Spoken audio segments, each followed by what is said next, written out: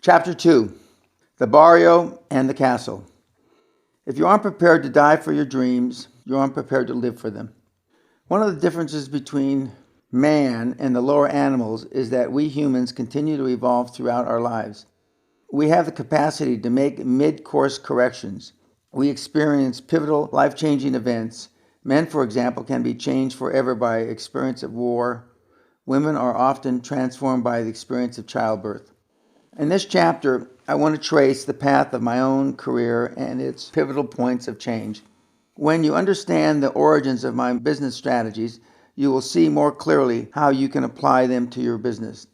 I was not always a laser beam focused, goal driven, success motivated individual I am today.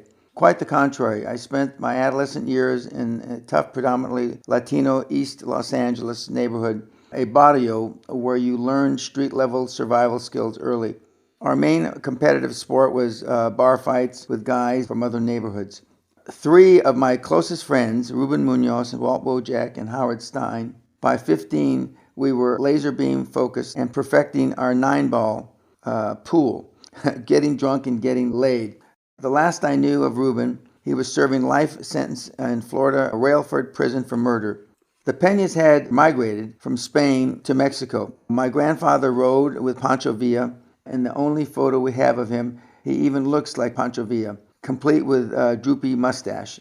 My father, Manuel Peña, was a Los Angeles cop. When he came home, he was a stern disciplinarian, which means he beat the hell out of me when I screwed up. The house we lived in was long ago boarded up and then torn down after it became a crack house for local drug dealers. Author's note: the lot where the house was on Birkdale Street in East Los Angeles is no longer empty. The lot was bought by an Asian and they built a house on it. End author's note. My parents tried to get me into a better environment, so I wound up attending Reseda High School in the San Fernando Valley in North Los Angeles. But the seeds of rebellion were already planted. I caused a lot of trouble during the times when I bothered to attend. In May 1963, about 3 weeks before graduation, the vice principal gave three of us our diplomas and told us never to set foot on campus again. They were afraid we'd disrupt graduation. Reuben, Walt, and I thought about it a while and then went back and threw our diplomas in his face. 3 weeks later, we disrupted graduation on schedule. Author's note: the real disruption of graduation was mostly me. I take credit for it, and there's nothing to be proud of in hindsight. End of author's note. In the fall, I entered San Fernando Valley State College. Today, it is California State University at Northridge. I soon flunked out and drifted through a couple of other colleges over the next 2 years. Finally, in June 1966, with no goals or ambitions, I enlisted in the United States Army. My father had been an enlisted man during World War II and an officer during the Korean War. He gave me some good advice. As long as you're going to be in the military, he said, be an officer. By December 1966, I was attending Officers Candidate School at Fort Benning, Georgia, and earned my second lieutenant bars on July 1st, 1967. Like so many Army brown bars in 1967, I could anticipate becoming an infantry platoon leader in Vietnam. Then, for some reason, long since buried in the Pentagon, I was suddenly transferred to Military Police Corps and shipped to Fort Gordon, Georgia. By October, I was on my way to Europe, attached to NATO as an officer in the 64th Military Police Company. For the next 2 years, at stations all over Germany, my responsibilities expanded beyond the usual MP duties. I found myself traveling back and forth through Checkpoint Charlie, involved in various intelligence assignments. I was heady stuff for a brash young lieutenant. I loved it. The military proved to be my first life-changing experience. I became part of an organization that depended on personal responsibility and discipline in order to become effective, just as it has done for countless other young men before and since. The military took an aimless kid and forged a rapidly maturing adult. Intelligence work led me into the guts of real-life geopolitics. I saw that there was no real friends in the arena of world diplomacy, only allies of convenience. No acts of benevolence, only strategies which advance one's best interest. The instinctive tactics of survival, which had served me so well in the barrio, were the same ones nations were using as instruments of policy. Later, when I entered the business world, I discovered that corporate America operated the same way. By that time, I had been well trained. I separated from the Army in late 1969 and returned to civilian life, determined to make up for the lost time. I enrolled at Cal State at Northridge and earned my degree in 2.5 years, averaging 20 semester units. My final semester, I made the dean's list with 3.6 average while taking 23 units, studying like a man possessed. Begin the expectations of super success. I finally received my degree in business administration in January 1971, and while I worked on my master's degree in finance and waited to get into law school on a scholarship, I got a job with Land Consultants of America, a commercial real estate firm in Los Angeles. We were selling land to people interested in investing in California Dream. Kelly Norwood, the guy I worked for, said, "Dan, you should sell everybody who comes through the door." Hell, I didn't know any better, so I achieved 94.6% closing rate and felt badly about the other 5.4% who got away. The experience was an important lesson about expectations. I expected to sell everybody who walked in the door, so I almost did.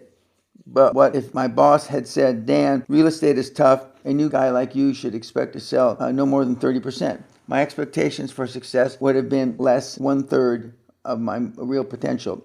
In April, my boss sent me to become sales manager of the San Diego office. The first thing I did was fire every mooch in the office. Then I recruited a sales force of Navy pilots who were getting out of the service at San Diego Naval Air Station.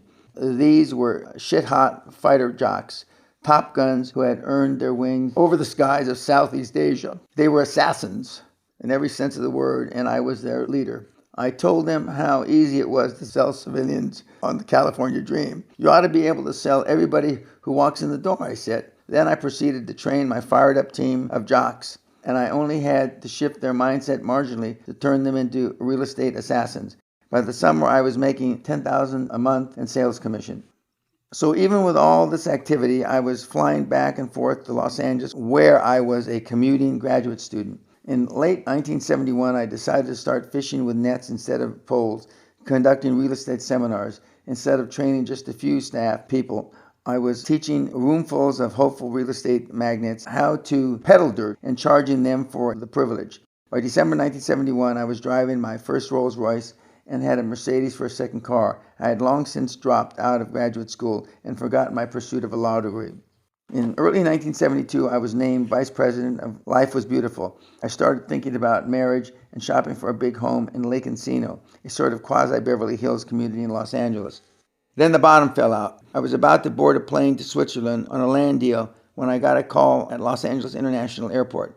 "Come to the office, the IRS has shut us down." I raced back to find our office sealed with yellow tapes like some sort of crime scene. My partners had decided to skip paying withholding taxes. There was an IRS investigation and I was cleared of wrongdoing, but was unemployed. I got a job in LA as a stockbroker at the firm of what would later become Payne Weber in the summer of 1972. I was sent to New York City. I got an apartment in Manhattan and spent invaluable time learning the financial business in the toughest, most unforgiving business environment in the world. Ideally, every individual pursuing success in the top of his or her industry should come to New York City and master their executive skills. Sinatra was right. If you can make it there, you can make it anywhere. I made it by all conventional definitions. For 5 years straight, I doubled my income.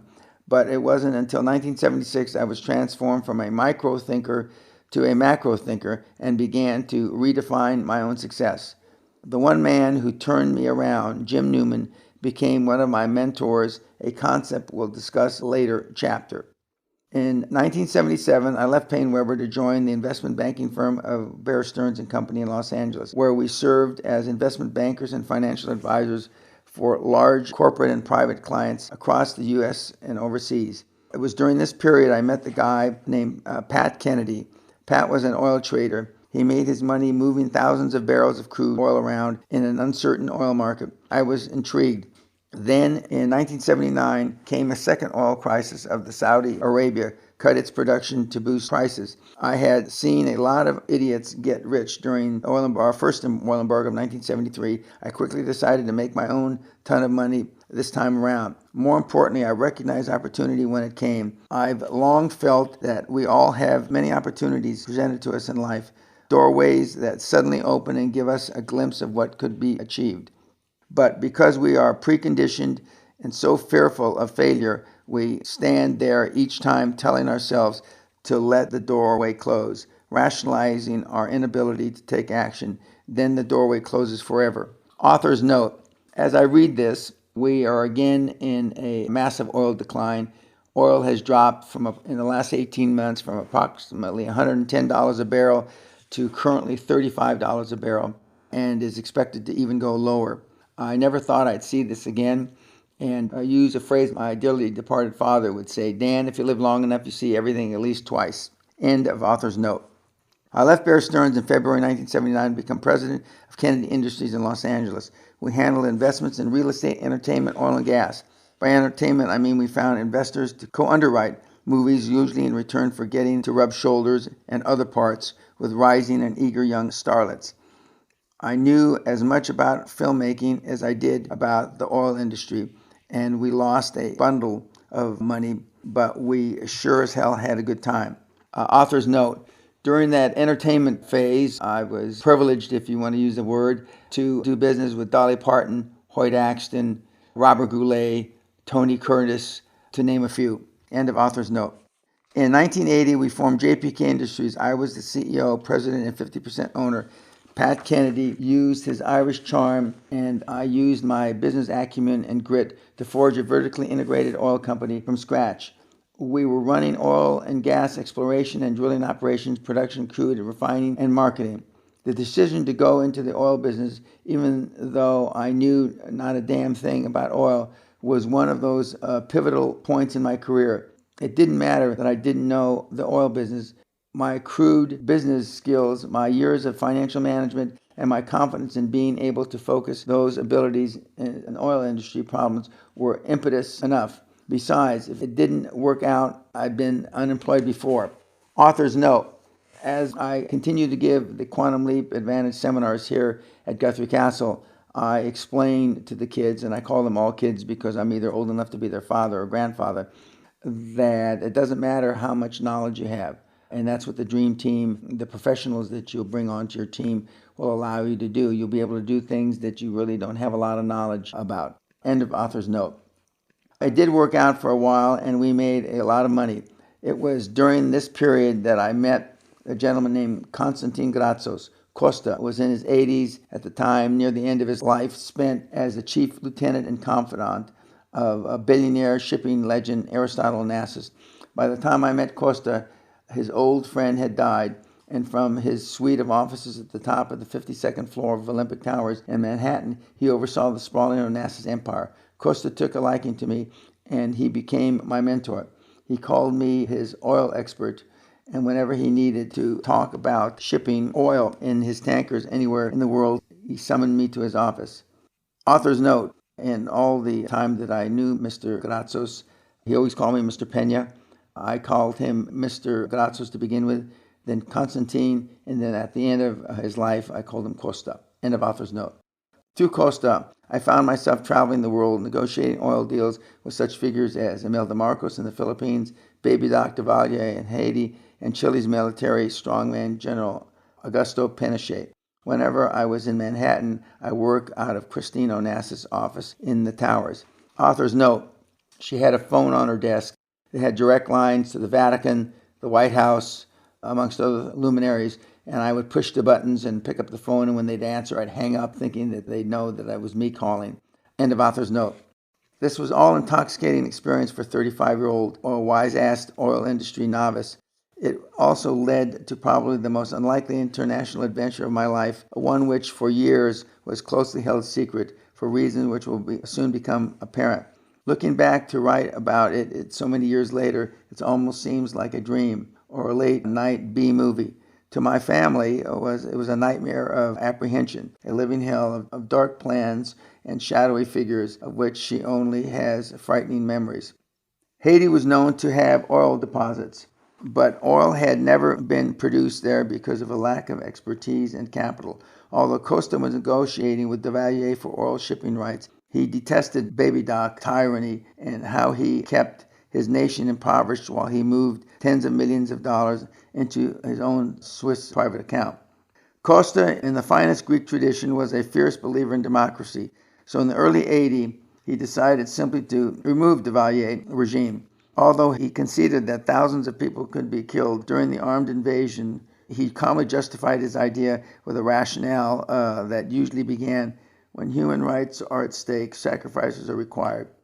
Using his enormous wealth, leverage, and influence, Costa convinced three very unlikely parties to co-finance the support an armed invasion of the island nation: the CIA, Mobil Oil, and the Vatican.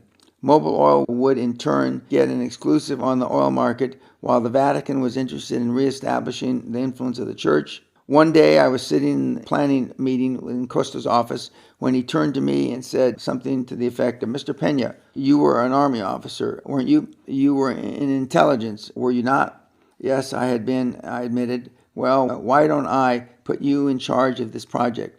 Immediately and with all the enthusiasm I could muster, I responded, "Yes, sir, absolutely. I'll be honored to lead this project." Author's note: putting together the team for the invasion of Haiti was a project of biblical proportion, and some of the best times I had were in the planning phase and the recruitment of the team. End of author's note. Events moved quickly. Through Costa, I met representatives of the co-conspirators, including CEO of Mobil. Costa reassured me, "Mr. Peña, you have my assurance you can trust all these parties except one, the Vatican. Don't trust the Vatican, Mr. Peña." Through the end of 1980 and well into 81, we plunged ahead with meticulous plans, greased by enormous resources. Using French contacts, we recruited and armed an assault force of some 300 mercenaries and assassins. We hired the special talents of the very best freelance demolitions expert and brought in a widely respected mercenary, Colonel Mike Williams, who had served as the last commander of the Rhodesian cavalry. These were men who had lived and fought on civilization's underbelly for so long they seemed to squint in the incandescence of normal society. They chatted idly about jobs in Angola or Congo or Bolivian jungle and getting trigger time in ferocious firefights. Just beyond their quiet talk, you could almost hear the rattle of automatic weapons fire and the smell of sweat of war. They brought to life the cliche, "a breed apart." During our spending spree, we also acquired a couple of Army surplus helicopters, gunships, through dubious channels, and the Vietnam-era C-47 Puff the Magic Dragon. This unlikely killer, designed for target suppression, was mounted with three updated Gatling guns, General Electric 7.62 mini guns, each mounted and firing from the port side. 10 of the 15 of the project's top leadership, myself included, were spirited away by the CIA into Camp Cobra, an anti-terrorist school run by Lieutenant General Mitchell Warbell in Powder Springs, Georgia. Working with the CIA specialists, we practiced hand-to-hand combat and negotiated obstacle courses under live fire. We also became skilled sharpshooters. We went beyond aiming a weapon and learned to fire by instinct. I got to be such a good shot, I could almost toss a dime into the air and hit it. Author's note: during that experience at the Cobra school, there was an active duty lieutenant general in the United States Army that was going through the school as well. The guys there said that he was there to spy, but it was the first time I was able to knock around a lieutenant general, and the only time actually, and it was a lot of fun because during the hand-to-hand combat training. End of author's note. The plan was to launch overland from the Dominican Republic with air support and with the element of total surprise, blow up the presidential palace and Federal Reserve of Haiti, where Duvalier had stashed $200 million. We would liberate the money for our troubles and then install a new president already selected by leaders of the Haitian community in the U.S. You see, we were 15 years ahead of Bill Clinton. Authors know we met in New York with the gentleman that we were going to replace Duvalier with at LaGuardia Airport at the Hilton. Many, many meetings. End of author's note. Although we were only 300 strong, our battle plan called for expending 1 million rounds of ammunition during the first day of assault. Thousands, including the palace guard and most of Hades feared Tonton Makut would be terminated. It never even occurred to us that we might be killed as well. We were immortal in those days. In fact, I made sure I was slated to be aboard the first chopper to hit the ground in the palace grounds. In the meantime, our designated president-to-be was sitting in New York drawing up a hit list of his enemies. It grew from a dozen to hundreds, and the CIA was getting nervous that our plan was becoming less than a clean surgical strike. During the summer of '81, a climatic meeting was held in Olympic Towers, attended by our CIA contacts, our mercenary commanders, and other key players. Suddenly, the CIA guys announced they were shutting down the operation. Talk about chaos. Mercenaries jumped up, pulled their guns. The CIA guys jumped up and drew their guns. And my own former FBI bodyguard, Dave Reynolds, shoved me under the conference table. At that moment, Costa strolled in the room, glanced around, and said, "It looks like I got here just in time for the excitement." Author's note: the words that I wrote here several years ago in no way, shape, manner, or form can illustrate or depict the excitement that was in that room when the CIA said that they were pulling out of the deal and everybody else went fucking berserk. End of author's note. Once guns were reholstered and I came out of under the table, we accepted the fact that the CIA had pulled out of the deal.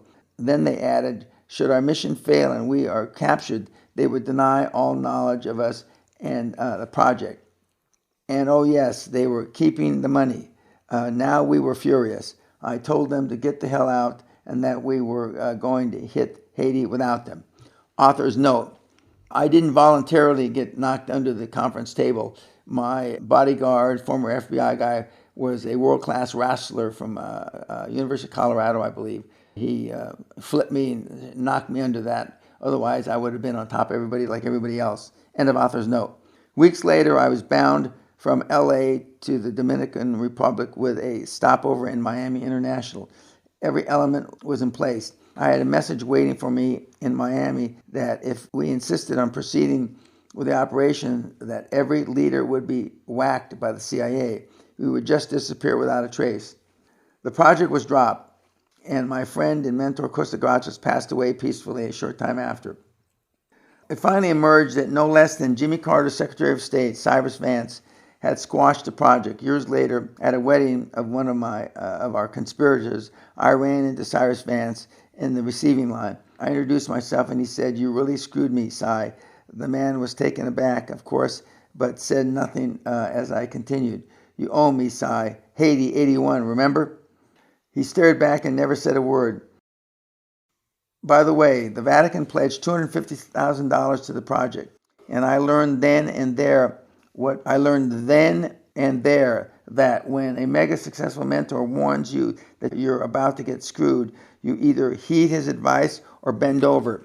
The church never paid a lira, and I realized that the whispered stories of intrigue I'd heard about the church were probably true. Author's note: I paid up the $250,000 that the Vatican was supposed to pay up.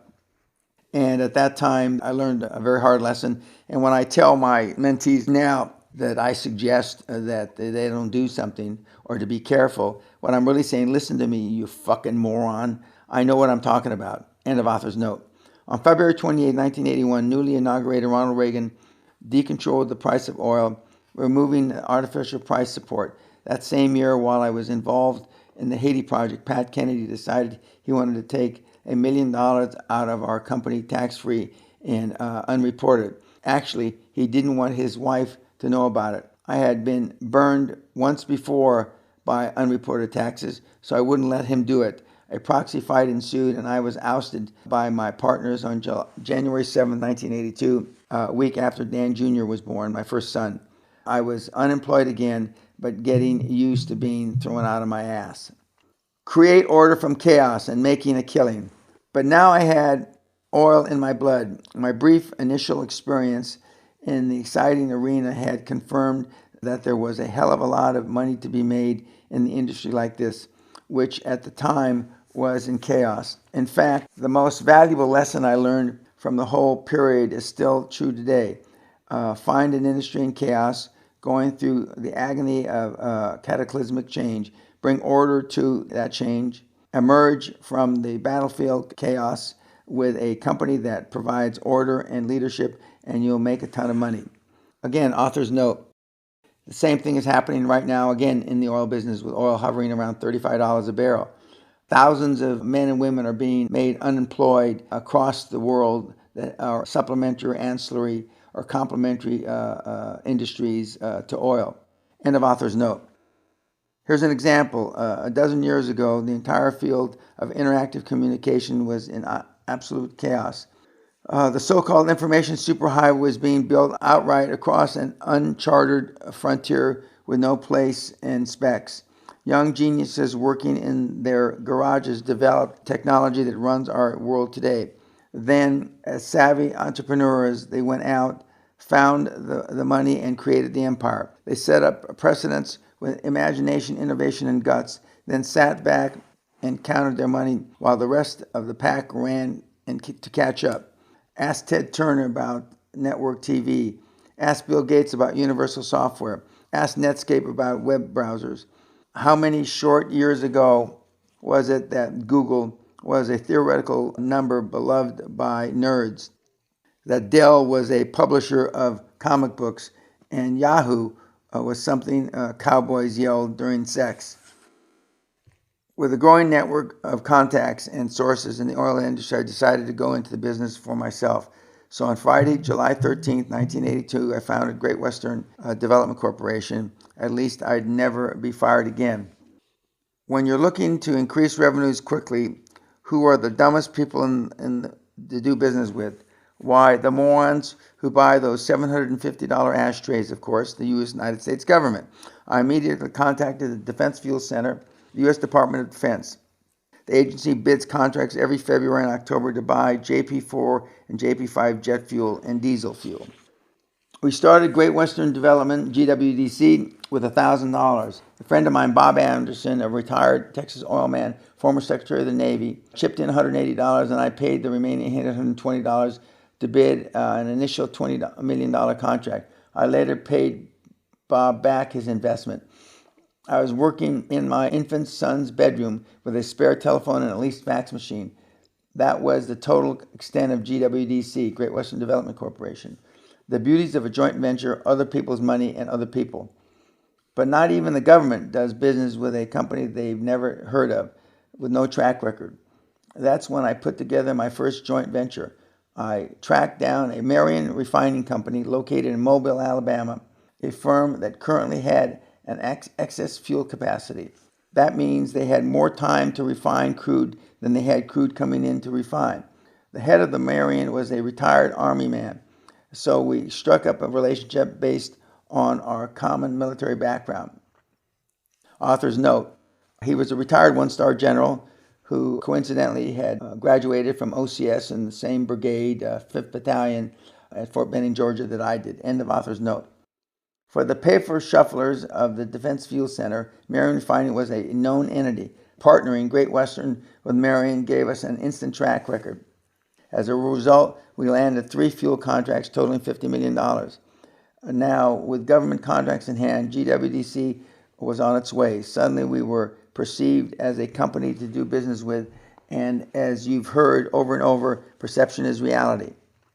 Even today, I tell audiences with $820, a phone, at least fax machine, in my kid's bedroom, I landed a $50 million contract and launched a company ultimately worth more than $400 million. Everybody sees or hears that figure and says, wow. But you know what? Nobody ever asked me how much the company made on $50 million. The answer is about $90,000. Author's note, today, still, after 22 years, of coaching, nobody ever asked me how much money I made on that $50 million. End of author's note. But how much of my own money did I spend? $1,000. And who did I use to inflate my company's profile for far beyond its meager size? Other people with other skills, other contacts, and greater reputations. Over the years, I've used other people's money, OPM, and other people continuously to grow my company and make millions. We'll talk about locating that money and those people in the future chapters. At the time I founded Great Western, I set 3 goals for myself. A, to grow the company to $2 billion in assets. B, to become one of the top 5 highest paid energy executives in the industry. And C, to make Great Western the 50th largest company in the country, energy company. At the time, Pennzoil was ranked 50th. There were thousands of energy companies in those chaotic days. I achieved B and C. I fell 1.55 billion short of the first goal, measured in market capitalization value. But so what? And what if I had set my goal at 20 billion? Author's note: I talk about, people ask me if I had it to do over again, what would I do? And I always say I would have set higher goals. End of author's note. I learned a lesson I wouldn't forget about setting goals too low. After our initial successes at GWDC entered what I call a nurturing period, I decided to nurture my company by selling tax shelters. Remember, this was 1982. The Tax Reform Act of 1986 was still 4 years away. Both individual and institutional investors were clamoring for tax shelters, and chaos, my favorite business condition, ruled the market. I had no broker or dealer license, which would enable me to sell tax shelters. So I formed yet another joint venture with a brokerage firm run by the best salesmen I've ever met. His name is Walter Levine, and he sold me a 3-year tax shelter on $1.5 million in income. When I protested, he said, "Trust me, you grow into it." What a guy. Walter and I formed a little joint venture we called G&J. It was our business cards, but G&J stood for Goy and Jew. We launched our first tax shelter venture in December 1982 in the form of an oil drilling fund. Over the next 2 years, GWDC put together and J&G sold 3 very successful tax shelters. The operating capital from the funds came in the form of general and administrative fees payable to GWDC. During those tenuous times when we couldn't afford the best New York lawyers and accountants, we got them anyway. How we hired them is a secret revealed in another chapter. One California day in 1983, while I was running, the idea struck me to buy a castle I couldn't afford. Yes, a medieval castle on an island, the ultimate in ostentation. We were doing well with our tax shelters, but we still needed the help of Wall Street to maintain success. And as I knew from my own Wall Street experience, if you wanted to do business with financial institutions, you had to prove to them you didn't need them. My own castle would certainly make the perception a reality in their minds. So a castle became my goal. And critically important here to understand that my goal was indeed my total focus, but we'll get to that discussion later. By the following Thanksgiving, I was shopping for castles in the United Kingdom. During this period, business coincidentally brought me to London a few times, giving me more opportunities to browse the castle market. Then one June morning in 1984, I drove through the ancient stone gates of Guthrie Castle, located in County Tayside, Angus, Scotland, about 5 miles from the rocky cliffs of the North Sea. Guthrie, dating back to the 1460s, is a 55-room manor, complete with turrets and a great stone tower. At its top, open parapets built for defense against other clans, and no doubt the English look out across the formal walled garden in the shape of a Celtic cross and the forested countryside. Endless corridors and high-ceilinged rooms almost echo the booted steps of 5 centuries of Guthrie's, and no castle is complete without a ghost. Guthrie has a ghost maiden who appears periodically, and in addition to other sightings. Author's note: the first recorded history of the ghost was in 1629 by the Bishop of St. Andrews. End of author's note. Adding to its appeal, Guthrie is surrounded by 156 acres of rolling estate, icy streams, and a crystal loch.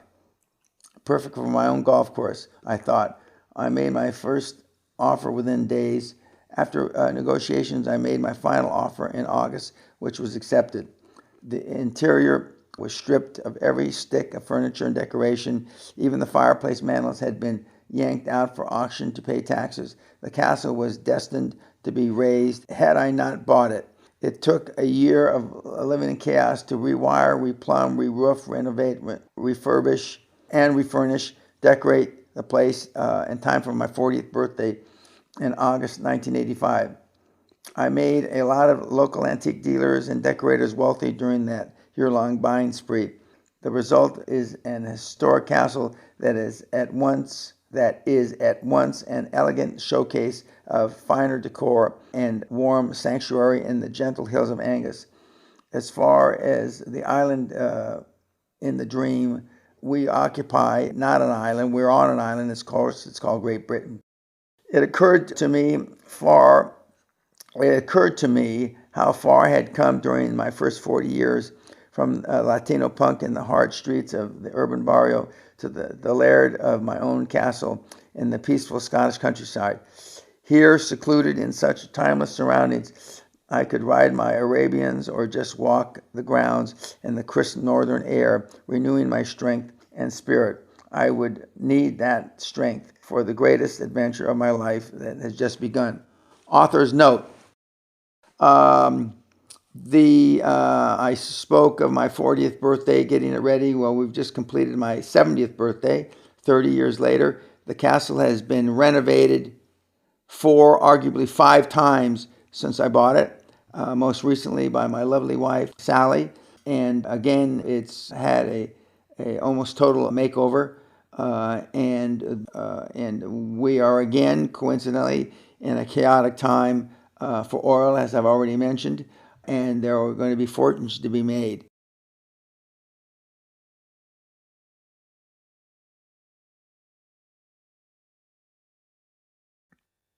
Chapter 4.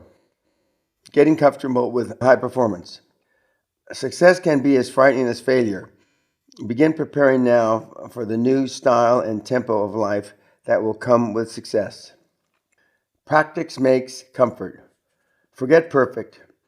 In an imperfect business world, even your sweetest, hottest deal is not likely to be perfect. Frankly, I'm always suspicious of a deal that is too perfect. But before you can achieve super success, before you can run with the big dogs and track down the big deals, you have to be comfortable in the environment in which super success occurs. And that takes practice.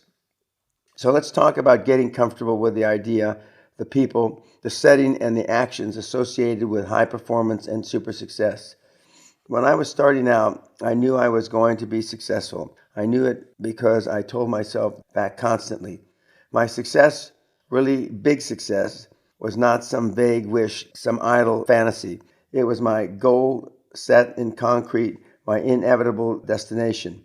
If you know you're going to a destination, it only makes sense to prepare yourself for your arrival. Let's use a parallel example to illustrate the point. If you were going to open a business in, say, Thailand, you would begin to prepare yourself well in advance. You'd learn how the culture and the climate. You'd study business conditions and the nature of the economy.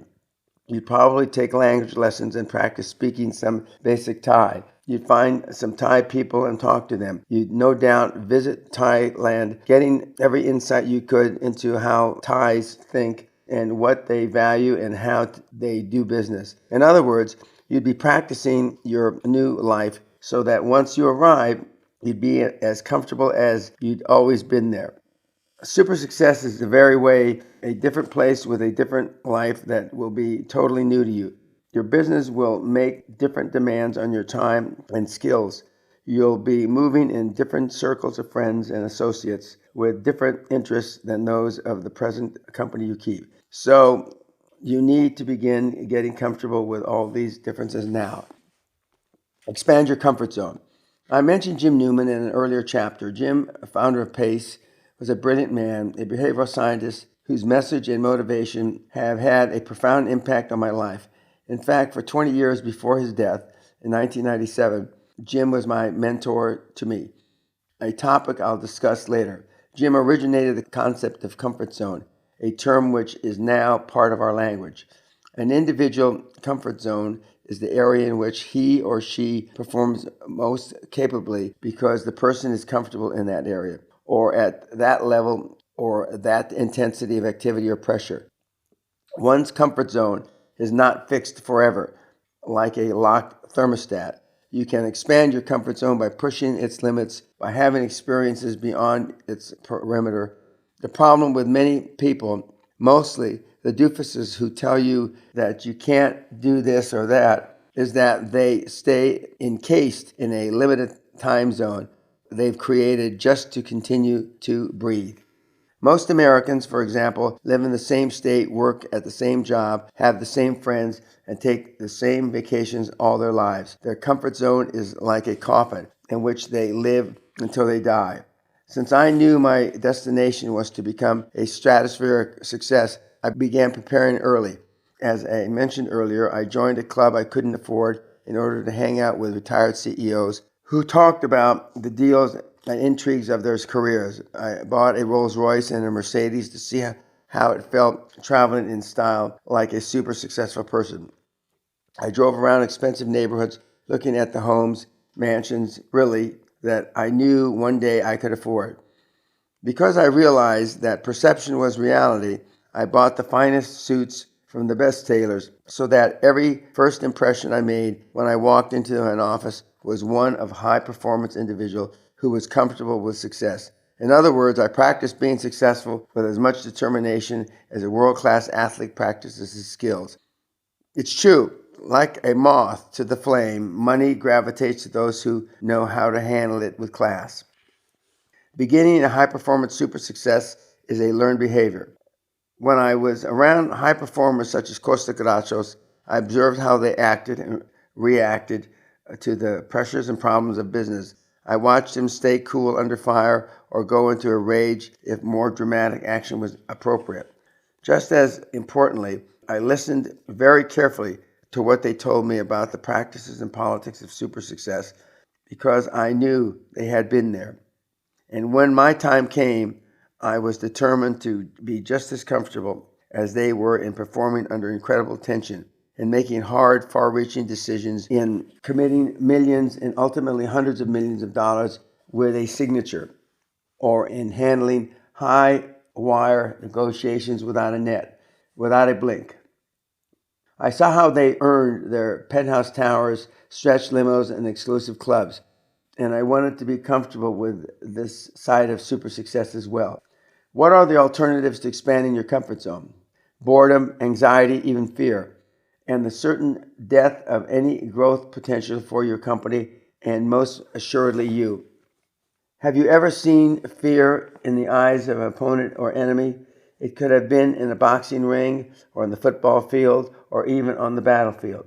You're face to face and you see his eyes flinch and dart around in terror and you say to yourself, I've got this son of a bitch. He's dead meat. In the boardroom, those eyes, those sweating palms, that second of hesitation tell an adversary to go for the kill. The doofus is sitting with us, but he's not one of us. Rip his lungs out. Author's note. I say with a little chuckle in my voice that this is probably one of the best things that I ever learned from Costa Gratsos and some of my other senior colleagues about when you see a hesitation, you go for the kill. End of author's note. Even the trappings of super success can be intimidating. Have you ever seen some moron walk into a fine hotel or a gracious, well-appointed home and gawk around him? Golly, nice place you got here, he might say. This guy is an embarrassment because he's clearly out of his comfort zone. Here's my favorite comfort zone illustration. If I were to lay a 10-foot long 2x12 plank on the floor and put a pile of $1,000 bills at the other end and told you if you walked across the plank you could have the stack of money, you'd scamper across in a second, wouldn't you? What if I took the plank up to the third floor and stuck it out the window and over an adjoining building? Would you still cross over and pick up your money? Maybe. You might crawl over very carefully on your hands and knees. What if I took the plank to the 27th floor and stretched it across the narrow alley to a nearby building? Hey, that's a long way down, you might say. You think I'm crazy? No, you're just out of your comfort zone. But suppose your darling child was over in the other building, and I dosed her with a gasoline and struck a match and told you to come out over that plank 27 stories up. You'd probably be right over with little hesitation because of instinctive parental love. The super successful operate in a different atmosphere than most. They're way up there, 100 stories high, in rare thin air, and they are quite comfortable. That's what you have to be able to do: conduct business on the high plank without a blink of fear. And one way to do this is constantly to expose yourself to situations that by definition make you uncomfortable. You have to expand your comfort zone. Another and easier way to begin getting comfortable with high performance is through visualization. Clarify your vision. One of the best clarifiers is the written word.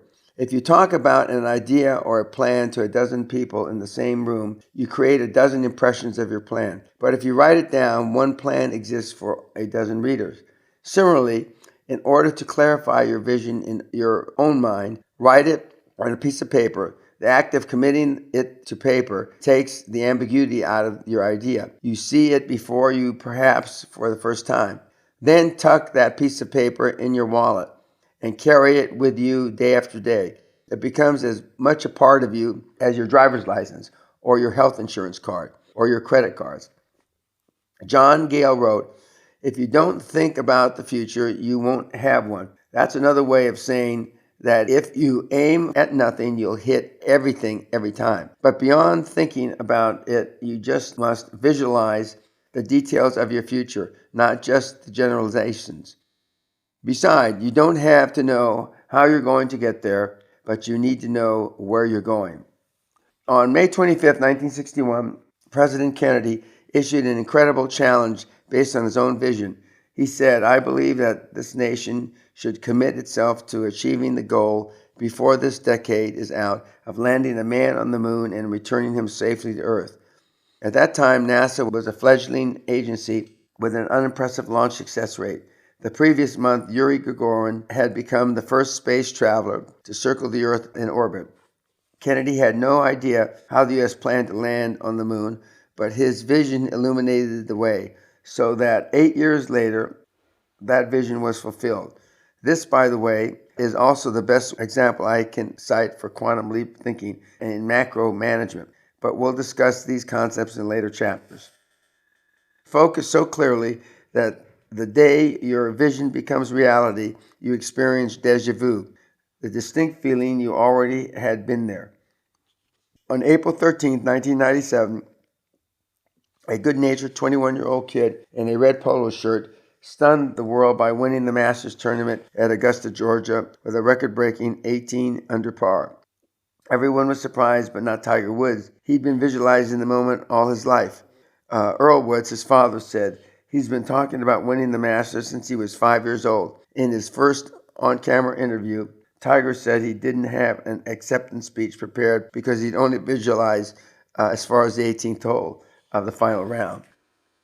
Years before Great Western moved into its suite of offices high above the Houston skyline, I visualized precisely how those offices would look. I step into the elevator that speeds me directly to the 17th floor of a downtown glass and steel business tower. I step out onto the Italian marble tile floor. I turn, and directly ahead of me is a great golden logo that reads GW.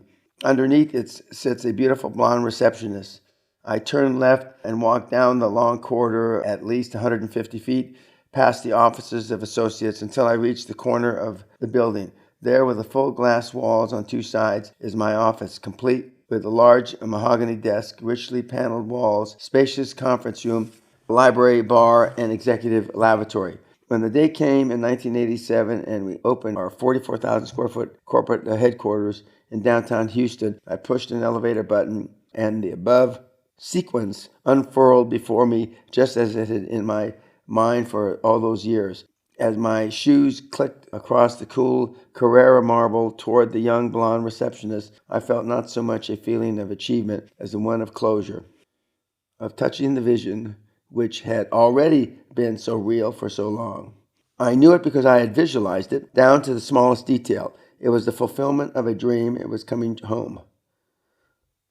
Armando Garcia was a successful entrepreneur and recognized specialist in executive sales management long before we met. In August 1990, the company he founded, Arcrom Electronics, was cited by Hispanic Magazine as the fastest growing Hispanic-owned company in the country. But in the years that followed, Armando realized that his company could be doing better. In 2000, he attended the Castle seminar. During that experience, I startled Armando by telling him what he needed most to hear. We were all sitting there, remembers Armando, when Dan suddenly asked me quite loudly, "If you live in Silicon Valley, why aren't you a billionaire?" It was at that moment I realized that my set belief system would only allow me to go so far before slipping into idle mode. I suddenly realized I had to expand the system. Armando came away from the castle with an insight he needed to see his dreams ahead. Author's note. In recent years, I have stretched to the attendees of the Castle experience that it's very easy to go back to default. And I give them lessons and tips and exercises to keep them from going back to default when they go back to their old comfort zone. End of author's note. Another key lesson I brought home from the castle was the need for laser focus, Armando said later.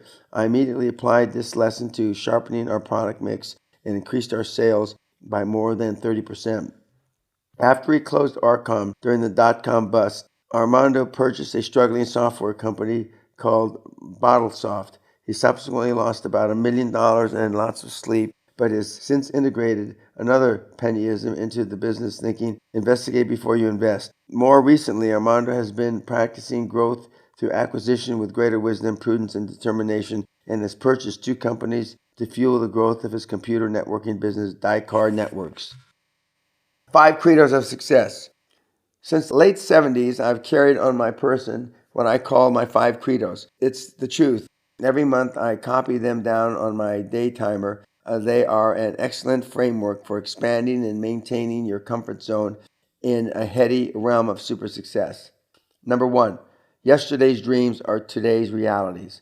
This is another way of saying today's dreams are tomorrow's realities. Dreams come first, lighting and encouraging your imagination and gradually crystallizing to reality. Without dreams, you never progress. You never make any leaps, let alone a quantum leaps.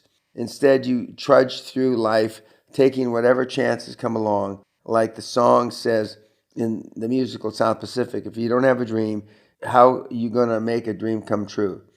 Number 2, seeing your dreams ahead of time now. This is a call to action. Don't just talk about dreaming, dream. Virtually everything I've accomplished of any consequence I visualized and dreamed of before it happened. So dream like me about a super successful business career filled with sweetheart deals, pride from the clutches of morons and their toady lawyers. Dream about a larger home in an exclusive gated community. Dream about a vacation to Tahiti. Take another look at the study a few years back in USA Today. They asked 1,500 readers what they daydreamed about when they were at work. 77% said they daydreamed about having sex with a coworker. 23% lied and said they didn't. 73% daydreamed about becoming CEO of their company, and 69% fantasized about they'd say to their boss the day they quit. The survey also found over a 12-month period, daydreams came true for the group a surprising 71% of the time. Why? Because the daydreamer had visualized it over and over and had willed that daydream come true. So take time to dream now so your daydreams have a chance of becoming fruition. 3, simulation, practice within when you're without. This goes back to practicing being super successful. Learn to think and act like a high-performance person you'll become, so you'll be ready to act when the doorway of opportunity opens. This is nothing new. These techniques have been used successfully around the world by individuals who become top executives, champion athletes, and even successful politicians.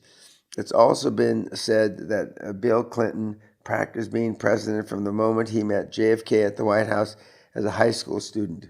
Remember, I didn't say practice makes perfect. Who knows how long Hillary practiced?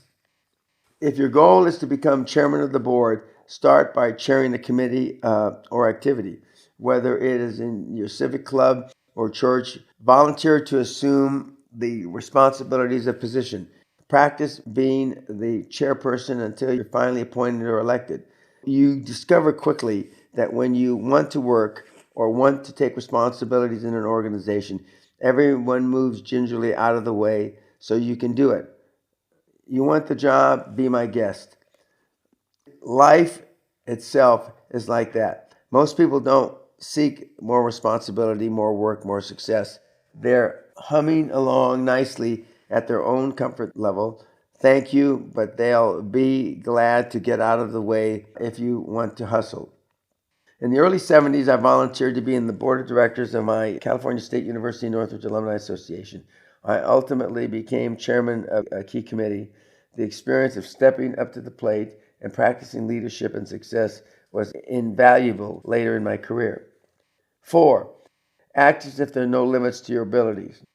Once you draw the line and say, even to yourself, that's all I can do, after all, I'm only human, you have set artificial, arbitrary limits on yourself. Why sell yourself short?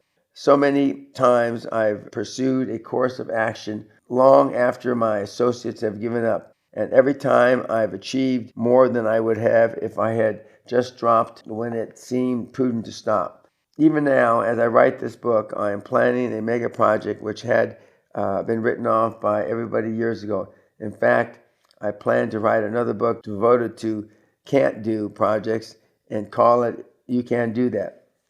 Author's note: I decided not to write that book, and end of author's note.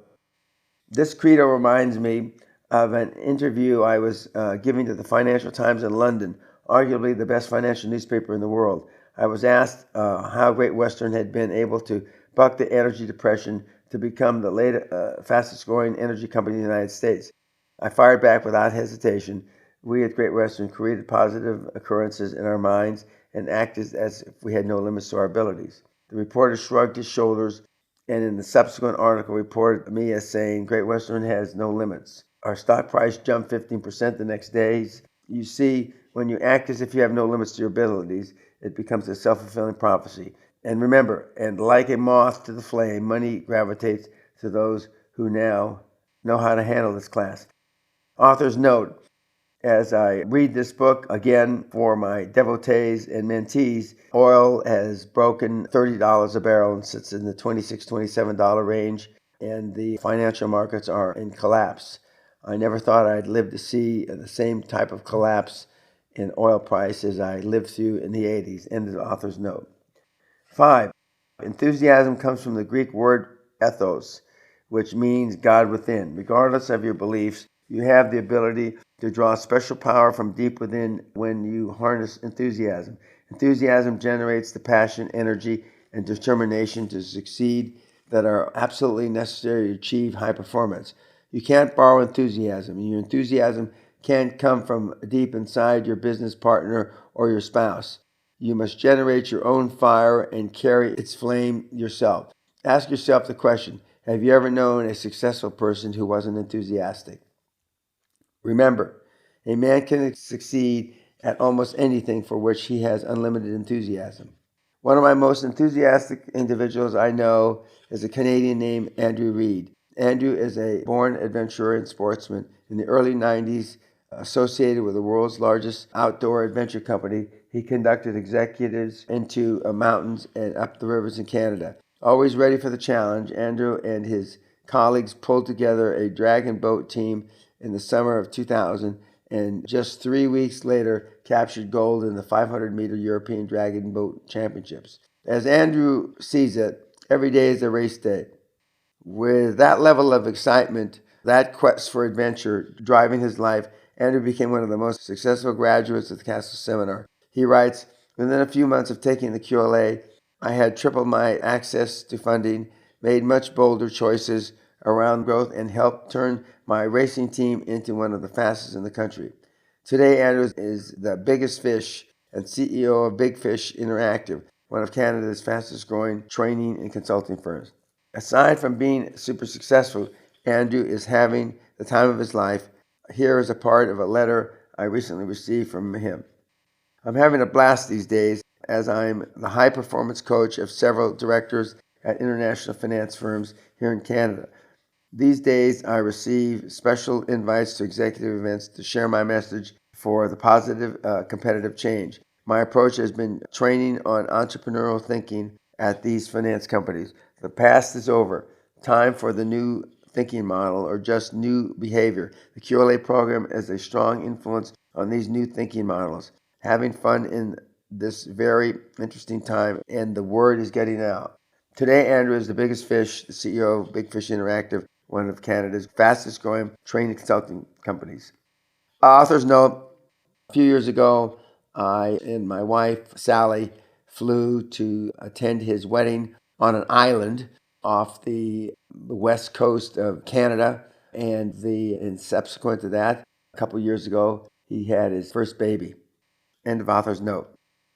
Mastermind networks, a synergy or silliness. It is fashionable in executive circles to participate in mastermind groups, CEO clubs, or other rare atmospheric groups which meet and engage in mutual pontification and backslapping. Many executives I know have become involved in these networks with varying degrees of success, but no super successful individual I can think of has become involved. That may be because the really top performers, the Murdoch, Branson, Trump, Gates, are a species of lone hunters. They prowl and strike on their own counsel, not the consensus of peers. Besides, consensus decisions are almost always mirrored in conventional wisdom, which you know is what? Almost always wrong. Too often, what begins as a mastermind network evolves into a social group. The spouses and kids get acquainted, and what happens as a productive enterprise deteriorates into the cookouts and golf games. If that's what you want, fine, but it is not a mastermind network.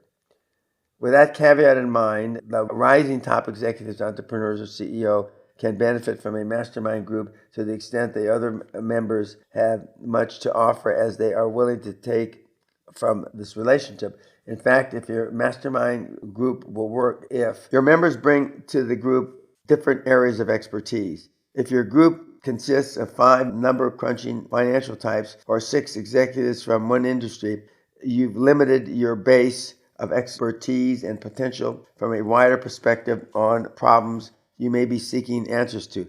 Diversify your group. Bring in a retail executive, for instance, an electronic executive, a manufacturing person, a joint venturer, executives with legal, accounting, and human resource experience.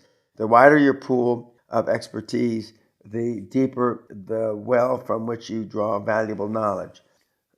Your members share a similar level of experience. One superstar can outshine a roomful of rising stars. If one of your members is so successful that he or she intimidates or dominates your discussions, your get-togethers become counterproductive. Participants are naturally going to be more comfortable and forthcoming around others they regard as peers. So are either all superstars or none. Your members work in the same general geographic area. You need to make getting together as convenient as possible, as you'll find members of the group hesitating to attend. Even in this age of cellular communication, many top executives consider travel time as lost time. Next, your members demonstrate a similar commitment. If one of your group frequently seems to be too busy, that's probably a code for, I just haven't got the time you want me to invest in this thing. Don't saddle yourself and the committed members with having to carry on an individual who is essentially dead weight in the group. Replace that individual. Next, don't select or gravitate towards one individual becoming chairperson of your group. In the ideal network, everyone is equal, with a responsibility for coordinating meetings and rotating as necessary. Your members must exhibit more traits of success than your own peers and contemporaries. Seek out the acknowledged achievers, the up-and-comers in your industry, firebrands who are hungry for success and who have ideas and energy to contribute to the network. If ideally you can bring together a select group of individuals who are including their own foundations of super success. Every meeting can be an electrifying, synergistic experience. And exit the group if your growth process falters. No relationship endures forever, especially among a group of dynamic peoples such as you hope to attract. Interests wane, agendas change. When the nature of the group or the character of the meetings no longer seems to be in your best interest or worth your time and effort, get out. Probably no explanation will be necessary, but if you feel one is necessary, all you have to say is, I'm not going anymore. Mentors, a quantum leap in wisdom. The value of a mentor is perhaps the most universally acknowledged truth in the business world. A mentor, of course, is an individual who's been there, who's traveled the road you're embarking on, and sees the potholes and detours from the other side. A Chilean poet wrote, "He who has not been down the road does well to heed the traveler." Good advice, yet very few aspiring entrepreneurs or executives ever solicit a mentor relationship. I've discussed this topic with countless senior executives, retired CEOs, and others who have experienced represents a storehouse of acquired knowledge and wisdom. Virtually none of them have ever been contacted about the possibility of becoming a mentor. Too often, perhaps, executives feel they would be imposing on the potential mentor. But the fact is that most successful seniors are only too glad to pass along their experience to younger people seeking the road of success. All it takes is a phone call, an introduction, and maybe an invitation to lunch, which you pay for. In a case, it needs to be said, after all, men and women of this stature are forever picking up the bill, and you want to experience with you completely painless. I've had 3 mentors during my career. Each one came along at the most opportune time for their special expertise to impact my life. The benefits I derived from their advice and counsel dramatically affected my life and propelled me toward super success. And I'll appreciate them and their contribution to what Dan Peña became to my dying day. I've already mentioned Jim Newman, the founder of PACE organization. In 1976, I had been a stockbroker for 4 years. I was 30-ish, making big money, and my career was stalled. I had skyrocketed in real estate and tasted enormous success by the time I was 25, but now seemed to be spinning my wheels, lacking the traction to leap forward. I had heard of Jim Newman's PACE organization. His message was endorsed by an impressive list of high-profile executive, politicians, celebrities, and even such personal achievement gurus as Dennis Waitley, author of The Psychology of Winning. So I thought, what the hell? The PACE seminar was another of those pivotal points in my life. Jim Newman showed me how to get my head screwed on straight for super success. His concept of the personal comfort zone has been part of my business thinking since the day I walked out of his seminar. One extraordinary mental exercise I use in negotiations is to determine the other party's comfort zone, i.e., what would they accept out of this deal in order to become comfortable with the consummation. When I find the perimeters to that zone, I picture it as a box. Inside that box are any number of deal possibilities. I could give the other party everything they want to my detriment and place an offer square in the center of their comfort zone. That would be stupid for me to do, of course, but it would make them very happy. Some business people, so eager to clinch a deal, aim for the center of the other guy's comfort zone and give away the damn store. I've done it myself back when doing a deal right now was more important than the terms of the deal. Instead, I usually place an offer at the uppermost limit of the other guy's comfort zone, at the very edge of what I feel he will accept. It works every time. He gets what he is comfortable with, and I get what I want. But even more important than a powerful negotiating skill, Jim Newman taught me how to expand my comfort zone so that I could move ahead rapidly and with solid direction toward my super success. I realized with clarity that regardless of my income, I had been sitting on dead center for years, not crystallizing the dreams I had dreamed for the rest of my life. It was shortly after the seminar that I joined Bear Stearns, where I found greater opportunity to expand my horizons.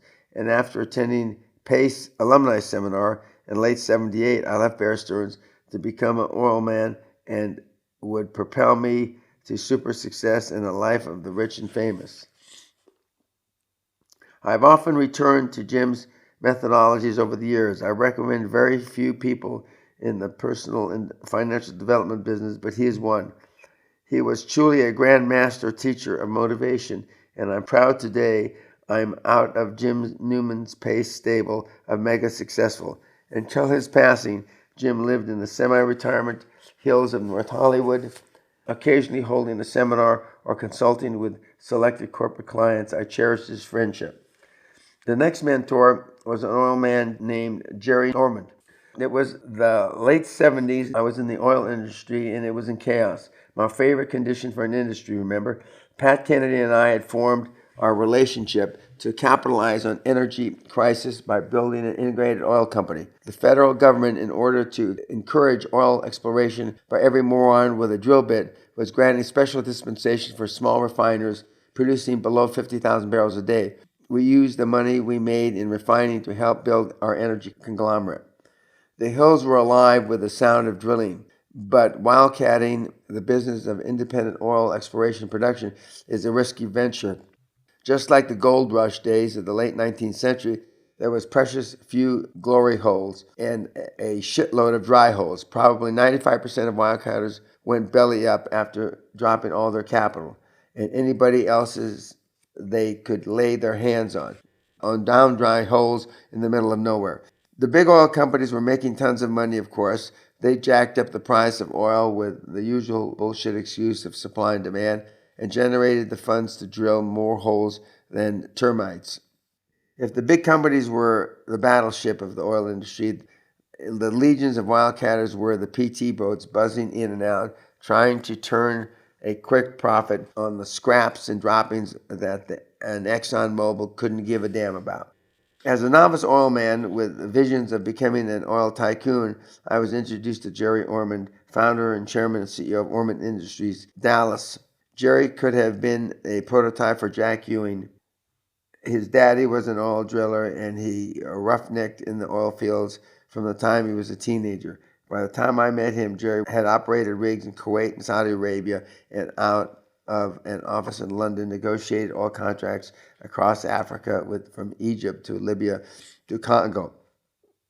Even more important, his company prospered during a period of plummeting oil prices. Although he was a world-class player in the global oil industry, Jerry took the time to guide me through the intricacies of the oil industry. He taught me how to pilot my own little PT boat among the big boys, picking and slicing my pieces of action in the chaotic arena. Hell, he turned a Wall Street stock peddler into a savvy oilman. Sadly, Jerry Ormond passed from this earth in early 2004. Until his passing, he enjoyed retirement in Houston. He still did some consulting and remained a good friend. In fact, he was a second father to me. Out on the golf course, I bounced my latest schemes and ideas off Jerry. Even after 60 years in business combat, Jerry still had that fire in his belly. I've already told you about Konstantin Kostagratsos, Greek shipping icon, executive heir to the Onassis Empire, and leading actor in the world stage of larger-than-life personalities. And yet, he put his arm around me and brought me on to that incredible stage to learn a part for myself. By the time our paths crossed, Costa had made his fortune, and his name had helped the late Aristotle Onassis navigate the enormous empire through 100 crises with all the political skills of Bismarck, Metternich, and Machiavelli combined. After having succeeded and thrived in a world of assassins, he defined his friends by willingness to offer him three things: friendship in trouble, courage in battle, wisdom in rage. Costa died in 1981, but to this day I often think of him and the genuine kindness he showed me. His presence seems to stand beside me at every negotiating table and at the point of every hard decision. Often I ask myself, what would Costa say? The answer to my question is the answer to my problem. I told you what Aristotle and I did in this situation. I can hear him growl. Now just do it. Author's note. I've elaborated a little on the just do it with my current saying of the last few years, just fucking do it. But it was a derivative of something that I learned for Costa, and he implemented with great Aristotle analysis. End of author's note. I recommend several requisites for selecting a mentor.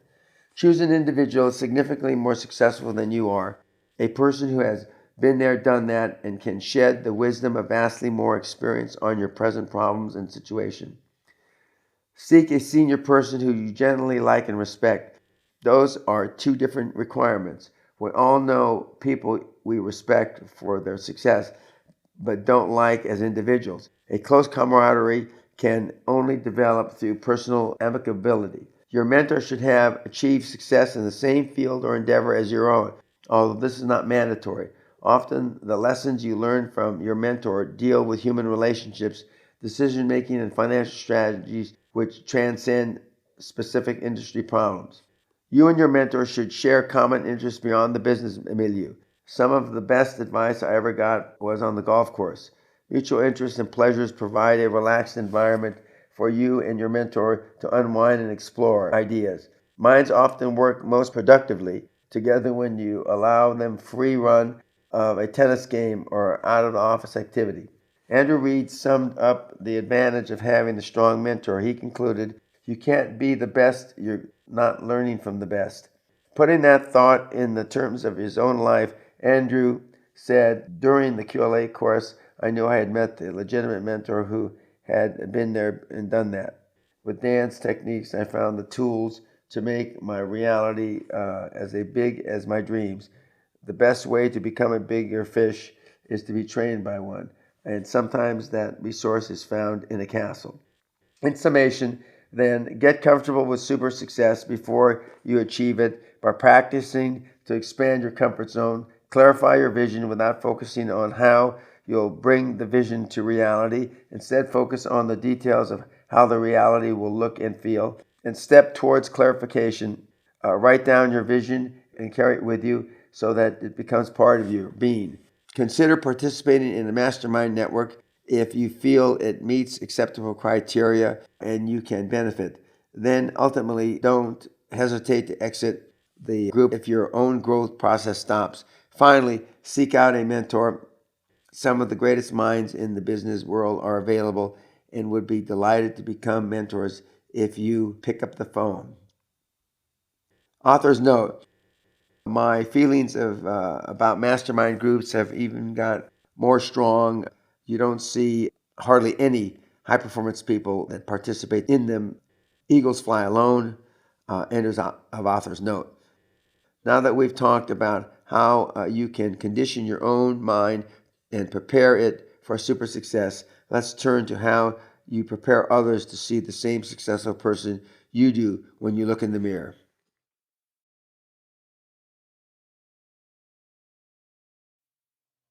Your First 100 Million, second edition, chapter 5. Building perception to become reality. Super success begins with your masterful illusion that it already exists. Never underestimate the power of illusion.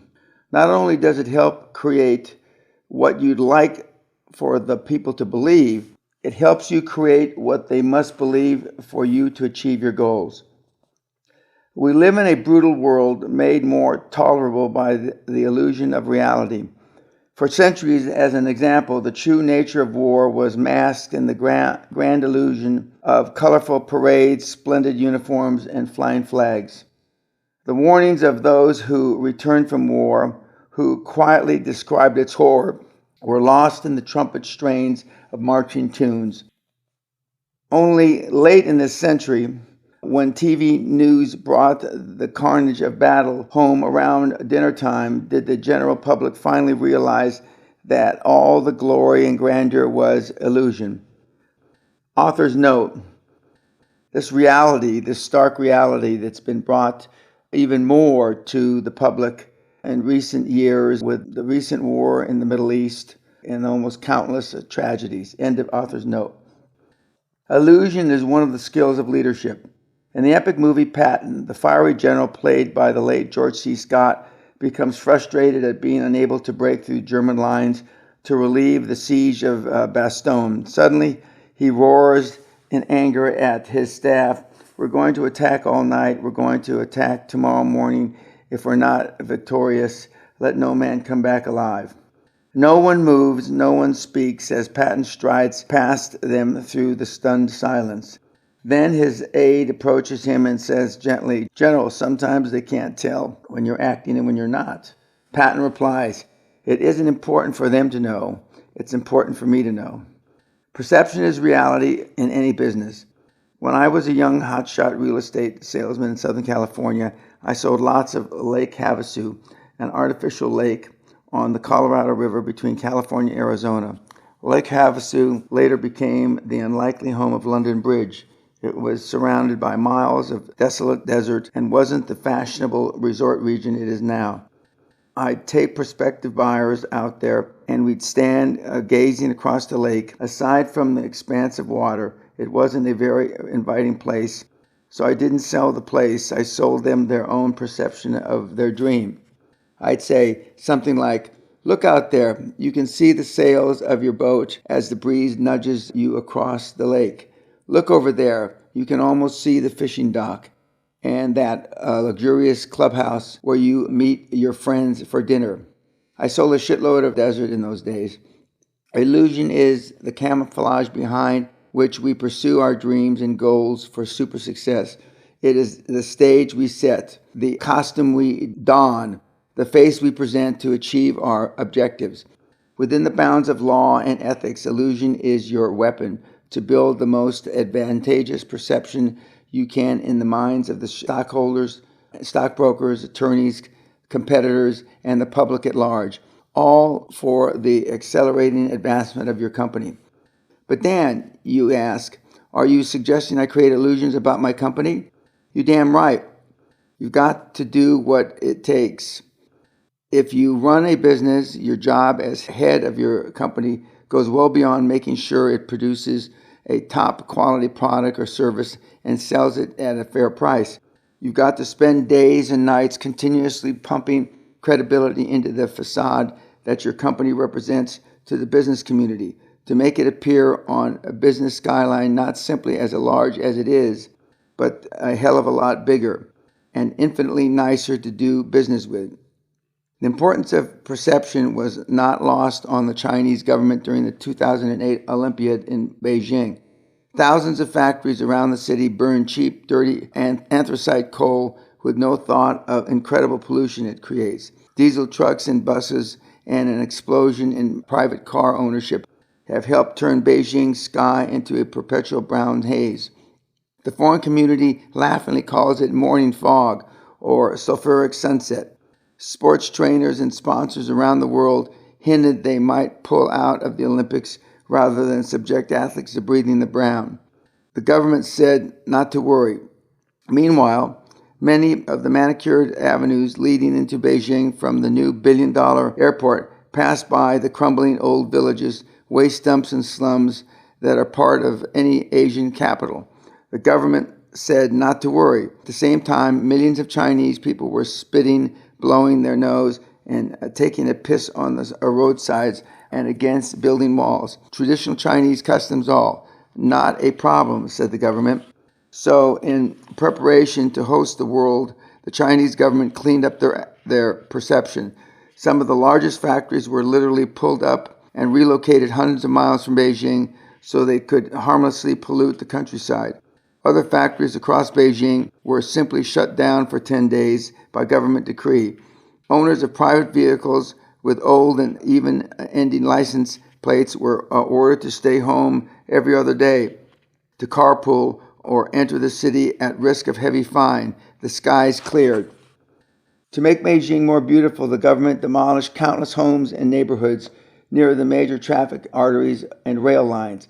Construction sites, industrial areas, waste dumps, and apartment towers all over Beijing were concealed from the view by enormous temporary billboards promoting the One World, One Dream theme of the Olympics. Beijing was suddenly neither a city under construction or a city in decline, but just about perfect in every way. In China, If the government tells you not to spit and where to shit, you listen. In advance of the Olympics, a public relations blitz warned Beijingers not to spit, not to cheat foreign friends, or offend them in any way. Basic English phrases were drilled into the taxi drivers, bellhops, and anyone else likely to come in contact with foreigners. Beijing, normally about as warm and fuzzy as New York City, sparkled clean, green, and friendly for 10 days. And the perception of Beijing became the reality that millions took home with them. Author's note, having visited the Olympics, not the Olympics, but Beijing shortly before the Beijing Olympics, it was unbelievably clean and pristine, just as I described when this was written. It has stayed fairly clean, but the beige or brown haze, but not as bad. End of author's note.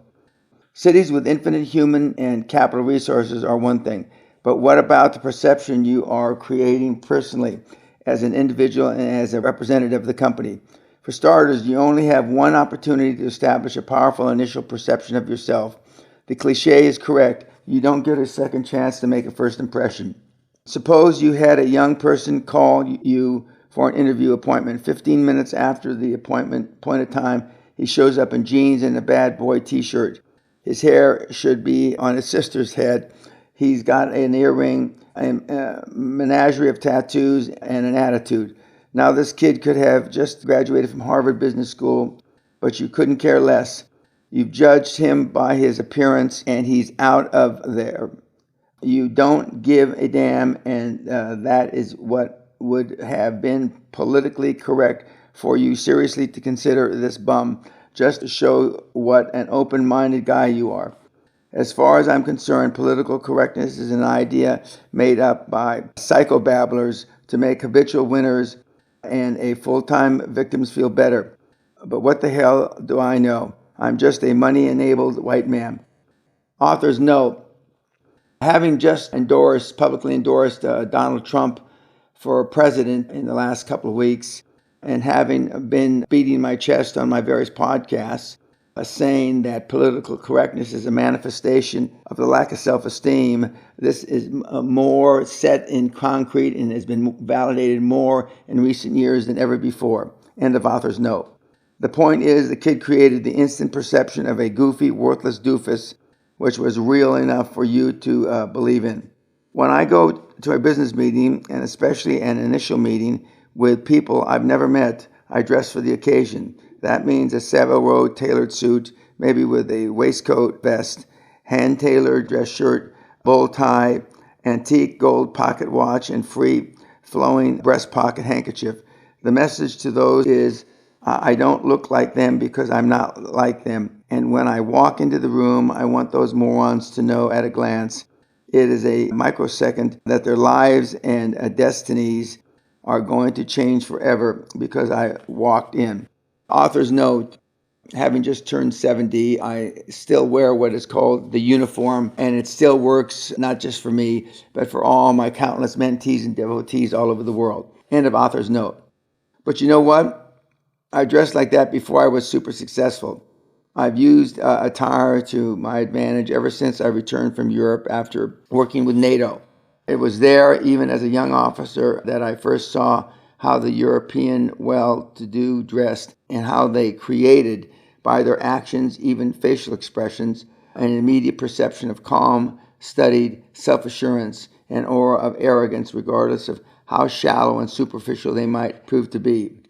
Author's note, when I had the privilege of meeting and working with and being mentored by Costa Gratsos, the CEO of NASA Shipping Lines, the right-hand man for 60-plus years of Aristotle Onassis, he told me, Mr. Peña, always remember, dress British and think Yiddish. End of author's note. Candace Knoll remembers, I've known Candace since 1983 when I was traveling back and forth between London and Houston. She's a classy lady. Her company, Executive Lodging, was and is an upscale concierge service specializing in accommodating the needs and preferences of top executives. She's seen and dealt with plenty of high-priced business people. What I remember most about Dan was the way he entered a room, custom three-piece suit, breast pocket handkerchief tucked just right, gold cufflinks, every detail manicured to perfection. How could a banker not be impressed, even intimidated by the famous Peña presence? You bet they were intimidated in the years that followed. When I go see a potential lender, especially one of those pasty-faced loan officers that makes $35,000 a year, I'd approach his desk like the battleship Missouri about to dock. The suit, the attitude, the eat your lunch, eye contact, the poor son of a bitch would be asking himself, why does he need to talk about a loan? We should probably be borrowing from him. Nowadays, with a multi-million-dollar credit line, I send one of my associates over to handle financing transactions. That suits the banks just fine. They still cringe when they see me walk in. Author's note: as my lovely wife Sally would attest to, a chartered accountant in her own right in the UK, most loan officers or any of the people that we have financial relationships with just as soon not attend a second meeting. End of author's note. Along these lines, a great book I recommend you read is Winning Through Intimidation, written by Robert Ringer. It advocates assuming an assertive posture of strength in doing business in order to hold the initiative. Although it was written in the 70s, its strategies are still applicable in the 21st century. Author's note: I mean the original Winning Through Intimidation, not its derivative copies, but the original. End of author's note. George and Deanne Verdeer, my friends who are experiencing a quantum leap in their business, travel much of the year arranging and producing upscale craft expositions in major cities. Dean points out they always wear executive attire to take a commercial flight, regardless of the destination or schedule. We've avoided the temptation to fly in jeans and sweatshirts for several reasons, says Deanne. First, we never know who among our associates or clients we will run into or that the potential business contact will meet on the plane, especially while flying first class. But we also discovered that the airline people actually treat us better when we're better dressed. They're friendlier, the service is better, and they are more likely to give us a nod if a first class upgrade becomes available. But it's more than dress. I mentioned attitude and eye contact earlier because they are among the most important nonverbal signals you can send to create a perception of power. Research has long confirmed that powerful people use eye movements to dominate and control conversation. When they speak, for example, high performers look at others squarely in the eye, but then look away when they listen. An executive who continuously looks another executive in the eye while the person is talking is perceived to be too eager to please and easily manipulated.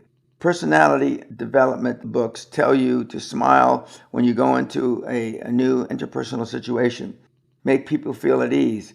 If I'm walking into a corporate office of an executive with whom I'm negotiating, or into a cubicle of some doofus loan officer to talk about money, I don't want the moron feeling at ease. My intent is to create an instant perception of myself as a super successful individual who doesn't need to impress anybody with flattery. I'm not there to be this guy's friend or especially his whipping boy. I'm going to intimidate him in his own ballpark so that he has to struggle just to stay on the defensive. He has to earn a smile and a pat on the head from Dan Peña by saying what Dan Peña wants to hear. Sounds reasonable, doesn't it? By the way, part of my persona as super successful multimillionaire is my refusal to carry business cards. Why not? Do you think Ted Turner carries a business card or Donald Trump? The super successful do not distribute business cards. Instead, they say, have your secretary call my office. They know where to reach me. Author's note: many years ago, while in a business relationship with Bunker Hunt, I was at a famous press conference where he commented that he was not trying to corner the silver market. And when asked after the press conference for a business card by one of the leading journalists, he said, I don't carry business cards. You know how to get a hold of me. End of author's note. Yes, first impressions are important, but even more important than the first snapshot of you walking in is the consistency of your impression. After all, the multidimensional image you mold in the mind of the potential investor, lender, or equity partner is only a compilation of several smaller meetings and contacts. Each contact adds another facet to who you are, another quality of your character, personality, and business style. It's important that as you build this dimensionability, you don't create confusing, contradictory images. Every face you show must agree with the overall image you wish to create. In the bestseller, 110% Solution, Mark McCormick made an astute observation about putting first impressions into perspective. Think about the long-term relationship in your life, in or out of workplace. The chances are they don't blossom because someone overwhelmed you the first time you met, but rather because of the continued influencing you on a second, third, and fourth occasion. Consistency of perception is also vital with your own associates and employees. They need to know action A will generally provoke response A. Employees perform more effectively when they are not constantly beating their brains out trying to guess what your reaction will be, what mood you're in, or what executive mask you're wearing today.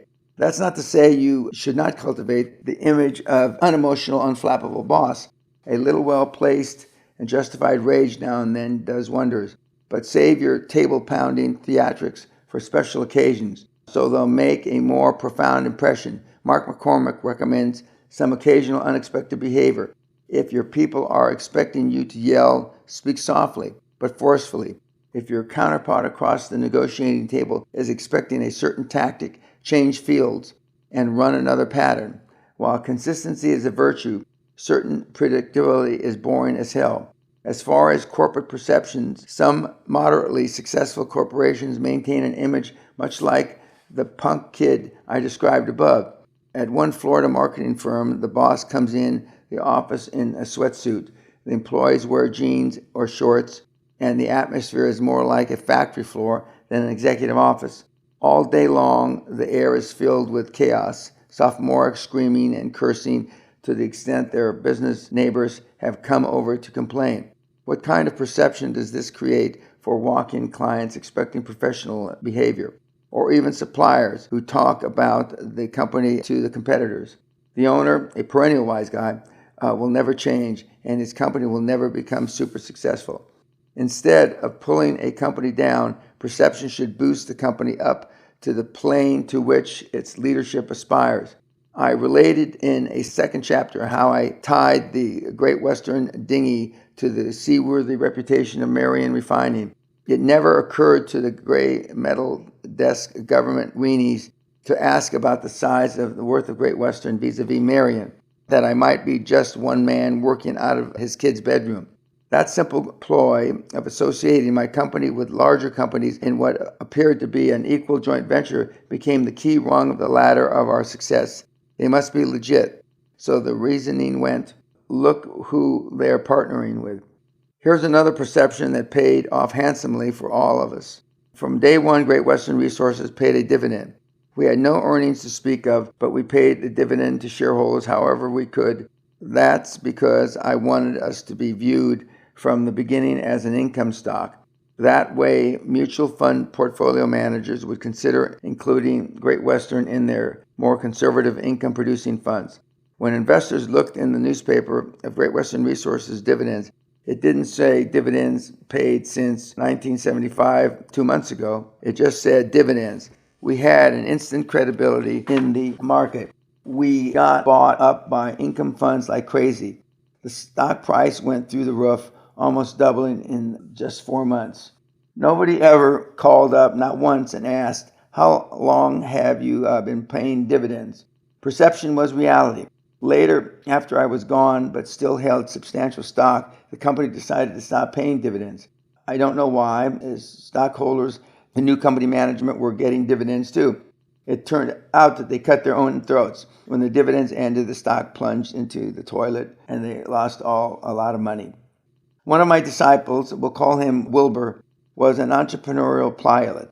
He worked out of his house near until his business took off, or out of his hotel rooms, whatever he happened to be laying over between flights. But he was thinking well beyond his career in the cockpit, continuously interviewing major accounting firms, investment banks, and others as he built his dream team. And all the while, he was creating a clear perception of an established and knowledgeable businessman. If you had called Wilbur in those days, he didn't pick up his phone and say hello. His calls were routed through an answering service that acted as his corporate switchboard. Good morning, the diversified company. The caller, once identified, would be put through as if Wilbur was back in the executive offices. He even used remote call forwarding so that if he happened to be laying over in some Holiday Inn, the perception was maintained. Hey, he would tell me, it cost me about $100 a month, and for all they know, the diversified company is a large corporation in the executive tower in downtown Philadelphia. The Verdiers work to maintain perception to their craft shows as prestigious events, admitting only the most qualified exhibitors and sponsors. In a few of our markets, our shows have to be staged in fairground arenas. That means we have to work even harder to project that upscale image and to put as much distance as possible between our expositions and the other flea markets that come along. As our shows have grown in popularity and reputation, we've had to be more and more particular about who we accept to sponsor them in each city. As part of maintaining our quality perception, we limit our sponsors to such respectable entities as newspapers, radio stations, which appeal to our demographics, no rap, no rock, banks, and soft drink companies. George Verdier points out these perceptions will only endure for so long in order to produce a successful and profitable event. He and Deanne must build the perception of their show's quality in given markets long before the show ever opens. Once we open, image gives way to quality of our performance, and we replace our carefully constructed perception with reality and reputations. If you can't follow through, all the perception in the world is a house of cards. Early on in the development of Great Western Resources, it grew increasingly clear that if any company and I were going anywhere, we both had to look as if we were already there. I knew that our business partners, investors, and financial community in general had to see me now as I planned to become in the future, or we wouldn't even have a future. I needed a quick transfusion of perception, one so dramatic that it was virtually inarguable. So, as I mentioned earlier, that's when I decided to buy the castle I could hardly afford. It was an expensive project and a huge task, emotionally and logistically, to relocate from a major U.S. city to rural Scotland. But it worked. Acquiring a Scottish castle quickly becomes grist for conversation and grudging awe, even in the jaded corridors and conference rooms of Manhattan. As soon as Wall Street realized I didn't need their help, I got it. It was a case of using reality, the purchase, to create a perception that drives a greater reality. Speaking of illusion, I decided that in order to accelerate our castle shopping, I had to be perceived as a serious potential buyer. After all, there are those who play, let's pretend, with high-end properties for sale. They read the classifieds of European publications, then drive out to view this or that castle or chateau just to gain entry and see what it's like. Real estate people can smell an imposter instantly and reserve them for a special level of disdain. So, for the purpose of putting separation between myself and the proletariat, and to create the perception I could even afford a castle, I would hire a chauffeur-driven luxury automobile before every viewing appointment. You can imagine how the appearance of such a spectacle gliding onto your grounds would affect the attitude of a real estate representative. I was warmly welcomed and afforded every courtesy, of course, but more importantly, I forced the issue of serious negotiations. In this case, I used perception to cut to the chase of purchasing my dream castle. Granted, Guthrie Castle is an extreme example, but what about the perception of success you need to cultivate in order to even be more successful?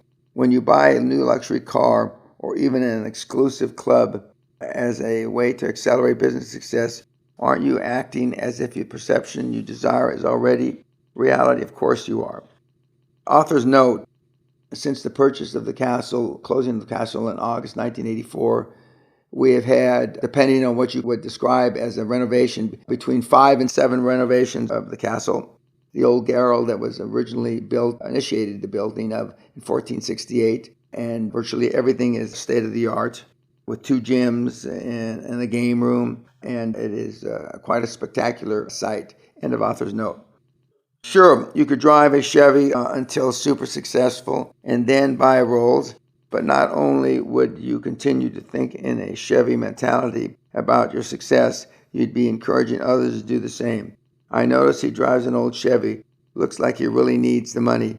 We'd be safer not to approve his loan. Exceptions to this rule are Bill Gates, who drives a bright blue '99 Porsche 911, and Warren Buffett and Steve Ballmer, CEO of Microsoft, both whom drive Lincoln Town Cars. Author's note: I'm not sure what Bill Gates drives, but Mr. Buffett still drives Lincoln Town Cars. End of author's note. Another exception, Rick Scott, former CEO of a major healthcare corporation, drove a Buick with no radio while he was building his empire. But his social events were elaborate affairs attended by some of the wealthiest men and women in America. Author's note: Rick Scott is currently in his second term of sitting governor of the state of Florida and also just recently endorsed Donald Trump. Rick was my transaction lawyer, and in the middle 80s asked me, how can I do what you do or make the money you make, Dan? And words to the effect, I said to Rick, you have to leave me. He said, where should I go? I said, healthcare and telco, which transformed into the internet. And I still tell people 30 plus years later that healthcare and telco stroke internet are the places to go. And Rick Scott was an initial Cure devotee. End of author's note. The lesson here is to position yourself where you believe people will perceive you as being successful. The Hollywood crowd, of course, has been doing this for generations. This strategy has benefits beyond the doofus lending officer. When you're perceived to be a success, business people want to be associated with you. You become sought out by others with a potential deal. You spend less time fishing for opportunities because the fish begin jumping into your net and even your boat.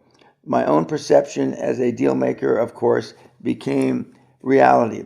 As a result, over the years, I've been continuously deluged with plans, schemes, and even a few good ideas presented by individuals and corporations looking for a champion for their venture. They know I'm always looking, and I'm a real serious player. Author's note: I have said for many years, decades now, that my door being always open and me always turning over rocks and always going to meetings and meeting people at airports, etc., in my travels is kissing frogs. I still kiss frogs even at this stage of my life at 70. I still see people in cities as I travel around because I'm forever looking for the possibility of that great transaction. End of author's note. Using perceptions to create realities is not limited to image building for up-and-coming companies or individuals. It permeates every phase of business corporations. A successful company needs to pump up its image at strategic times throughout its corporate life. When you're preparing for an initial public offering, IPO, you want brokers and purchasers alike to perceive an enormously shrewd, dynamic, and aggressive company poised for skyrocketing success. You want editorial columns in the Wall Street Journal and your top executives to be seen as the most exclusive circles, exuding acumen, confidence, and comfort about taking their company public. You want stockbrokers and potential buyers talking hungrily about you at lunch, licking their lips for your stock long before the day that you go public. Remember, the perception of the stock isn't based on any face value, but the demand that has been generated for the stock.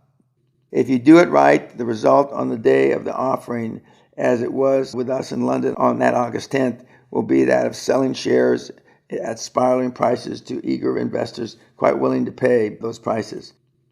Author's note: I may have mentioned it, but on the day that we went public in August the 10th, 1984, my 39th birthday, was also the day that Mrs. Thatcher's, one of her major privatizations, that of Jaguar, was going public. And I was advised by virtually all concerned that we shouldn't go public on the same day because all the institutional money was going into the Jaguar flotation.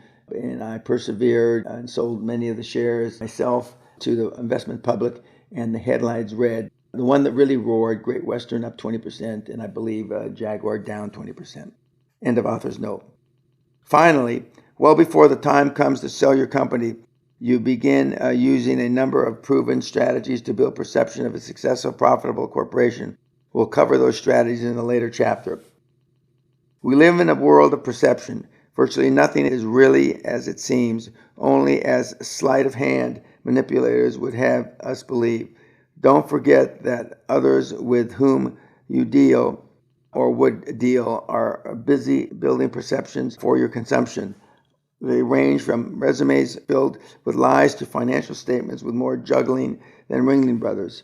Politics is the continuous example of juggling act, of putting a spin on every political event so that even the poor sap that debated with his fly down comes off looking terrific. During campaign season, when politicians actually want to hear from voters, perceptions can make or break candidates. Author's note: during this month's coming to the election here in 2016, Donald Trump has stood the Republican Party and politics in general on its head with not believing in political correctness and showing perception is reality. End of author's note. For years, Hillary Clinton has been perceived by much of the public as cold, calculating, and ambitious. She has polarized Americans who either love or hate her. During the 2008 presidential election, she faced Senator Barack Obama in the Democratic primaries, a smooth, personable, and very likable African American. As a result, this dapper, affable black man with virtually no experience but strong in vague and lofty rhetoric was preferred by Democratic primary voters to a woman with several years of experience as a senator from New York, a Washington insider whose husband Bill was a former president. These two contrasting perceptions, not their stands on political issues, swayed primary voters to nominate Obama over perhaps the best American woman in the world. Author's note: Mrs. Clinton is now coming up against a similar situation with Senator Bernie Sanders, a independent, one-time communist, now socialist, and has lost many of the primaries, and it stands to a good chance of perhaps having to go to a contested bid in the Democratic convention herself. End of author's note. That's why wherever you're called on to believe a perception, it's absolutely vital for you to look beyond the illusion others would have you take as reality. In the ideal world, everyone would be forthright and honest in presenting themselves and their corporate entities, warts and all. But until that ideal comes along, perception will be the reality others accept about you. So it's up to you to craft that reality to your fullest advantage. Fortunately, you need not to do it alone. You can gather around you resources, some very skilled individuals in many disciplines. The dream team we discuss in the next chapter.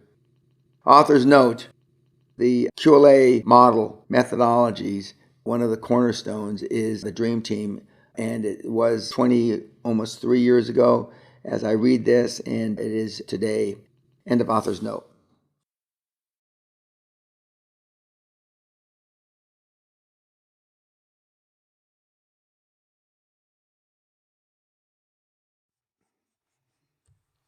Chapter 6: Creating Your Dream Team.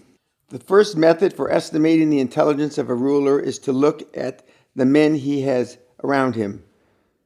Niccolo Machiavelli. No matter how good you are, you can't do it alone. You can do the work of 2 or 3 people, and to achieve super success, you work that hard most of the time. But you can't be 2 or 3 people. You can't be in Los Angeles banking to nail down a financing at noon and sign a deal in Manhattan at 2. The most determined, passionate, vision-driven high performer does not have the expertise, energy, or hours in the day to carry out every action, check every figure, and to review every contract generated by a company assuming a growth position. Your company, your entrepreneurial creation, is understandably a source of pride.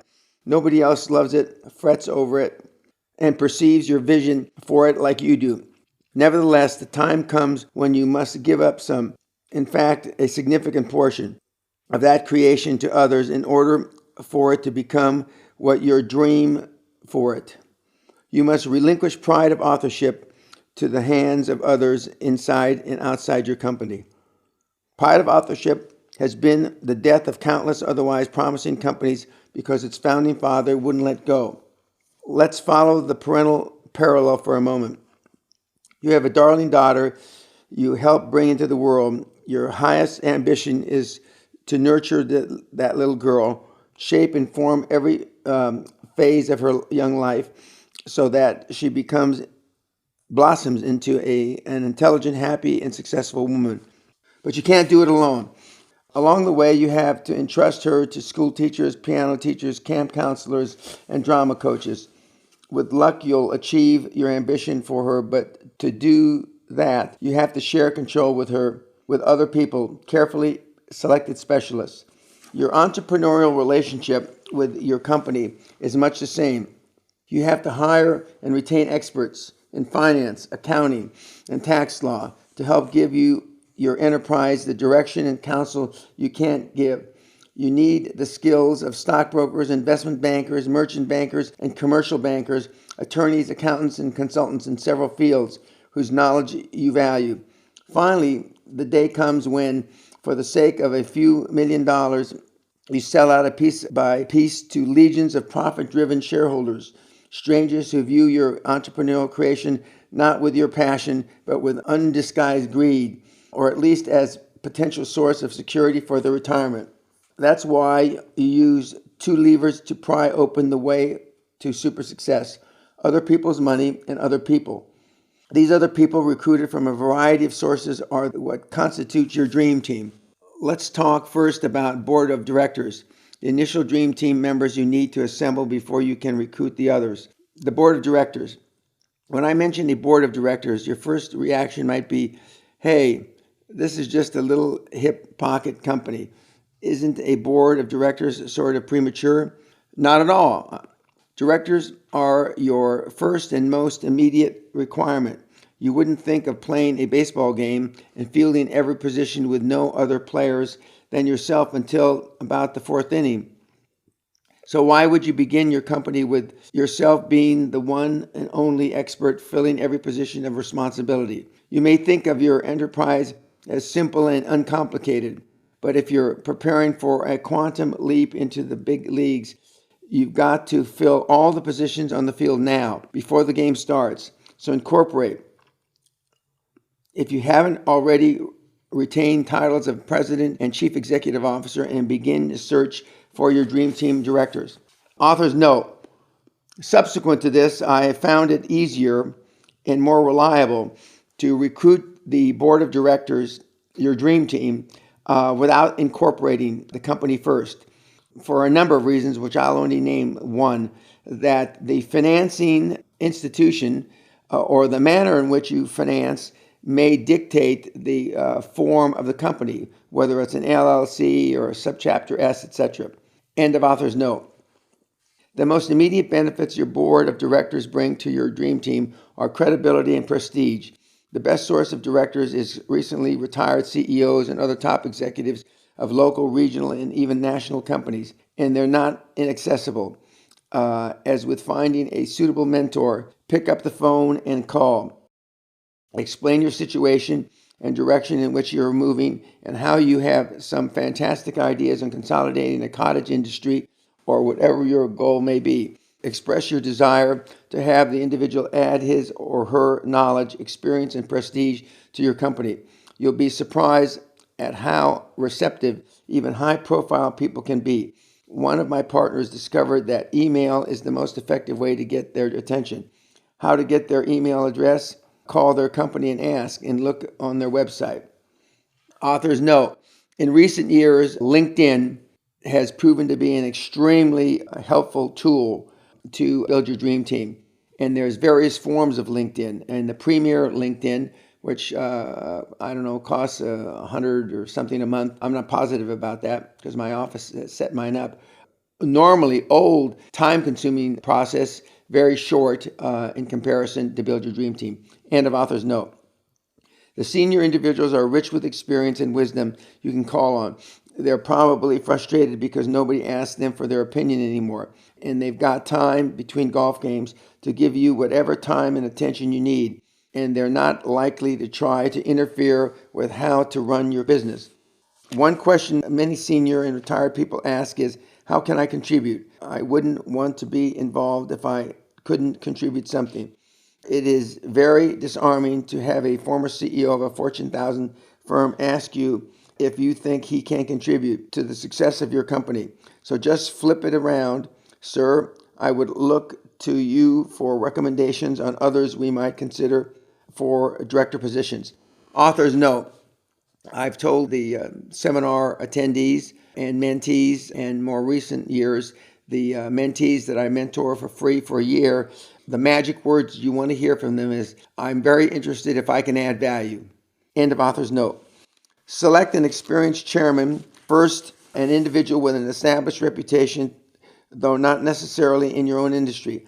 Your chairman should be, to the fullest extent possible, an executive, heavyweight, highly experienced person who has done dozens, even hundreds of business transactions over the course of his or her career. In real estate, they call him an anchor tenant. I myself am a chairman of a number of corporations. In every instance was brought in because no matter what comes up for any of these fledgling companies, I've been there and done that. The rest of your board position should be filled with individuals from varying backgrounds who share one common quality. They all have more business and financial experience and acumen than you. Your board ideally should include a financial person, an accounting specialist, and one or two other individuals who have already achieved what you're trying to achieve in your field of endeavor, particularly in growing a company geometrically through acquisition. Your accounting expert might be a former regional manager of a Big Four accounting firm. Your financial-based director might be a retired investment banker. All these people, no more than 4 or 5 in a number, will inevitably contribute contacts, tips, and ideas you'd have never dreamed of otherwise. They are the core from which you will now proceed to build an aggressive, acquisition-hungry corporation. By the way, your board must be what I call lawsuit aware. Although it may go without saying, at some point mention it to them anyway. For the record, you accept litigation as part of exponential growth. You regard litigation as a legitimate business tool, and if you don't, you should. If the idea of filing suits makes them uneasy and the thought of getting sued frightens you away from acting in the best interest of the company, stop reading here and go to a romance novel. Author's note. In recent years, we have used with many of my mentees, in addition to a board of directors, an advisory board, where an advisory board has no liability in giving advice for the new co. And the advisory board, instead of getting stock in the holding company or in the company that you're forming, will get stock options. And we'll talk more about that in later chapters. End of author's note. In business, as in life, disagreement happens. Assassins abound. Trust me, I've been involved in about 200 lawsuits and have only lost a couple of times in the US or the UK. The greed, arrogance, and stupidity of others need to be kicked out of your path to glory without a second thought, without a break in stride. Be mentally prepared to battle in court whenever you have to, and have a board of directors prepared to back you up. Author's note. Litigation, unfortunately, is a way of life in the United States, whereas in the rest of the world, it doesn't abound. So the directors that you're trying to recruit to your dream team will be more aware of litigation in the United States. And that's where the aforementioned advisory board will probably help and assist you in building out your dream team. End of author's note. As for compensation, don't even bring it up the first or second time you and your prospective directors talk. Whatever you may offer is table scraps compared to the wealth they've accumulated after 30 years in business leadership. Eventually, almost as an afterthought, mention you'd like to offer each director 2 to 5% of your company, depending on the extent of their time and participation involved. Offer a few points more to your board chairman based on the projected depth of his involvement. Then the issue of compensation is covered. Author's note. For a more sophisticated board organization, you may even have a chief marketing officer, and for sure you'll have a CFO, and you may very well have a COO and or CEO if you're not qualified to be CEO. Those positions require and are due more compensation than the 2 to 5. They may be 3, 6, 7, 8, 9%, and in that time frame or in that instance, the CEO and chairman will get more than the 5 or 10%. End of author's note. Remember that you assemble your board of directors before you begin your search for outside accounting and legal professionals. Assuming your board is complete, it's time to continue building your dream team. Before you make the first phone call to the first accounting firm, sit down and write your mission statement to articulate your vision and the overall strategy you intend to pursue in your quest of that vision. The mission statement is important to most professional minds in that it reveals how much you understand about where you intend to take your company and the boldness and clarity of your vision. Though most mission statements tend to be pie in the sky crap, there are some magic words you want to incorporate into this brief document to make it stand out from others. You want to dominate the industry, for example, and become a major force in determining the future of that industry. We're going to consolidate a fragmented or cottage industry. Tells the reader you plan to grow geometrically through acquisitions, an exciting prospect for any accounting firm that would like to boost billings in the same way. Do not confine yourself to a time frame. That's a detail at this point. While you and your directors fine-tune your mission statement, also pull together an executive profiles of your directors. When all the documents are complete and professionally bound in a presentation handout, begin setting up interviews with accounting firms. Your new directors will no doubt have contacts among the big four for those entrees. If not, pick the phone and start making cold calls on accounting firms. Author's note, in recent years, we have expanded the mission statement to include an executive summary, a generic in scope, talking about the industry and where it stands vis-a-vis being consolidated. In addition, as I mentioned before, we have used LinkedIn very successfully. Not everybody's not on LinkedIn, but certainly big four accounting firms are. End of author's note. Retaining the right professionals for the right price. What kind of accounting firms? For starters, you need expertise of a highly reputable CPA firm or chartered accountant firm in the UK. My contention has always been that you avoid hiring your neighbor or your cousin, the accountant, or even a hometown CPA company. From the very beginning, use a Big Four accounting firm. How can you afford the best? PricewaterhouseCoopers, Deloitte Touche, Ernst & Young, or KPMG? Well, get to that. We'll get to that later. By the way, each of these firms is actually an enormous group of companies operating globally with between 120,000 and 150,000 employees and annual revenues of around $25 billion. Author's note, notwithstanding this was written 8-9 years ago, it is still true, and there are still the revenues approximate $25 billion. End of author's note. Set up preliminary interviews with all Big Four accounting firms with offices in the city in which you'll be doing business. If you're not close to a Big Four, you will have to consider a firm in the top 10. Schedule yourself and one of your directors, but not your board chairman. If possible, have the accountants meet you outside their offices. If your new offices don't have a conference room, try to arrange one elsewhere. If you must meet at the accounting firm, make note that the size of the conference room they put you in, as well as the seniority of the accountants you're meeting with. It'll indicate their initial estimate for your potential as a profitable client. Make sure that the partner is present.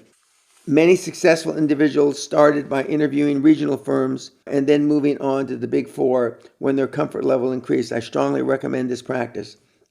The first meeting is a brief one. Your presentation should last about 20 minutes, during which you simply expand and elaborate on your mission statement, re-emphasizing the fact that you intend to consolidate through acquisition an industry that is fragmented and basically in chaos. You also tell them up front you're interviewing 4 other accounting firms, and you'll go with the one which offers your company the best deal. The whole meeting should last no more than 40 to 45 minutes. It's a beauty contest.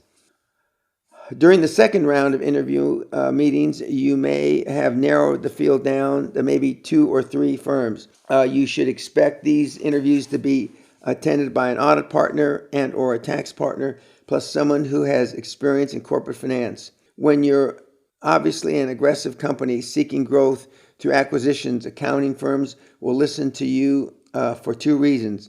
First, they envision their own geometric billings growth riding on top of yours. Second, a company in an acquisition mode is less likely to change accountants once their accounting firm picks up the rhythm of the company, understands its vision, pace, and tempo.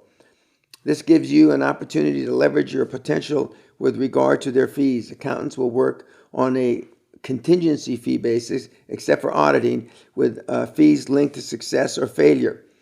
Audit independence is important for accounting firms as defined by them in General Accepted Accounting Procedures, called GAAP. Nearly all countries have similar rules and procedures. Authors note words that are more favorable now in 2016 instead of contingency fees are, in fact, are delayed fees, success fees. End of author's note. So you talk to accountants about value-added fees and success-oriented fees. Underline these terms. They are very important phrases for you to use. Recently, I made presentations to a number of accounting firms. In every instance, the partners immediately responded to those terms. Big Four partner suggested they will bill only 50% of their hourly rate until we made a successful acquisition, then 100%, and then play catch-up until they made up their balance. Another big firm said they would wait for 6 months after our first transaction to begin full billing. The point is that accountants are flexible as long as the aura of professional independence is respected. Authors note there's other combinations that the big four or smaller regional firms will use, pushing out fees as much as a year with no payment, and paying a premium of up to 130 or 150% upon successful transaction. End of author's note. At each of your second meetings, accounting partners will be selling to you. You should expect them to respond to your previous presentation and be prepared to discuss your specific needs and expectations of them as a big four firm. By the third meeting, you should have the input and intuition to have narrowed your choice is down to 1 or 2 firms. Attend these meetings with your board chairman and or another senior director. In addition to moving toward your final selection, ask for recommendations for the law firm. You will benefit from the fluidity of working with accountants and lawyers who already understand one another. Also, request that each accounting firm send you a draft engagement letter spelling out the terms of the relationship. With the help of your board, massage this draft to your best advantage and return it to them several times if necessary. This document is important that it may be the basis for your accountant-client relationship for years to come. Then, based on which firm has spelled out in writing the best deal for your company, make your selection. Author's note: in recent years, we have found it based on how accounting has changed to have your CFO director and or your financial director or both attend the final meetings with the accountants in lieu of your board chairman. End of author's note. Once your accountant has been selected, you will also want to retain the services of a top law firm.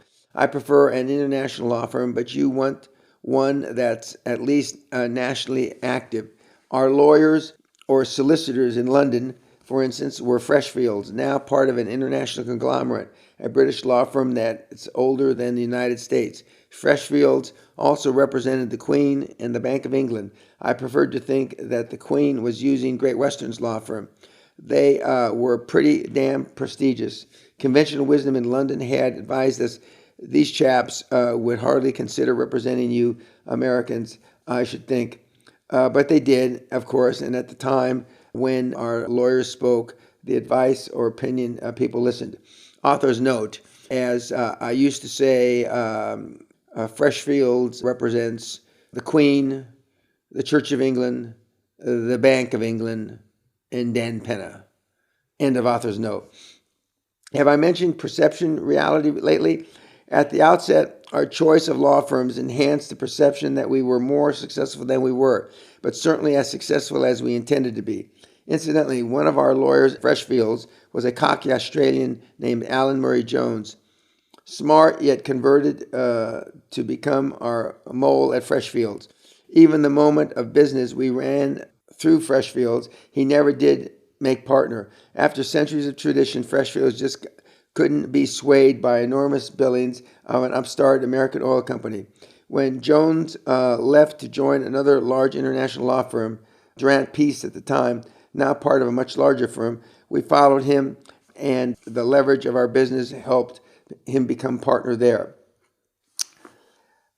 Here's another tip for assembling your dream team. Whenever possible, within the oak paneled offices of any attorneys or CPAs, I've always sought out a hungry young lawyer or accountant I could trust, an up and comer with greater ambition and more talent than his employer appreciated. I cultivated such a bright, motivated individual because inevitably they become my moles within their own organization. Their allegiance gradually shifted from their employer to me. To that, instead of telling me what I cannot do, they find ways enable me to do what I want to do. Now, in no way are they doing something wrong, but they are now looking at and digesting information in a different light. You're no longer merely a client; you're their client. A caution: be kind to your mole. In my younger, less sensitive days, I often screamed unkind language to our mole at Coopers and Lybrand, now PricewaterhouseCoopers. She served us well enough for years, but when I left Great Western, she found ways to repay my verbal indiscretions, although I have to say she was always a first-class professional. Author's note: I just spoke to the managing partner of the office that we used at Coopers and Lybrand, that became PricewaterhouseCoopers, and he's now 82 years old and retired. I asked him about that lady partner she is now retired, and a few of the other partners. And one of the board members that I'm currently serving with, who's a former PricewaterhouseCoopers partner from Texas, knew the managing partner from that office. And when he called him for a recommendation, Ronnie recommended us highly. End of author's note. What's in it for the hotshot lawyer and accountant? I continuously remind their employer how valuable they are and how worthy they are of raises and promotions. But dearer to everyone's heart, given the right individual and the right circumstances, I can offer them equity in an entrepreneurial success they're helping me create. When that occurs, of course, you'll find that they almost always leave their firms to join you full time. That brings me back to your venture. During the early stages of your pursuit, when you're just building your dream team, how can you afford to retain a top law firm? You bring them into the equation. Come on, Dan, you can't do that. You can't walk in and buy them with a piece of action that doesn't exist. I sure as hell did. I also secured the services of blue chip brokerage firms in the same way, more than once. Top legal counsel costs, say, $450 to $850 an hour or more.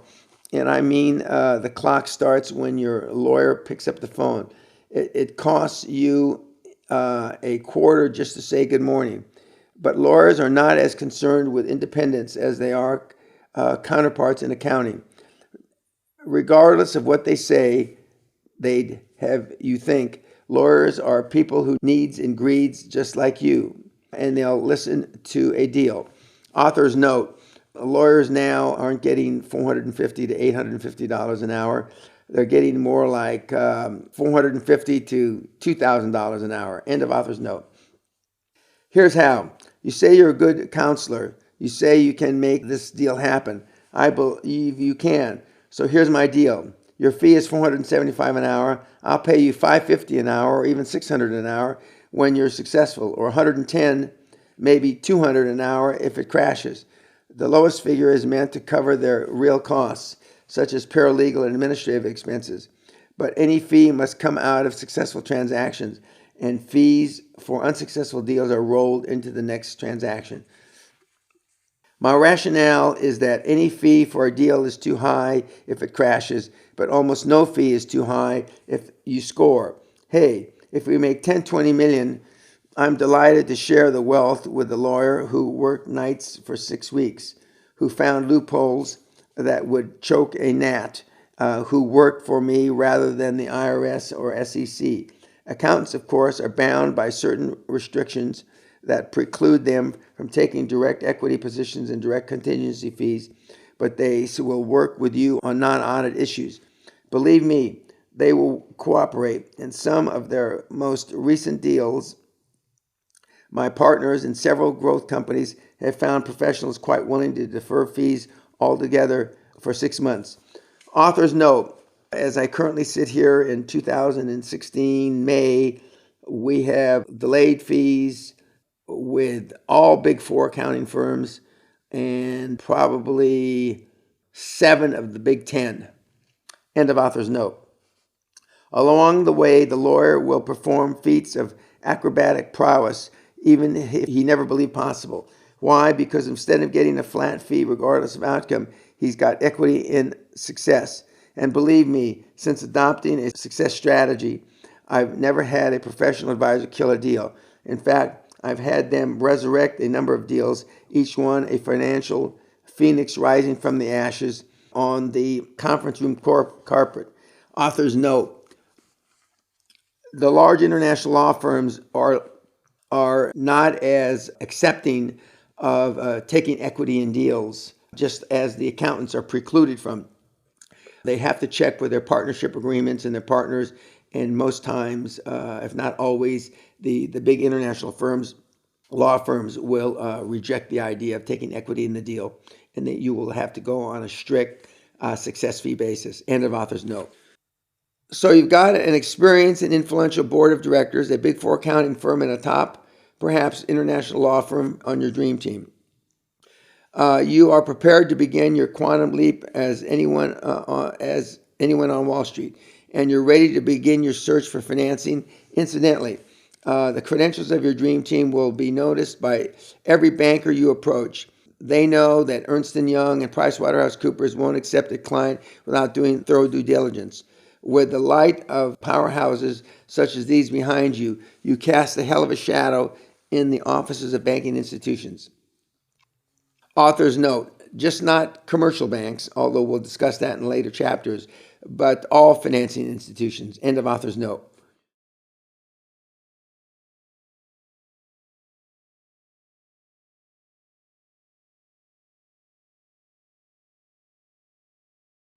Part 2, continuation of Chapter 6, Creating Your Dream Team.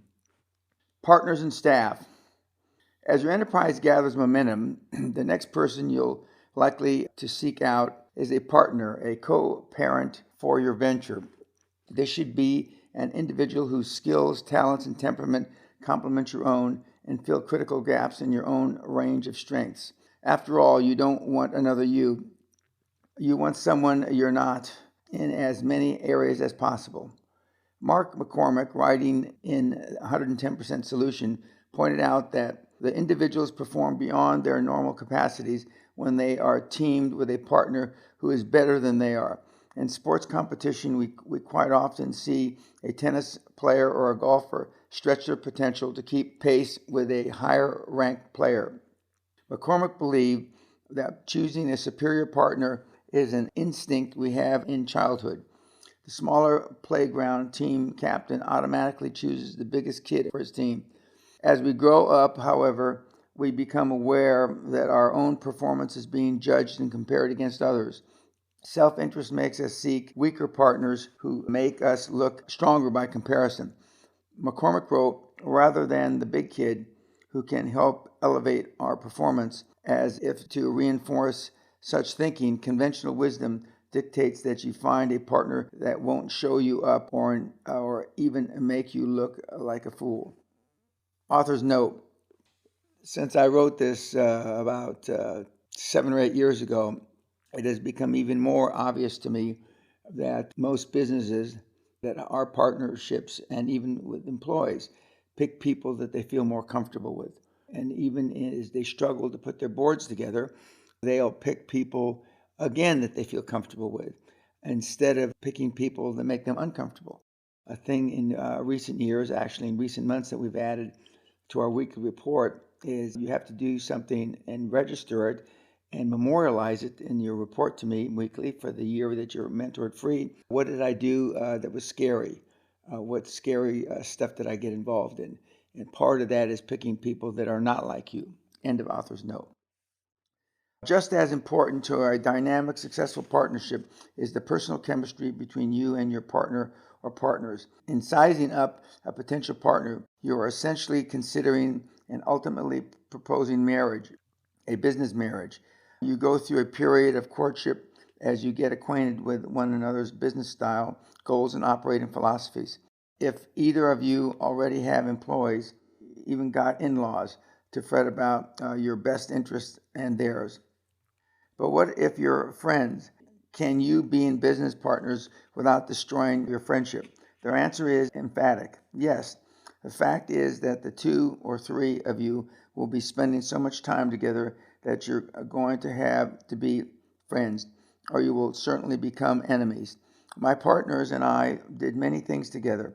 Our respective families became entwined, and that is developed a sizable rooting section cheering on our success.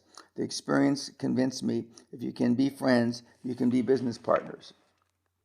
Beyond partners, hiring key associates is not for the timid. It takes guts to do it right. The temptation for a lot of entrepreneurs is to hire individuals who can be controlled so that their own pride or of authorship can be sustained. That's insane. Why would they bring in some doofus with less imagination, less initiative, and a dimmer vision and think for a minute he'd help them propel their vision forward? Instead of adding powerful engines to their venture, the entrepreneurs are only adding ballast. One of the most obvious qualifications is experience. Read the resumes and read between the lines. Has this guy spent his career as an executive clerk for some top corporation that read terrific on his resume, or has he done deals? Can you see from a couple of sheets of paper that here's a corporate squad leader who has wrestled through the hell of negotiations and actually won? Think of your staff as an elite fighting team, and to be elite, they must have fought. Author's note: a good section of the seminar, several slides, is about these kinds of elite teams that you build. And I have several slides that show SEAL team that in their training for that very reason. End of author's note. There are other considerations as well. I seek out potential associates and partners with enormous talent, who have strengths I do not, whose energy and vision match my own, and who nurture enormous egos. In short, I'm looking for people who want my job, but good help is hard to find, and bad help is abundant. I also hire people more on attitude than credentials. You can't browbeat them into enthusiasm. You can't pump them up if they were born deflated and have never been pumped up. They have to bring a good, solid, can-do attitude with them so you can harness it to help pull your dream. Hire people with an appetite for adventure too, because that's what they're about to have if they sign up to join your high wire quest for super success. When you begin looking for associates and staff personnel, you talk to a lot of qualified, certified people who prefer the security and the predictability of a status quo.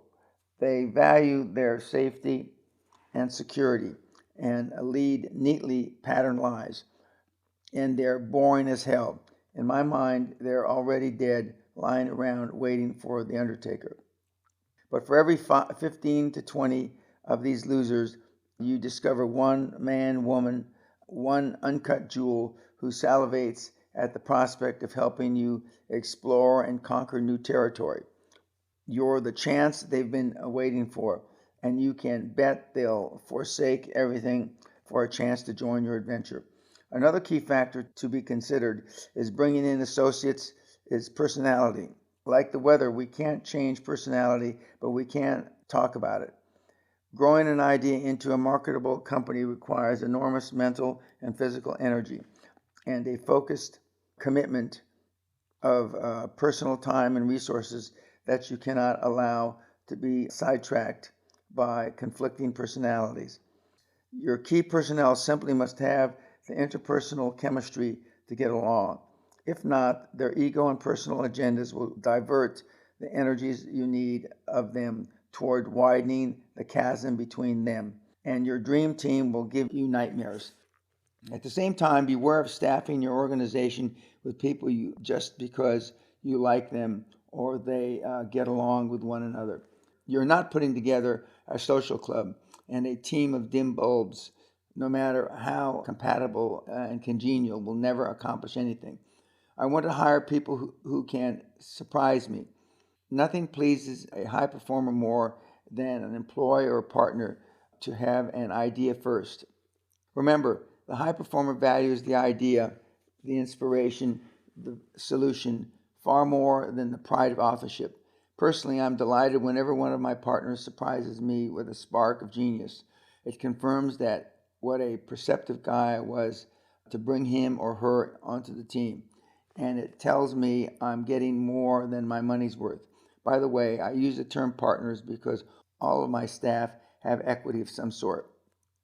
Finally, I look for commitment. I don't mean 9 to 5. My people must be willing to work nights, weekends, holidays, or whenever necessary during critical periods of growth. They must be instantly available at home, on the golf course, or in the airport, any airport in the world. They need to fly to New York City today. They need to revise the proposal tonight, hammer out the deal tomorrow morning, and meet me in Houston tomorrow night. I don't want to hear about junior softball game or a home full of company or any other personal bullshit. I want to hear, see you tomorrow night. When I'm building a dream team, I give potential partners what I call the doofus test. I put them in a conflict of interest bind or time constriction, which requires them to make a decision and take action. I schedule meetings on early Sunday morning or Saturday nights, find out when they have birthdays or anniversaries so I can set up meetings that screw up party plans. Okay, I'm a son of a bitch, but the doofus test gives me two essential pieces of information about people. First, how they react under emotional pressure, and second, how committed they are to me and my agenda. Sure, it's fine if they have promised to take their kid to the ball game and can't change their plans, but they can't work for Dan Peña. Otherwise, down the line, they might have that birth of their first child take precedence over all us making millions of dollars. Having talked in abstracts about personalities and commitment, it's time to. You've heard about two brothers who, years after the fact, still personify total commitment in my mind. In August 1994, I was holding a board meeting of my holding company, Great Western Development Corporation, at Guthrie Castle, Scotland. The meeting was set to begin on August 17th. It was expected to be a 2 or 3 day meeting. One of the participants, a young man in his late 20s, we'll call him John, I had brought him on the team mostly on the recommendation of his older brother Adam, who already worked with me. Neither of them was 30 years old.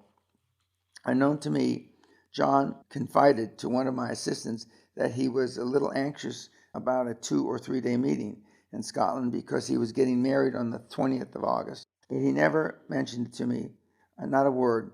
He and Adam flew to Scotland and gave a great presentation, and still no one told me of the imminent wedding. John's desire for success enabled him to risk getting home the day his wedding, and he never wavered.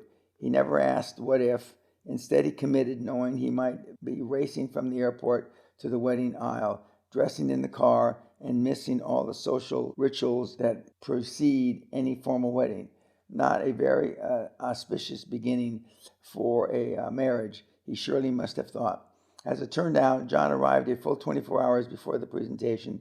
No problem, right? But let me ask you, what would you have done? Would you have demanded such commitment? And would you have given such commitment? Had I known, I would not have excused John from the meeting. I would have left the choice up to him, as indeed it was anyway. The mark of a high performer is that he both demands and delivers that commitment to the business. I never asked any of my team to do something I haven't done. In fact, I still do whatever it takes, no matter what. And let's talk about the older brother, Adam. I was holding a Quantum Leap seminar in May 1995 in Los Angeles and was expecting about 800 attendees. I had met him at a previous Jim Newman Pace seminar, and he became a member of my team in late 1994. In fact, nowadays, I find most of my future business partners during my own seminars. I asked the two brothers to be there since we could use any spare time to talk business. What I didn't know was that Adam's wife was expecting their second child the same week. Adam didn't hesitate, never mentioned the impending baby.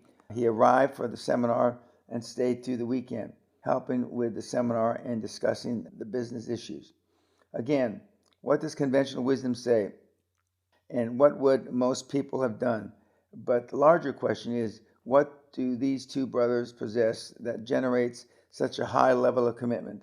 How are they different? Both had 12 years of Catholic school education, played college soccer at Texas Christian University, joined a fraternity, graduated and married. Adam with an MBA, although I've never held it against him. Then they both left promising positions with large corporations and took enormous pay reductions to join my team.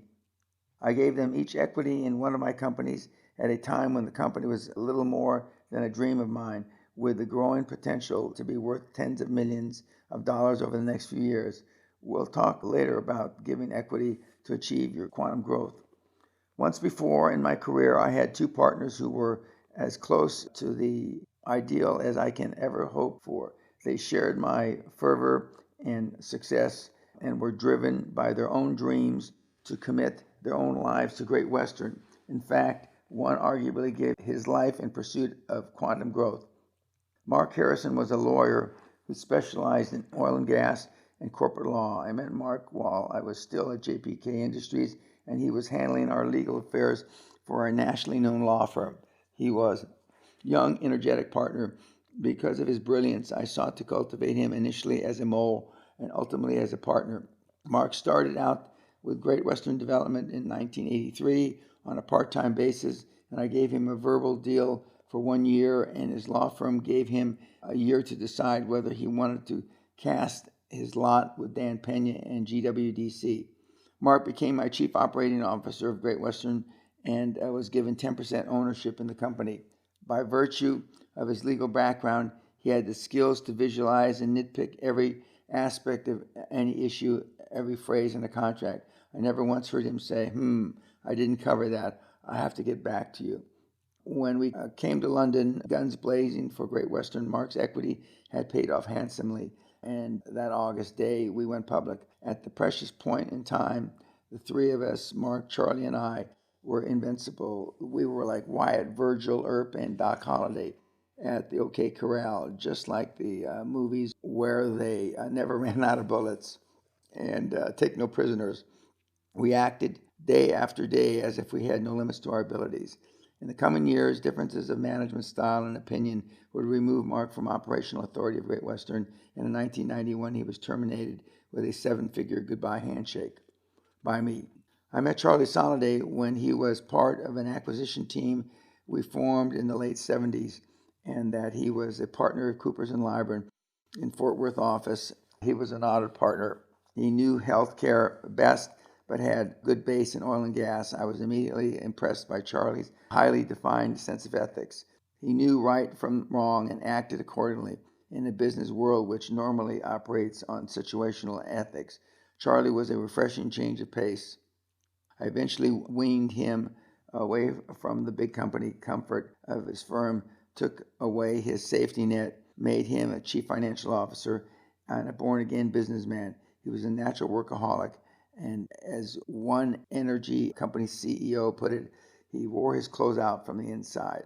Charlie was fine, total competent CFO, but more important to me was the fact that he was a dreamer, one who could use his talents and technical skills to make his dreams become realities.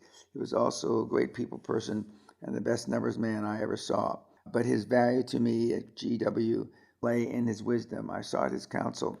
I trusted his judgment and his loyalty. I knew without a doubt in the heat of the corporate battle, Charlie would follow me, follow my lead, and cover my back no matter what.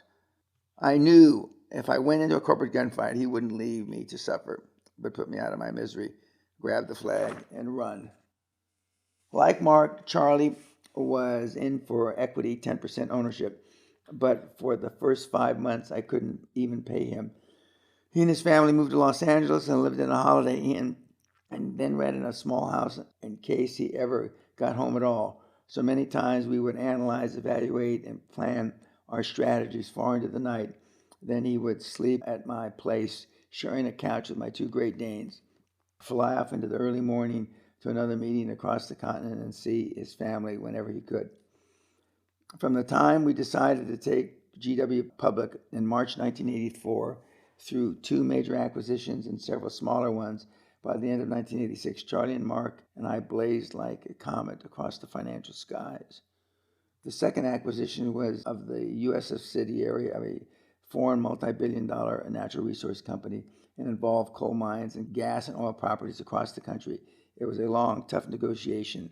I'll get into that later, but by the time the deal was closed in December 1986, we were all exhausted. Our ship had come in, and it was loaded with money for all three of us. Jackpot. All the dreams, the work, the pressure, and doing without a normal life with family, friends, and sleep had paid off. My dream team had come through for me. We were wealthy beyond dreams of most mortals. Invincible. I went home to Guthrie Castle, my own Camelot, to heal wounds and savor our victory. We were, as the Roman legions, invictus. We were not conquered. The next month, Charlie died of a heart attack at 40, just inside the threshold of his greatest super success. It was over. John Lennon said, "Life is what happens when you're making plans." Dan Peña says, "Man plans, God laughs." My life was changed forever. It took almost 3 years to recover from an acquisition 8 to 10 times our size and Charlie's death. No matter who you recruit for your dream team and how gifted and committed they are, they're going to need leadership. Even more to the point, they're going to want leadership, and you're the leader. It's no wonder reports say that almost 70% of the Fortune 500 CEOs have military backgrounds. The toughest thing about being a leader is that you're always alone in the lead position. Leadership is a towering peak with standing room for one. Sure, you can turn and get advice from this or that team member, but there's only one captain, one driver, one pilot in the cockpit. You can save your company from mistakes the others may make, but the others can't save the company from you. The guy who said, "It's lonely at the top," had surely been there. I often tell my business partners they must learn to be alone without being lonely. You're only a leader if you have followers. You can buy quasi-loyalty with money, and we'll talk about compensation shortly, but you can't make people follow you. They have to want to. Another misconception about leadership is that too many entrepreneurs think of leadership as a static condition. They sit in a position of leadership and assume that by definition they're leading. Any CEO who is not moving his or her company forward is not leading. The word leadership implies action. Leading is convincing others to move, to follow you as you proceed forward in a predetermined direction. If you're not moving, or if you seem to be moving erratically as you've lost your way, your associates and employees immediately perceive that they've lost their leadership and begin to lead themselves in whatever direction they like. And I can assure you it won't be the right direction. World history has proven time after time People much prefer to follow a madman with a clearly defined purpose than a nice guy with no apparent goals. And high performance people are often perceived as madmen. Conventional business people consider them to be loose cannons, eccentrics, even buffoons. Sometimes the most loyal employees, stretched on the bone breaking rack of demands beyond all known capacities, are exasperated by working for a high performer. But they don't quit. Great entrepreneurial madmen include Branson, Ted Turner, Donald Trump, Rupert Murdoch. Howard Hughes was a madman long before he went crazy. Author's note. More recently, Bill Gates, Steve Jobs were also considered madmen. And right now, as I read this, Donald Trump is at the Republican convention, and he will be inaugurated as the nominee to run for president in the next day or two. End of author's note. One of the most demanding high performers was Tom Edison. In 1884, he hired a young Croatian engineer named Nikola Tesla to work in his laboratory in Menlo Park, New Jersey. Edison was convinced that direct electric current DC was the way to light the world. Tesla believed that alternating current AC would be more practical. Already a world-famous inventor and supremely self-confident, Edison had little patience with employees and disagreed with him and fired Tesla. In 1889, Tesla patented AC power system and sold it to George Westinghouse, who built an empire generating AC electricity. As you work with your dream team toward achieving your super success, it's fine to be regarded as a little mad by the world beyond. Your perceived madness in the minds of conventional thinkers is sure sign that you're on the right track. I'd be disappointed if some investment bankers I know didn't shake their heads when they talked about Dan Peña. I relish my reputation, but remember, Edison, give your employees the latitude they need to be creative on your behalf. Exponential creativity and imagination by your people will accelerate your achievements of exponential and quantum growth. In fact, you can't achieve it without it. One of the great lessons I learned from Jim Newman was to keep my eyes focused on the macro picture and leave the micro management to my staff. The dream team you assemble has to be capable of day-to-day micromanagement so that you can press ahead with your job, your responsibilities as both leader and player on your own team. Don't bring me a problem so we can solve it. Solve it yourself and bring me the latter. Currently, I've developed and refined this idea, especially in the weekly reports that they give me when they have a problem or a challenge that they list at the end of their rather lengthy reports. I say I want 3 alternatives with the problem. If you can't give me 3 alternatives, then don't give it to me. And they have to pick the best alternative in their mind, and then I judge if it is the best alternative when I get back to them with my comments. End of author's note. As the CEO or president of your company, your job is not to design a better product or reduce operating costs or review sales figures. You have engineers, cost accountants, and marketing executives to handle those tasks. Your greatest danger is getting bogged down in the office and mired by minutia. You have 3 jobs. They're all outside the office. The first one is kissing frogs. You got to kiss a lot of frogs to find a prince. I tell my audiences, you do not only have to kiss those frogs, you got to love to do it. And just love those little pus-filled warts on those frogs' faces. Okay, I know only toads have warts, but it's my story. Because one day, one of those little frogs at a bank, at a brokerage firm, in a state legislature is going to be able to help you, to croak you a good word, to give you a nod, to become a prince in need, to make you millions. So get out there, smile, and start kissing frogs. Your second job as senior executive is to look for expansion opportunities. I'm talking about deals or schemes, as they say in the UK. That's how you make the big money, equity on deals. And you won't find hot deals in your own shop. So get out into the market, go to trade shows, overhear conversations, talk to your moles, keep your ear to the earth of the financial world. And remember, unless you're Kobe Bryant or Madonna, you won't get rich from income. You become wealthy from equity in a string of transactions. Pay attention to the industry. Watching business is like expanding by a river. Every time you look, the water is different. Keep watching, check out rumors, and ask questions. If you run a mid-sized business right now, chances are good there's another mid-sized business you could buy tomorrow with OPM, other people's money, and make a quantum leap. Quantum leaps are repeatable, threepeatable, and more. Your third job is finding other people's money, OPM. In Chapter 9, I will talk about raising capital, finding the OPM you need to seize opportunities and take decisive action. My God, there are so many sources of capital out there, it should be embarrassing for anyone to say we don't have the money right now. As you'll find out, it's only because you haven't looked. Some of the plumpest, tastiest frogs you'll ever lay a lip on are sitting in financial institutions all over the country, all over the world for that matter, just waiting to lend you money and make themselves look good to their bosses. Help them out. As I write this, the economy is heading towards a recession. The banking industry is more cautious than has been in many years. Institutions from AIG to Washington Mutual have disappeared from the banking landscape, but regardless of the economy, whether it is in the clouds or the toilet, bankers make their money lending money. A nervous frog is still a frog. So while you're out looking for frogs, deals, and money, who's running your show? Well, other people are. Your carefully hand-picked dream team, and hopefully with a free hand from you and with their owning a part of it themselves. More on that later.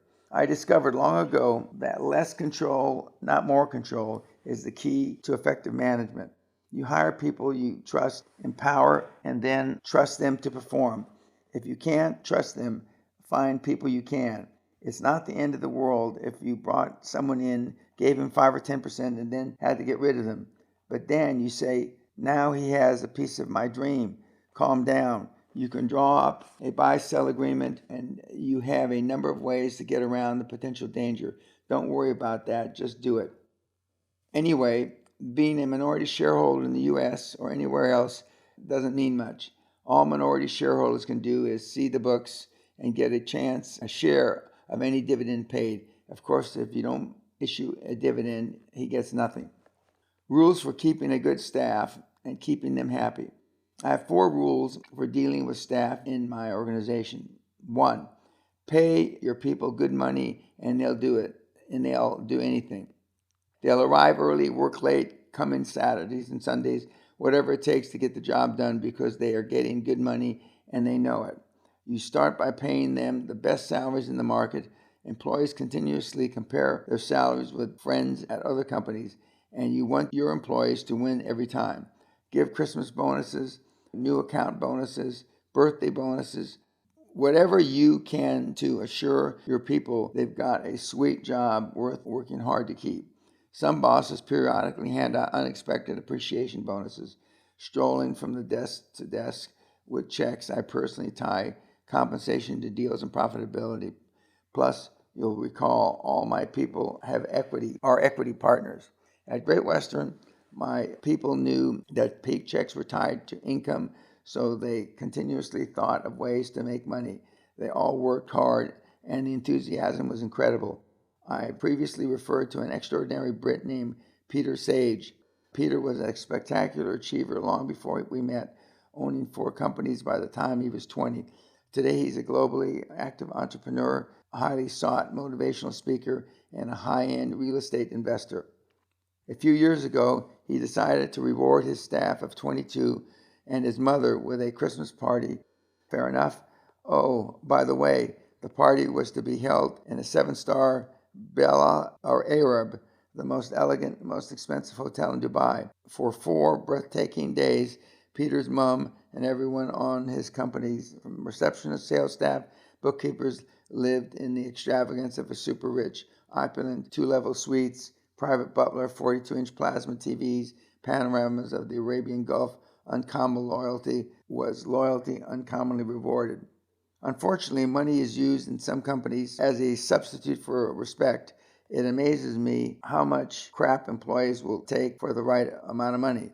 From the mail clerk to the executive vice president, EVP, I know a guy who runs a company of about 35 employees. He calls his women sluts and his men dickheads, even in front of clients. He abuses and yells at them continuously, blames them for his screw-ups, and buries them with more last-minute work with no instruction and tighter deadlines than they could possibly handle.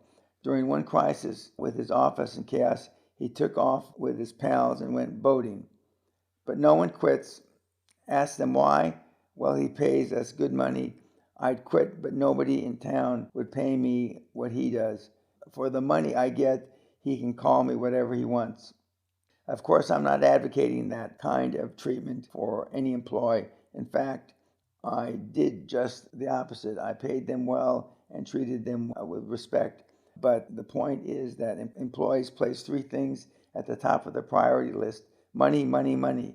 Above pleasant working conditions, above packages, above health club memberships. Employees don't want to be your extended family, even in the 21st century. They want to get paid as much as they can haul down the elevator in a wheelbarrow. And when you add respect and recognition, the results are tremendous. Then you've got their loyalty forever. As Napoleon Hill said in his classic Think and Grow Rich, after some 20 years of interviewing 500 richest men in the world, the financial motive must prevail. Above all, it was true 80, 90 years ago, and it's true now. Author's note: the financial model still prevails. But back to Peter Sage. Peter Sage is still an entrepreneur, but he has now extended his worldwide speaking and motivational talks, and he's a mini me, and he runs around the world. I am proud to say that I had something to do with his training. End of author's note. Number two, never reprimand. This is a pretty element stuff, but most employers forget it in the heat of crisis. The cliche, criticize in private, praise in public, but occasionally well-placed rage notwithstanding, I try not to even criticize my people in private. Sure, Dan, I can hear them now. Instead, after I've cooled down enough so I won't rip their heads off, I invite them in, close the door, and in the gentlest fatherly voice, I ask them questions about their mistake that almost cost me my castle. What was your reasoning behind taking this action? What happened as a result of this action that was not in our best interest? Or what action would you take next time, given the same circumstances? The next time is the operative phrase. Next time tells them you respect their basic judgment and intelligence enough that there will be a next time. Since my company doesn't normally employ absolute morons, I make the reasonable assumption that A, this person has redeemable qualities that make him or her worthy of continued life and employment, and B, he or she is intelligent enough to learn from the fiasco they've just caused by screwing up royally. But more importantly, if employees know they'll be reprimanded for mistakes and especially humiliated, they'll never venture out of where they can make mistakes. They will never get out of their own box. They will never expand their comfort zone. Bill Gates pays bonuses for making mistakes. It's true. Gates does this to encourage creativity and imagination. He knows good people will make honest mistakes, and he doesn't want them to become apprehensive and timid about making decisions. Besides, I found that one of the biggest reasons for employee mistakes is lack of information. Employees don't make decisions the same way as the CEO because they don't have the same information. The days the closed executive office doors are past. Corporate paternalism is dead, killed by email and ease of information flow up and down the hierarchy. We no longer judge the discretion of an executive, even the CFO, by how much information he or she can keep from the rest of the company. Today, we live and work in an information age with staff who has the sophistication to receive and process information about their company and act intelligently based on the input. The smart CEO uses the ability to decontrol his organization to let responsibility trickle down to competent people eager to accept that responsibility. 3, train one or more employees for your job or your jobs, which are to kiss frogs, find deals, and raise capital. You want to train others to do what you do, so together you can get to more frogs, ferret out more potential deals, and get in from more lenders. It is essential that you bring your people into the sense of ownership by doing what a CEO or owner is doing. They'll work harder, longer, and with more commitment when you allow them to help steer the future and not just its present. 4, never make decisions for your employees. Once you give them the information they need, allow them to make their own decisions. At the same time, give them the responsibility and the authority to implement their own actions. Give them chances to make mistakes from which they can learn. Your employees must grow as your company grows. It is far preferable to have the same number of enthusiastic, capable employees handling more jobs than it is to hire, say, 7 more people to handle 7 new tasks. How you present new challenges will determine how quickly they learn. You can tell them how to do the job and they'll forget. You can show them how to do it and they may still forget. But if you involve them in the process, they'll understand, remember, and grow. One interesting example of how employees grow to fulfill the expectations you have of them is in spending limits. When I increased spending authority in the mid-level managers, spending actually decreased. To begin to consider every expenditure as a personal one and monitor costs more closely and more conscientiously than ever. And when I removed the limits totally, the expenses went down even more. Along those same lines, I've found from my own experience that you want every employee to think of themselves as an independent contractor. Virtually every job can be businessed or turned into a business run by an employee. A floor supervisor at the Ritz-Carlton can easily think of himself or herself as the CEO of the 4th floor. With this kind of attitude, capable people work smarter and with more pride. Look at the Saturn story. Every auto worker at Saturn plant thinks like a CEO of some area of subassembly. There is no better example of empowerment to work in an American industry. When it's time to say goodbye, regardless of the health and vibrancy of the relationship with a partner or associate, conditions, circumstances, and requirements change. Personalities change, and although you and your partners or senior executives may stay together for a lifetime, the time may come when you need to get rid of somebody, even someone you've been through hell with. Incident or a pattern of behavior confirms that it's a company's best interest to terminate someone who helped accelerate your super success. Getting rid of people is one of the hardest jobs for a senior manager or executive. Call it early retirement, work furlough, downsizing, or right sizing. It's no fun for anybody. And don't think it's any easier just because you don't like someone personally. If you're good technically, if they're super competent, if they can work magic with numbers or negotiations, they're going to be hard to replace. On the other hand, don't delay the inevitable. Harvey Mackey was right in Swim with the Sharks when he said, it isn't the people you fire that make your life miserable, it's the people you don't. The individual who needs to be fired is almost begging to be fired, but is still around, often performs counterproductively just to see how much you'll take. However unpleasant the act of firing may be, as long as you put it off, you expend energy in the continuous test of wills. An about to be fired employee is like a corpse lying in the hallway. Somehow, everyone in the office knows when their associates has become superfluous and tiptoes around the cadaver. And the stronger the body lies there for apparently no reason, taking calls and drinking coffee, the greater the impact of the office morale. Get rid of such a person before it is obvious even to the temps you need to, but haven't. But however you approach terminations, remember this rule. When you get rid of somebody, never give them a hook which to get back into your organization. Make a clean, definable, and irrevocable break. Separations at the management level can be very expensive for a company, especially where employment agreements are involved. But regardless of cost, sever the relationships surgically and completely.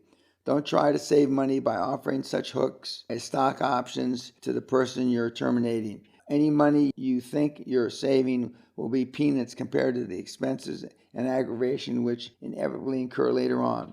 Creating your dream team, then, is the process of involving others in your adventure to join with you in scaling the heights of super success. You won't need all of them all the way up, but you'll need some of them clear to the top. Choose them carefully, treat them well, give them the chance to make mistakes, work their butts off, make it worth their while, and if the sad day comes, let them.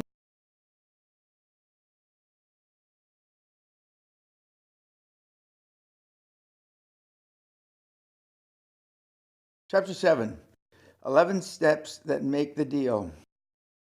You can leapfrog to quantum success, but you still have to do the deals one sure-footed step at a time. Throughout this book, I've told you over and over to make decisions, incur risk, and take immediate action.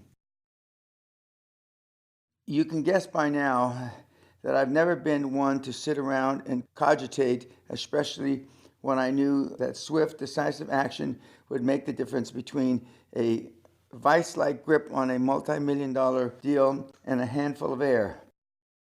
I couldn't have made 75,000 business decisions during my career by hesitating in the clutch. Author's note: while I don't keep track as I used to, one by one, but I am fairly certain that the business decisions I have now made are closer to 100,000. End of author's note. Warren Buffett puts it another way: never suck your thumb. He looks at whatever information he needs, makes up his mind quickly, and takes action on his decision. He calls any unnecessary sitting and thinking thumb-sucking. When the legendary Andrew Carnegie asked young Napoleon Hill if he wanted to embark on the enormous task of distilling the characteristics of the 500 richest men in the world, he pulled out a stopwatch and, unknown to Hill, gave him just 60 seconds to make his decision. Hill took just 26 seconds to accept a challenge that would take him on a 20-year quest. Old man Carnegie knew the value of decisiveness as an essential attribute to completing an epic task such as Hill's. Being careful doesn't mean moving slow any more than taking immediate action means you have to rush in unprepared and do something stupid. We all make decisions in our lives, even trivial ones, based on several types of input information available: previous experience, intuition, and advice of others. You decide where to take your car to be serviced. You decide how to handle your health insurance and who to hire as an administrative assistant. If you take time to weigh the factors involved in these relatively minor decisions, how infinitely more complex must the process that takes you and your business from an initial idea to closing of a deal worth tens of millions.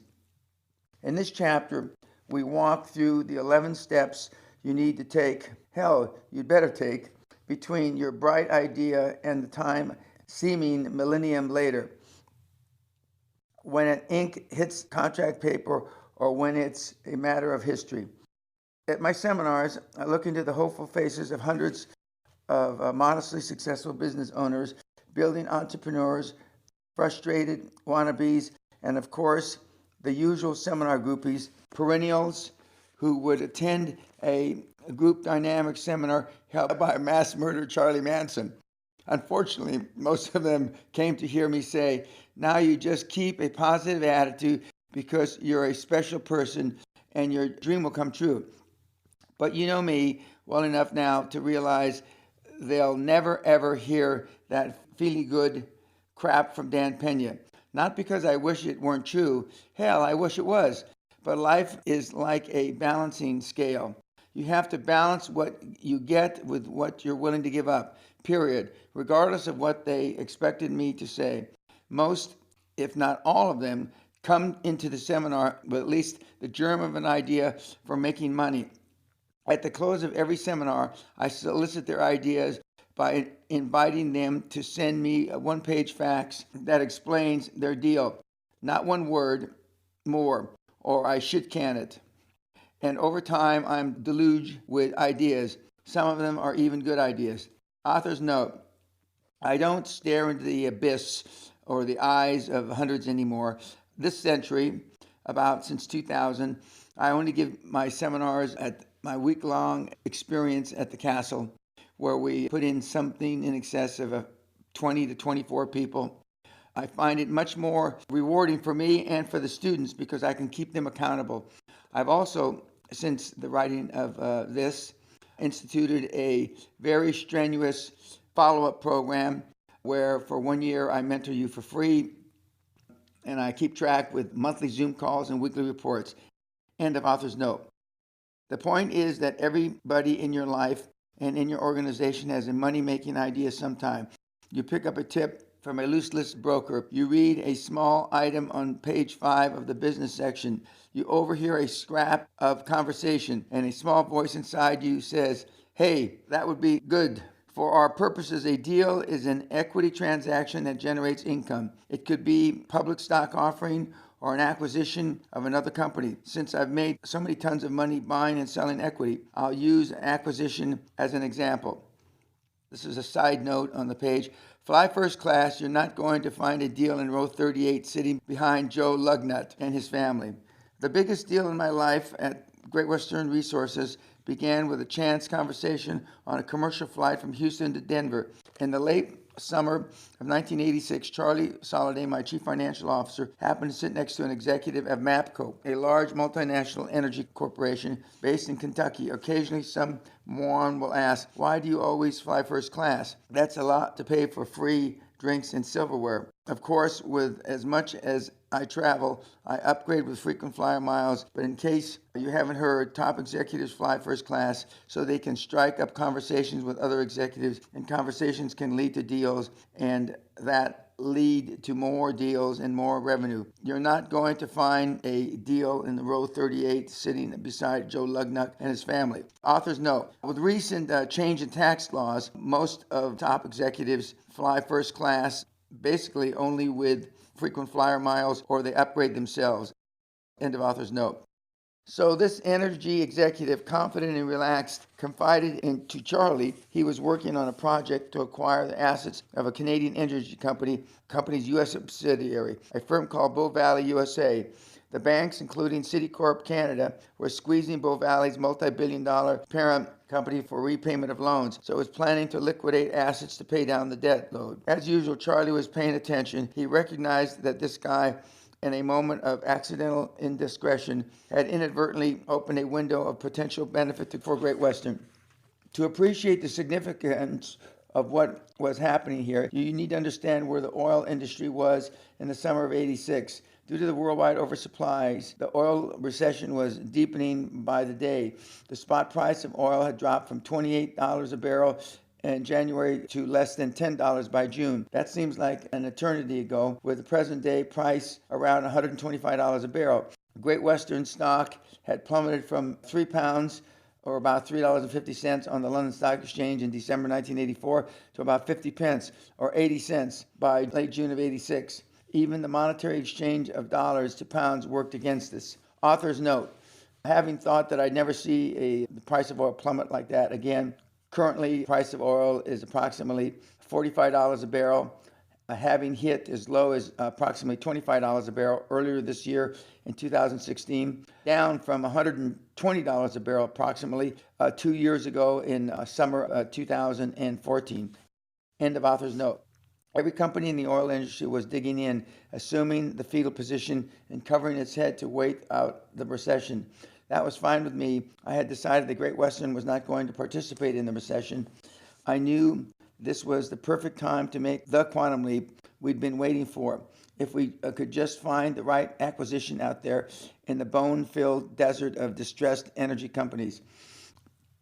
I knew the financing was there for the right deal. I knew that we could move quickly across the terrain in our search because nobody else was out there looking to expand. They were all quivering under their boardroom tables. We had already looked at a lot of possible deals, but so far nothing quite right had come along until Charlie met his talkative new friend.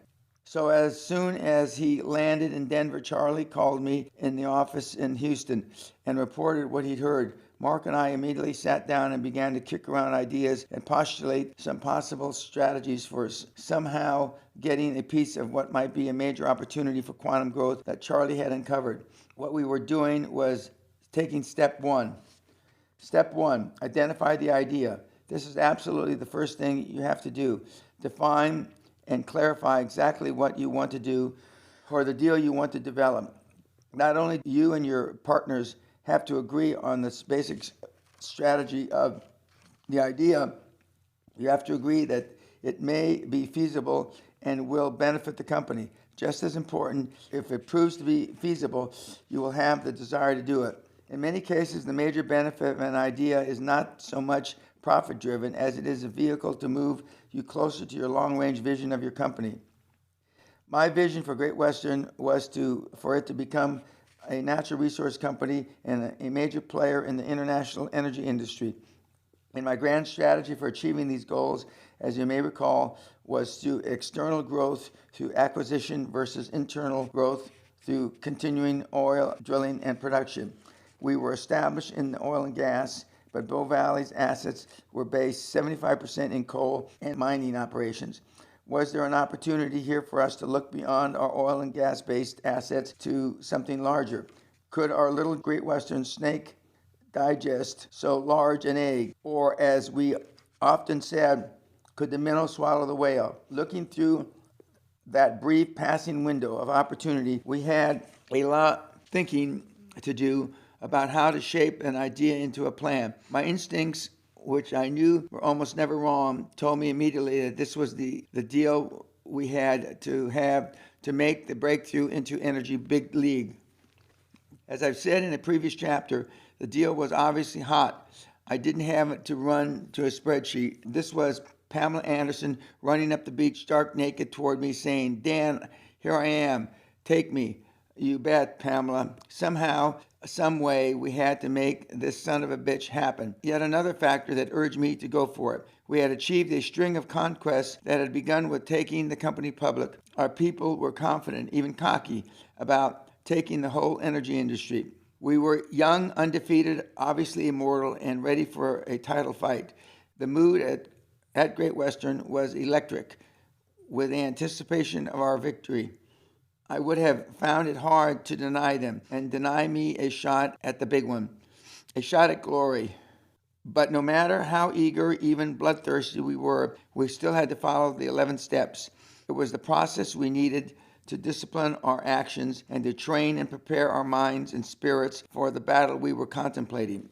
There were even more basic reasons for giving shape and form to our idea.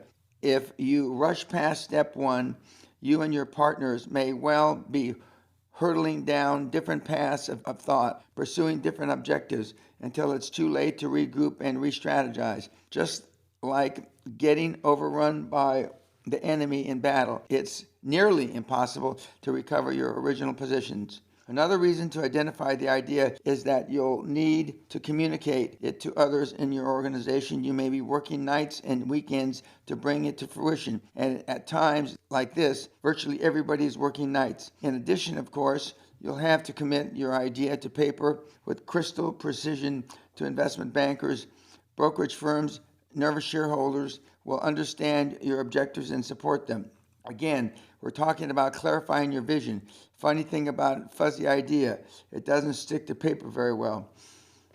Once you've identified and agreed upon the nature of your idea, not the details, its potential for benefit to your company, you're ready for step two.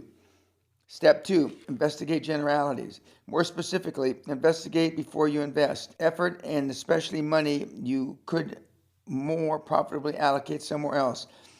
Any action being taken by another organization, group, or individual which may impact you or your company raises key questions that must be answered. Why was MAPCO, a Kentucky coal company, interested in Bow Valley oil and gas assets as its co-interests? We learned that they wanted to purchase the company, then flipped oil and gas assets over for resale for a tidy, no-risk profit. Why should Bow Valley sell assets direct to Great Western? They reasoned when they could buy those same assets, mark them up, and sell them to us. More to the point, why sell to a much smaller company such as Great Western with no apparent financial horsepower and certainly not as strong as MAPCO? That was the conventional wisdom they were using. What was Bow Valley's financial status? What was the extent of its operations in Canada, the U.S., and worldwide?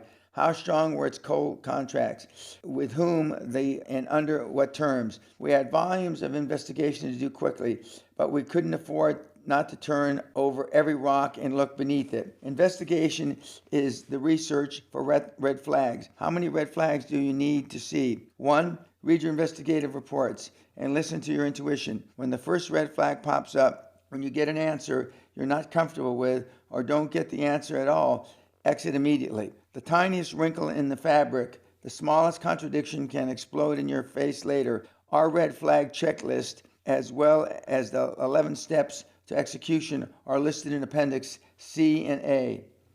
Investigation is an integral part of a high performance, and it is vital to protect the interests of the high performance individual who runs the company. These days, I'm pursuing deals potentially even larger than anything we did at Great Western. So I retain the services of a full-time private investigator, even now, who looks into every company I even think about seriously, and every person I consider hiring or becoming associated with. We call them targets.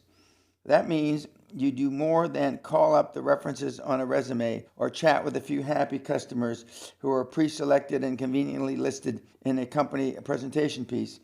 If you're thinking about doing a deal, you need to check out two targets: the company and the individual principals of the company. So where do you start? You start with what you know: full name of a person, address, approximate age, occupation, a name of his or her company. Basic information can come from business cards, industry directories, and the Standard & Poor's directory, telephone directories, conversations with others in the industry, and annual reports. When you're waiting in a lobby of an outer office, don't pick up the damn Time magazine. Check the desks and walls for awards, certificates, photographs, and diplomas with specific information you can jot down. Author's note: in 2016, while those are still places to get information, with Google and LinkedIn, I mean, every bit of information that you will need, almost every bit of information that you'll need, will come from public records. End of author's note. While you're in the executive office, look around, direct discreetly as you chat. Compliment your host on some of the piece of artwork or knickknack and get him to talk about himself. If you spot evidence of a common interest or background, golf, fishing, travel, military experience, use that as a lever to pry out more information. People, even busy executives, enjoy talking about themselves, and you should enjoy listening. Information is only hearsay until you confirm it. How many times have you accepted credentials on a resume, for example, without checking them independently? You read Notre Dame BS 78 major structural engineering on a handsome resume from a likely prospect. You pick up the phone and call the administration office, School of Engineering at Notre Dame. If they never heard of your prospect, that's a red flag, and all you need to terminate the consideration. Begin the verifying process with the names of individual targets. The easiest thing in the world is to have business cards printed with an alias. Call the county register of voters to check voter registration to confirm and complete names, addresses, and dates of birth. A lot of records are filled with at the county level. At the county recorder's office, you can investigate an individual or a company by calling the county recorder and requesting a general index listing all filings involving your targets, including document title, document number, any other parties involved, and the date filed. Filings with the county recorder may include property documents, deeds, grantor deeds, tax liens, notices of default, judgments, and power of attorneys. Civil suits and criminal records are a valuable source of information, but the procedures required to search these files vary from county to county and state to state. Rather than getting bogged down in an infinite number of bureaucratic variables, let's talk about the area of investigation in general terms so that you understand why an in-depth investigation is important. Check to see if the individual has a pattern of litigation. Civil litigation files are kept in the county level and federal district level. While you're checking the individual targets, check the company for litigation as well. You might find civil suits over breach of contract or debt payment defaults. Anybody can be sued for anything, of course, but as the principal of the target company or the company itself has record of breaching contract suits, you need to know before you make the decision. Check to see what law firms they use while you're at it. A high-profile law firm means they are sued and sue often. That's often combative and are willing to pay top dollar to enter and win a suit. That's good to know up front. It's also good to know if the guys who may soon be smiling at you from across the table have criminal records. Check them out long before you sit down at the table. You may not realize it, but criminal conviction information is available in many county and state levels as well as the federal level. Arrest information, by contrast, is not available in most states. Begin with the county clerk's office and check your target for both felony and misdemeanor convictions. Check at the state and federal levels as well. Again, procedures vary. The point here is to check for past criminal convictions. You can do all this yourself, of course, but by now you can understand why I might have a good experienced private investigator expedite the process. You can also check at the county tax assessor's office for property ownership. Verify professional licenses, etc., real estate brokers, building contractors, or attorneys at that state level. Hey, Dan, do you really go through all this investigation? You bet. By the time I'm sitting down to hammer out a deal with this individual or a team of people, I'm going to have a file on every one of them. If one of these mooches has a birthday coming up, for instance, I'll know about it and make damn sure we're still negotiating late that afternoon so he's under pressure to make a deal and get to his birthday party. Author's note. All this investigative procedure, almost all of it can be done on the internet via Google, and almost all the records that I've mentioned you can find on the internet. End of author's note. Step 3, investigate specifics. Recheck your sources for details you might have missed. Then, if you're in doubt about your sources, investigate them. Go deeper. If you're about to risk millions, don't think twice about probing beneath the calm surface waters of an opportunity, straightforward company or individual. Before you bring in a partner, for example, check not only with the previous associates who may give you a prepared story, but with the employees who might give you a different perspective. Does this guy drink too much at parties? Does he do drugs? How is he to work for? Does he abuse employees? Does he beat his wife? Does he chase skirts around the office? Is he gay? Remember, you're not gathering information for a testimonial dinner in his honor. You're just running the fingers over the fabric of his business and personal life, feeling for stitches that are out of place. Maybe you don't care if he's a cross-dresser, but you need to know. Author's note. In 2016, obviously, sexual bias, as long as it stays out of the workplace, is of no concern. End of author's note. By the way, in case you haven't noticed, I've talked throughout this book in the male gender. One reason is that I'm not going to stop and say he or she every time just to mollify the politically correct crowd. Another is habit. It is inescapable fact that 98% of America and the UK and Europe's top executives are men. This book is not about equal opportunity.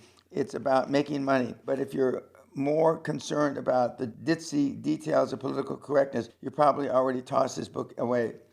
Having said that, if you're a woman, I encourage you to push beyond the gender issue in the knowledge of the number of women business owners and entrepreneurs grow every year. And if you're gotten this far, you're a serious player and potential to make your ton of money. So stick to your guns. Reinvestigate and continue to check throughout the negotiating period which may follow. As a matter of fact, your interest, once it's discovered, could generate a flurry of cosmetic actions by the target, filings, financial shuffling, or other activity you need to know about.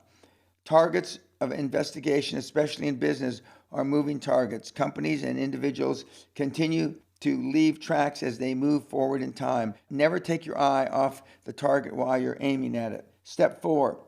Commit to the idea. It's one accomplishment to ensure that every member of your dream team holds the same idea you do.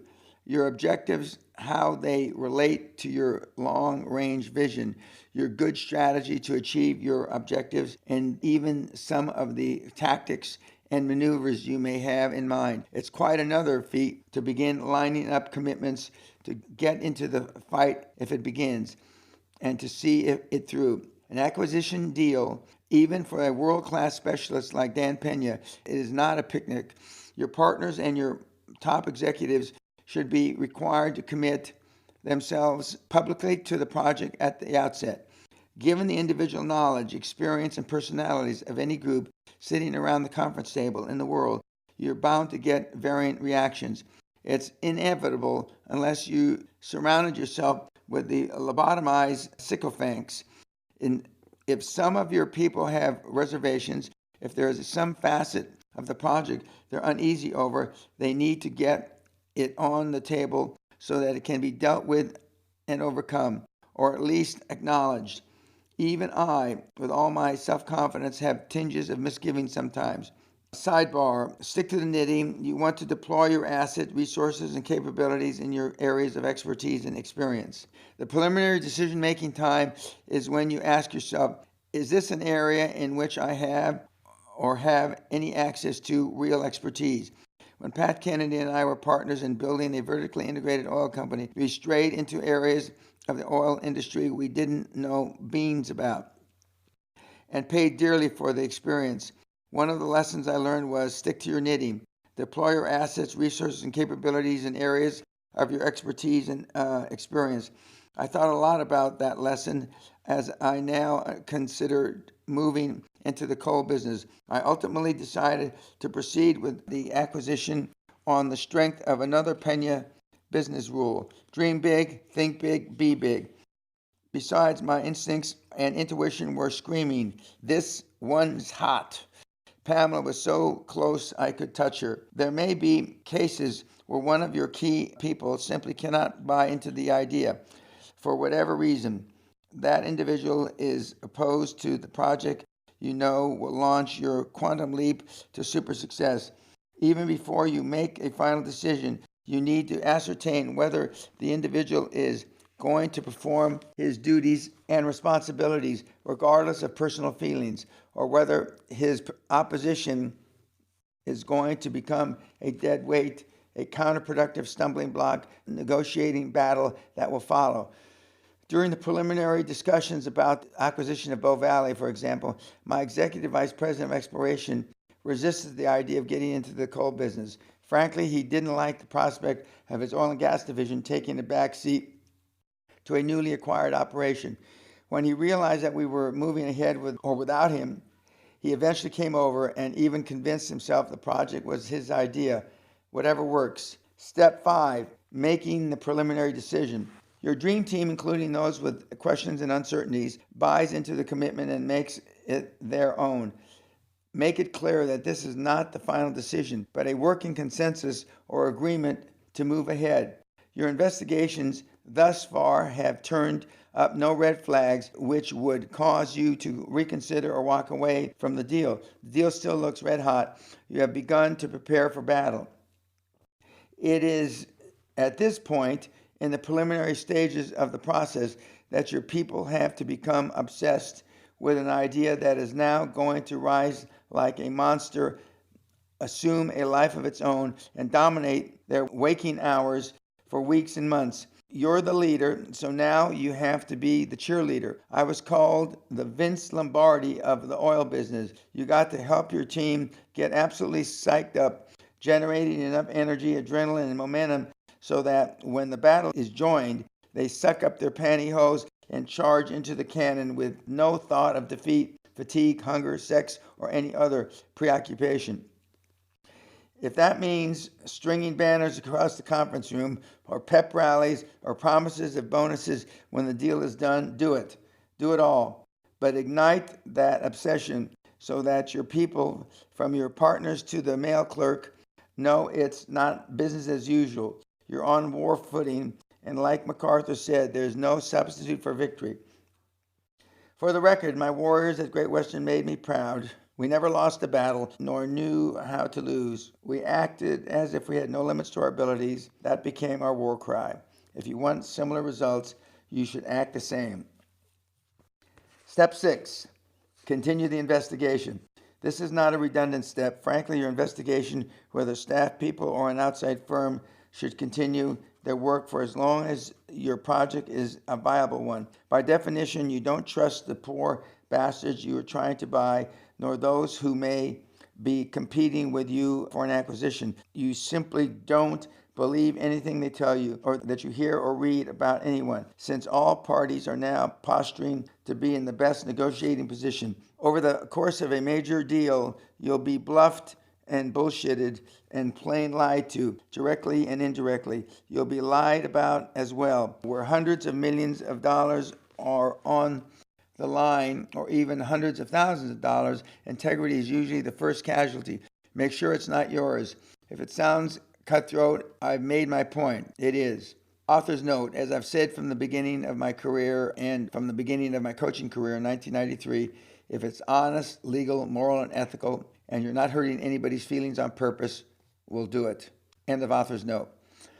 As you can see by now, those 11 steps are not necessarily sequential. In many cases, they run parallel. Investigation never stops. Affirmations of your goal should be continuous. Your pep talks, your obvious enthusiasm, your total commitment, all service to replenish the emotional drain on everyone in your organization for as long as it takes, even unto death, to consummate your deal, or in our case, for the minnow to swallow the whale. Step 7, formulate your plan. There comes a time in your planning and talking when you have to draw the line in the conference room carpet. Every indicator, every director, every partner may say go, but you have to push the button or pull the trigger. Once you're convinced you can do the deal, you can almost feel your toes digging in, muscles tightening to make that quantum leap. You may have to persuade, cajole, beg, scream, and bully, whatever it takes to make all the partners step over the line in final commitment. Chances are, however, you've chosen partners with the same clear vision and sense of mission you have. So at some point in strategizing, everybody sort of looks at each other and knows in his gut, God, we're going for it. You put your heads together, load your guns, and count to 3 and come out smoking. Come out smoking like Butch Cassidy and the Sundance Kid. It's a magical moment, but that fusion of minds, spirit, and souls is a rush you'll continue to search forever. Author's note: in recent years, we've adjusted Butch Cassidy and Sundance Kid analogy to rush towards a gunfire and kill everything there. Of course, it's metaphor. End of author's note. And before it's all over, you'll be going to need all the magic you can get. Once you've recommitted and your company is committed, it's up to you to keep initial momentum at fever pitch, regardless of the roadblocks, snags, and ambushes you run into. You never, by word or groan, express a doubt. As I've said before, I may be wrong, but I'm never in doubt. Even the slightest negative reaction can rip like wildfire through your company's morale. During the periods of high company stress, employees who are working hard as hell for you need the constant reassurance that everything's going to be all right. Like little kangaroos, they want to stay in the warm pouch. Give them that pouch. I learned this lesson the hard way. During the heat of negotiations over Bow Valley, USA, I made a usual commitment to one of my associates to the effect it was looking pretty touch and go right now. Then I flew off somewhere on business. My associates mentioned my comment to his wife. She ran into another wife over the health club and told her by the time I got back, I had all but Harry Carey in the hallways. The word was out that the CEO himself were going to lose this deal. We're going down to defeat. I stomped through the offices, stomped out the fire, and relearned a lesson I already knew. Share hope, share a dream, but never share a doubt. At this point, you begin to formulate your action plan. This is the blueprint that keeps you pointing in the general direction you want to be headed as you travel through the process of the deal. The first step of your action plan is define your desired outcome. What do you want? What do you need to get out of the deal? The answer is not something vague like a lot of money or a bigger share of the market. Have your pencil-necked analysts run several what-if scenarios that spit out your worst-case optimum and best-case results. Number and write down the elements of your desired outcome. Start with whiteboard in your conference room in front of your decision makers. Make hard copies and distribute them to associates and staff. All those who are going to be busting their chops for the next several weeks or months need to know what you want come out of the nights and weekends that you're asking them to sacrifice. Step 2 in your action plan is define your pay price to action. Remember, your pay price to action is how much you're willing to pay to forfeit in order to achieve growth. Even the sweetest deal, unless you're a purse snatcher, requires that you give up something in order to gain something. If you don't decide in advance how far you're willing to go, how large a price you're willing to pay, the momentum of the events later in the heat of negotiation could well push you into giving away the store. Define your parameters now and stick with them. Step 8. Establish your critical path. By this time in your action plan, you and your other decision makers need to chart the critical path, the sequence of events which must fall into the place for you to achieve success. You also need to set up an instrument by which to measure your progress and toward success. How in the hell can you know where you're at any given time if you don't know where you're supposed to be? Like a construction manager or a project engineer, for example, you develop a flow chart, an optimum timeline for securing the bridge financing, nailing down loan guarantees, starting face-to-face negotiations. You need measurement because it gives you a sense of discipline and order. And often battle is joined when the smoke of a corporate combat obscures your field. You're suddenly struggling to hand with both foes and fair weather financial friends, and you're calling in air support on yourself to kill the bastards so the deal can live. You're going to need all the discipline and order you can muster. Step 3 of your action plan requires you to modify your plan as necessary.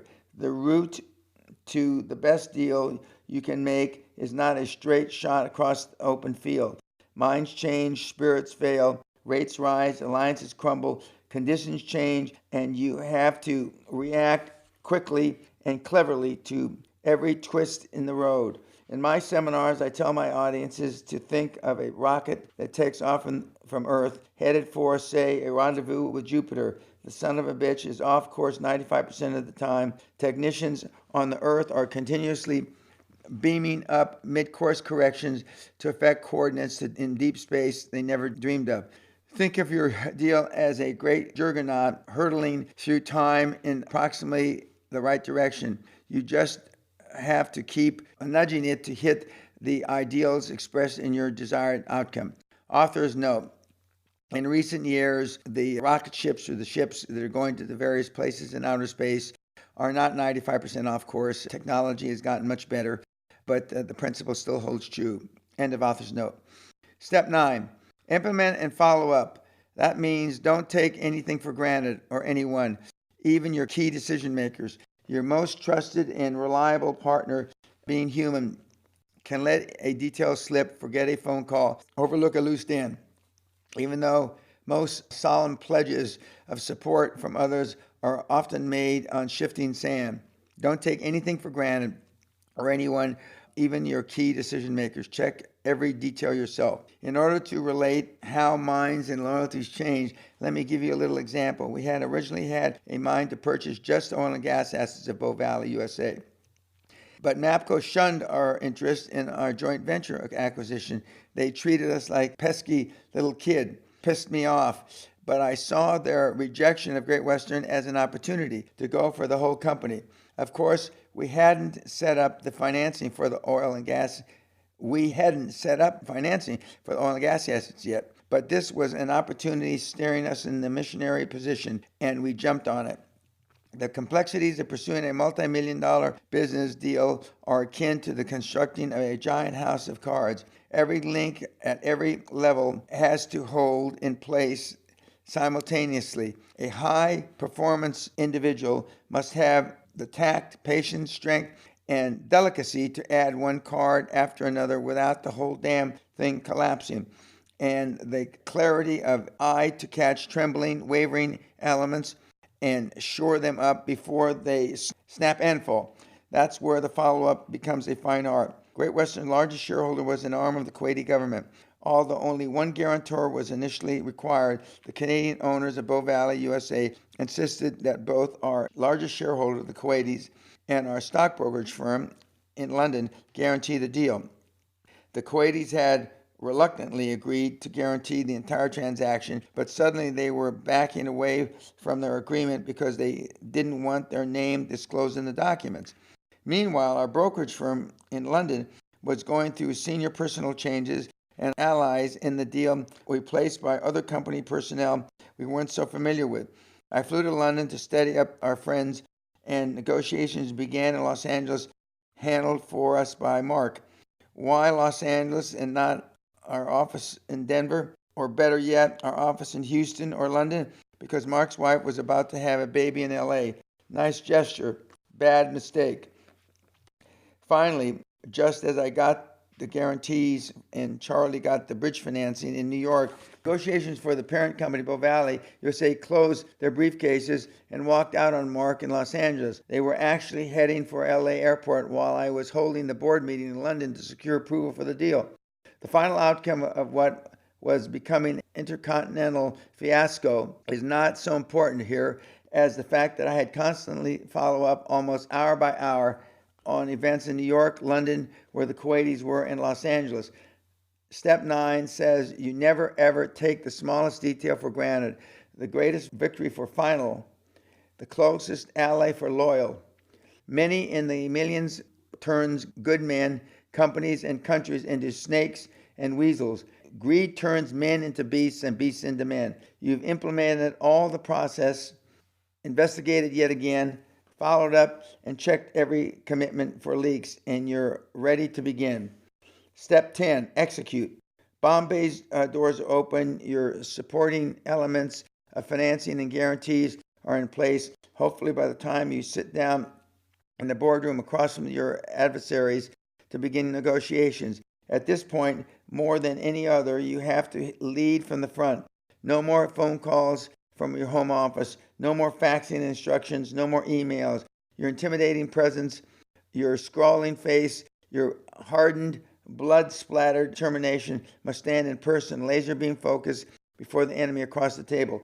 If execution still isn't feasible, one or more of your previous 9 steps was a misstep. That's why you need step 11, review and reevaluate. Return to review every detail on steps 1 through 10. Tighten the bolts of every phase.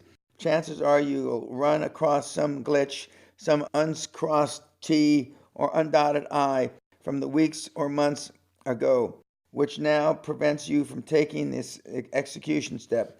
6 days had passed since the team from Canada had packed up and left Mark in LA. Our Kuwaiti associates had lost face and were fuming. Foreign tax issues had arisen. Now the Canadian government ostensibly had to approve any deal. My executive VP of exploration was running through the corridors of Great Western saying, I told you so.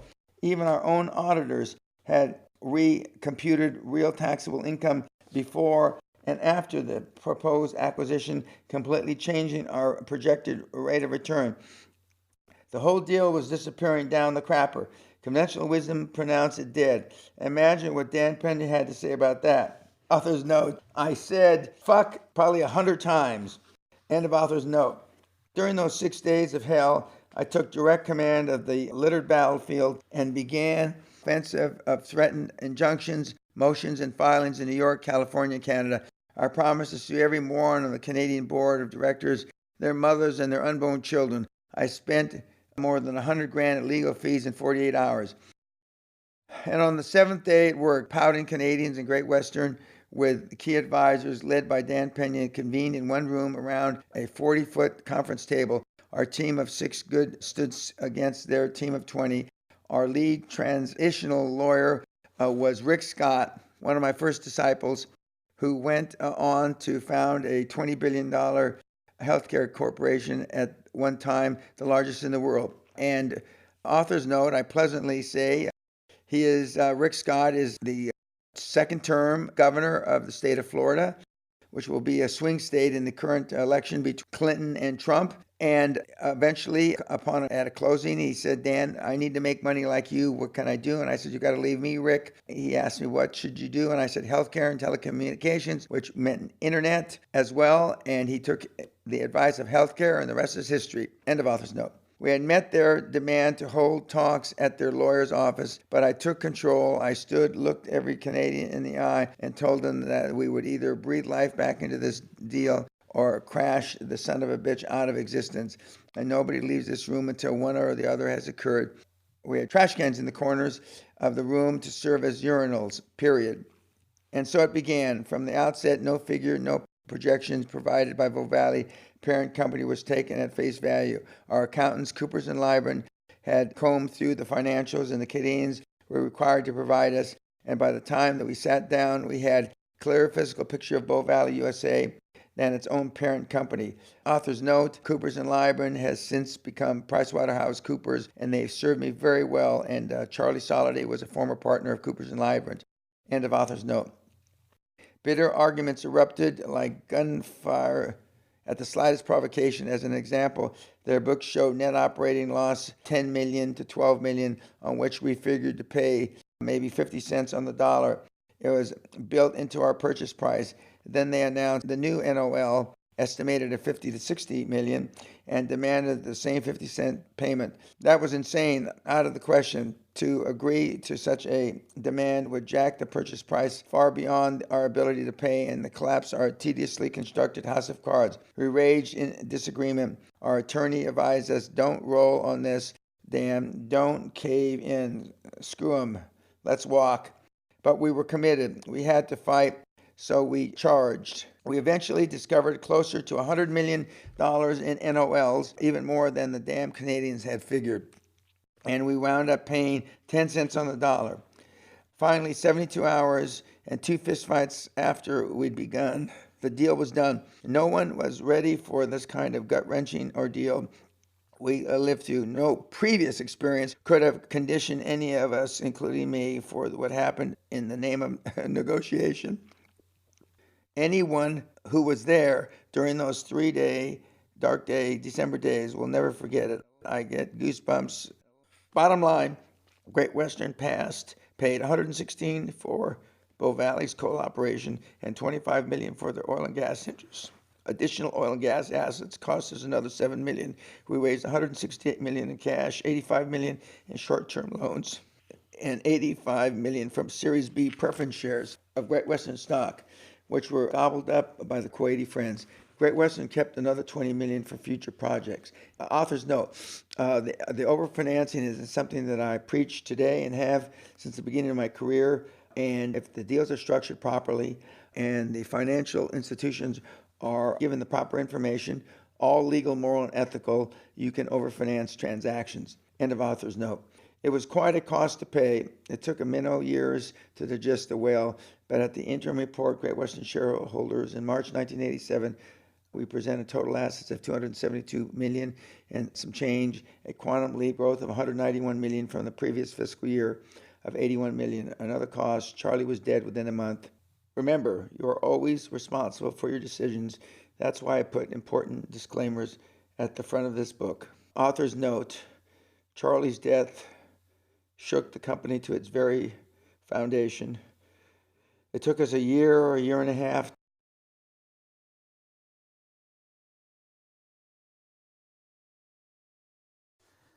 Chapter 8, The Plan with No Escape. The leader who anticipates the failure of a bold plan and prepares for it will fail. In 2004 BC, the Chinese general Han Hissen led his army to a position near a camp of his enemy, the army of Chao. Inside of the fortified camp, he aligned his army along the length of the riverbank, placing their backs to the deep, swift waters. Sun Tzu, in his classic The Art of War, relates that the soldiers of Chao enjoyed a good laugh watching their enemies line up along the river.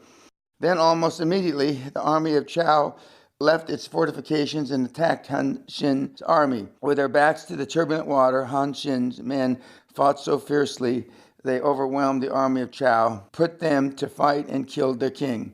After the battle, some of Han Sin's officers questioned his strategy.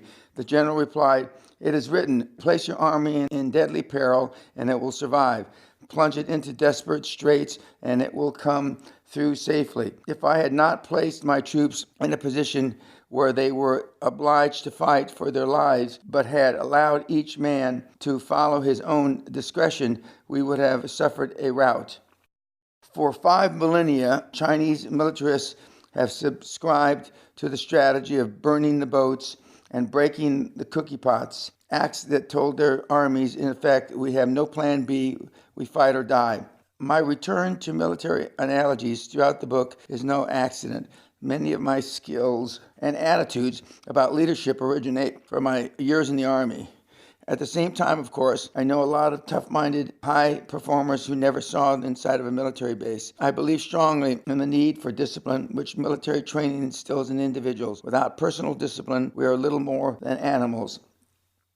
A leader with a self-imposed code of discipline commands the high ground to impose discipline on others and to lead, whether platoons or corporations, by moral force.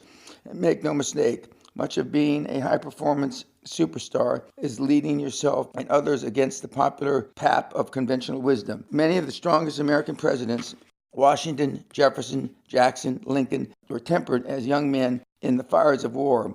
General Dwight Eisenhower built an enormous fighting force of uneasy allies, coordinated the advance of thousands on ground, air, and sea forces, and orchestrated victory on the cool beaches of Normandy. George Herbert Walker Bush was nothing more than a rich, preppy kid until he saw brave men die in war against dictatorship. Years later, the former Navy fighter pilots still had the resolve to craft an unlikely alliance of Americans, Russians, Arabs, and Israelis to crush the armies of another dictator, Saddam Hussein. In 2004, the elder former President Bush, still full of fight, celebrated his 80th birthday by making a successful parachute jump. Authors note, President Bush I, who I've had the pleasure of meeting, has since celebrated his 90th birthday, and I hope he celebrates his 100th birthday. End of author's note. The military trains you to be decisive, quickly to analyze information, and take action immediately. How else could I have made over 75,000 business decisions during my 37-year career? Authors note that 37 years is now more than 45 years, and my business decisions approach 100,000. End of author's note.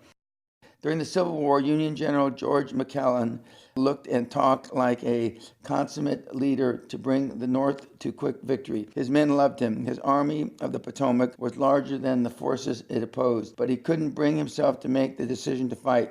He acted as if he didn't believe in his own abilities to conduct war. In business, as I have said, you must act as if there are no limits to your abilities, and to that, you must act as if failure is not an option. In the late summer of 1986, I sent Charlie Soliday to New York with instructions not to come back without bridge financing for our deal to buy Bow Valley USA. He stayed 10 days and worked day and night negotiating with Citicorp, our bankers, bridging financing, and Solomon Brothers, the old line Wall Street brokerage firm, to underwrite the required loans. It was year's end. As with all major players in this industry, their plates were full with bigger fish than us. I knew they'd be listening to our proposal very carefully and watching us closely for heads of beads of nervous sweat. Investment leaders use intuition too, so our strategy was to act for an irrevocable position of incredible confidence. As the deal was virtually a given, the financing was a fairly standard proposition, and the chance to participate in the financing was a privilege, sweetened with the potential for enormous profit. Accordingly, Charlie calmly paid Citicorp $250,000 and Solomon Brothers $500,000 up front just to look at the deal. The money, which would become part of the overall fee if they handled financing, was non-refundable. Even in the 80s, $750,000 was an impressive sum and represented a huge portion of the cash for Great Western to lay out. Considering we only had about $1 million total in cash, and admittedly, this was a radical departure from the way I usually handle fees, but in desperate times, you got to do what you got to do. Imagine how those buttoned-down bankers conservative by nature, perceived our level of confidence. Charlie had just pushed them to the table by handing them $250,000 in advance. Over at Solomon Brothers, meanwhile, we had gotten our attention as well. I can see them wide-eyed, rubbing their little palms greedily, saying, "This would be a hell of a deal for Peña to plunk down $500,000 in advance. We better take a look at it, at this cold deal. Look at the fat fee we might be missing now. Plus all those fees down the road. They must have been salivating on their pinstripes." But Charlie pushed even harder, acting as if he had no limits to his abilities. He told the bankers if they didn't act in 10 days, he has the deal. He was taking the deal to our bankers in the UK. 10 days, bye, boys, or kiss it goodbye. But our backs were to the river. We had no backup. Our bank in the UK, Sammy Montague, had already turned us down. We were fighting tooth and nail for the survival of this deal. Bluff worked, and we got the financing, $85 million in short-term loans from Citicorp, underwritten by a takeout commitment by Solomon Brothers, with bonds to be issued by early '87. The lesson is that you've got to plan for and expect success. This means no backup plans, no ripcords, no fail-safes, or you will fail. The finest high-wire acrobats working without a net. The only faint hearts are in the audience. In our opening tale, the Chinese commander knew that armies fight best on desperate ground, with no alternative. The hungriest salesman closes the hardest. Facing death, the concerned animal is the fiercest. Returning to the wisdom of Sun Tzu, the ancient strategist advises advancing generals not to press a desperate foe too hard or block a retreating enemy, for he will fight to the death against any attempt to bar his way and is too dangerous an opponent. Look for ways to make your people dangerous opponents when the stakes get high by creating for them and yourself a level of atmosphere of risk. This goes back to your comfort level for taking risks.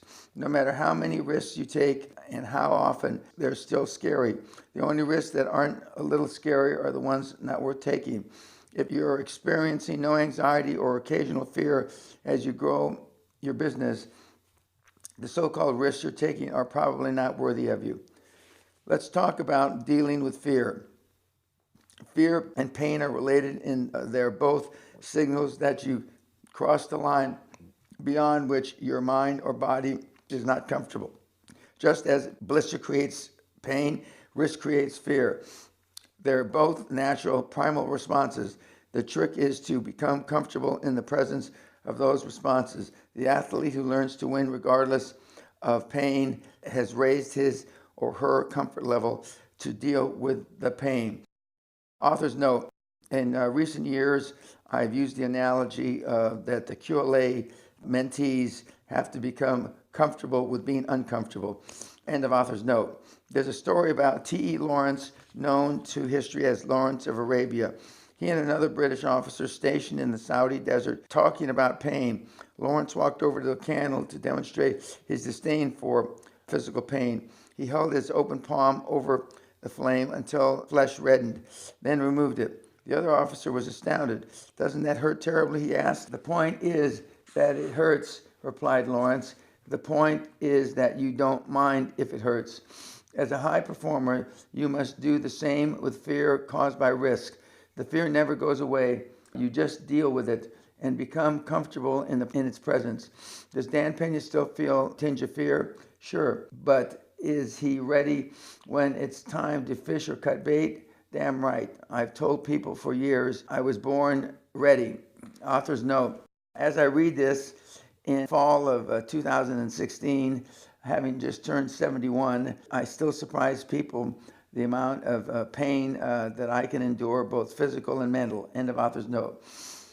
But the reality is that I've trained myself by exposing myself to thousands and thousands of uncomfortable, even perilous situations, so I would be comfortable with my abilities when the testing time came. I'm not unique. High-performance individuals flourish in an atmosphere of conflict, crises, and trouble. In fact, progress often masquerades as trouble. As an aside, I avoid and detest the bastardization of the word challenge and opportunity as synonymous or euphemisms for trouble or problem. When some cheery-faced office moron chirps, "We've got a challenge to meet," I want to throw up. Did the captain of the Titanic, wading in the seawater, discuss challenges and opportunities with the crew? Did Custer turn to his troopers at the Little Bighorn and say, "Man, with regard to arrows, we have a challenge this morning"? If you're in big trouble, have the respect for your executive staff to say so without having surrogate, "It is a challenge." We'll all talk more about conflict in a moment, but now let's examine the relationship of strategy and structure in a high-performance environment. I'm not talking about sharing doubts here. Keep your doubts to yourself. I'm talking about big problems that need stating up front, the solutions to be found. Strategy and structure, and which comes first? In the knowledge that unforeseen problems will arise to screw up the best laid corporate plans, let's discuss the utilization of two separate elements of company organization: structure and strategy. Structure describes the organized makeup of a firm's being, the form and nature of its existence. Evidence of structure includes such elements as the ubiquitous organizational chart and the chain of command, executive committees, individual job descriptions, typist and posted in every cubicle, and the way things have always been done mentally. Structure requires no human thought to continue to exist. On a day-to-day basis, structure is a permanent framework within which every project, every potential for new revenue, every lurch forward must be filtered. Structure is immovable and inert. It becomes over time a temple of conventional wisdom and an impediment to quick, decisive action. A structure that may once have facilitated strategic planning and implementation now hinders and discourages it. And the larger the company, the more complex and intimidating the structure.